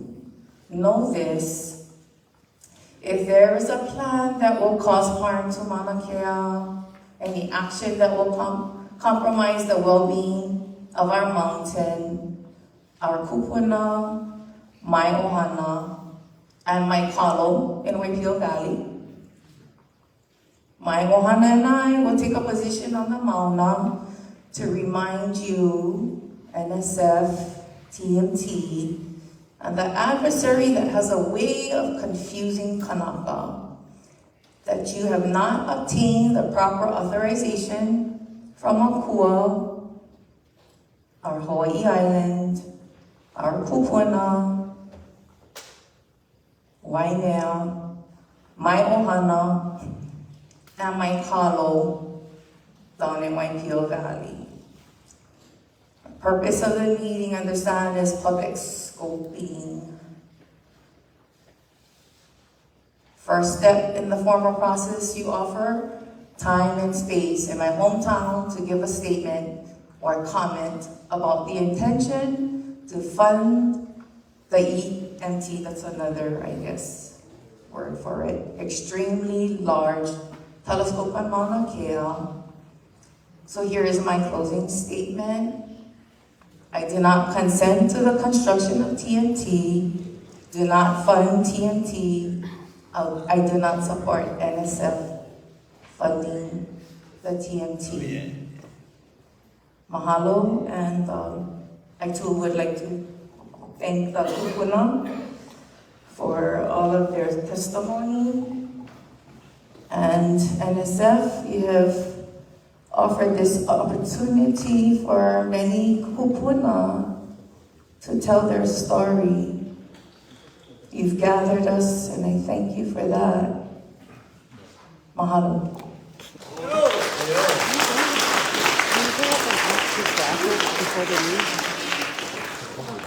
Excuse me, we did mention Rick Johnson's name. We'll go after you, Gina.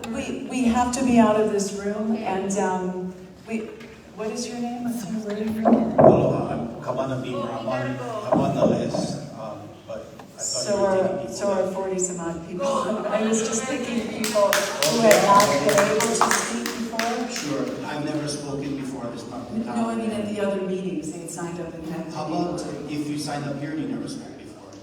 Shouldn't that be relevant, or no? Of course, we try to accommodate. So let me go and we'll be good. I'll get started. All right. We'll just, in the interest of time, if you can limit it to 2 minutes, we really I'll do my stuck. best. Sure. So I want to thank you. Your name, please. Yes, my name is Dr. Kamana Beamer. I'm a professor at the University of Hawaii in Manoa, and actually been a co-PI on NSF grants. So I come to you folks here today to ask you to think about ethics and science. And I know the NSF is going through an evaluation of equity, justice, and looking at the funding of efforts that go to whites versus minorities. And we've done great work, I believe, with Haskell. There's a big funding effort going through Haskell right now. So as you sit here in this meeting, and we've heard all of our moku on Hawaii Island, Hilo, Kona, Hamakua, Kohala, Ka'u, resoundingly say, no TMT. If you go to every ahupua'a, come to our ili, come to our kihapai, you'll hear the same thing.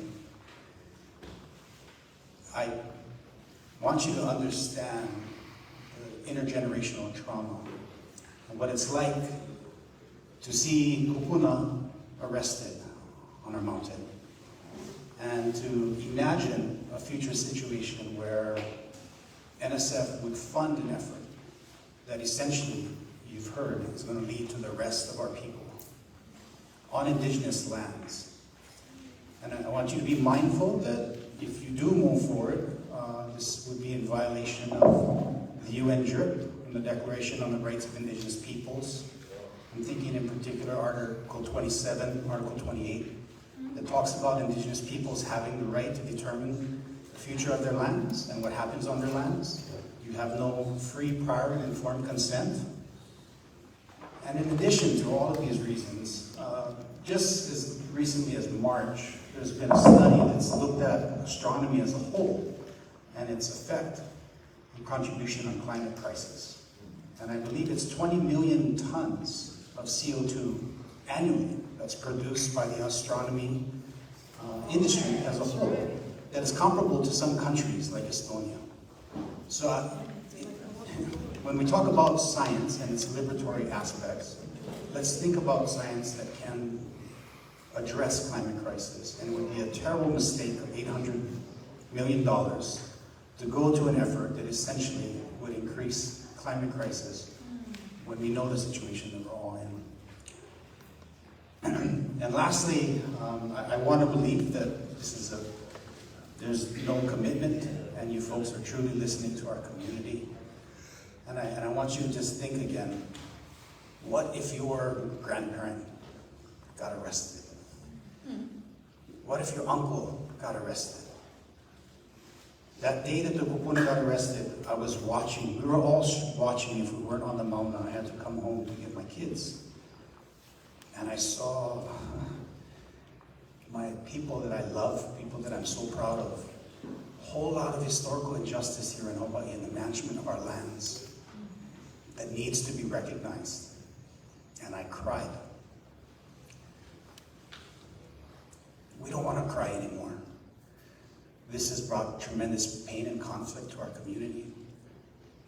Our kids go to school together in Waimea. Let us heal.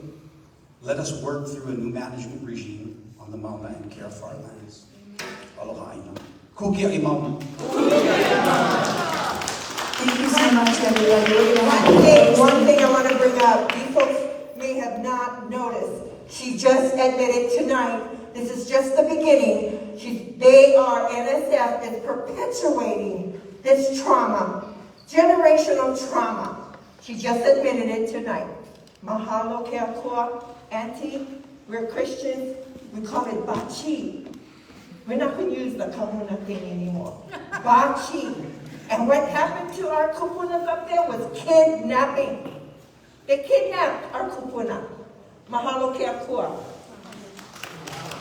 Thank you, everybody, for coming tonight. If you didn't get a chance to speak, please submit your comments in writing. The comment period is open until September 17th. Thank you so much. I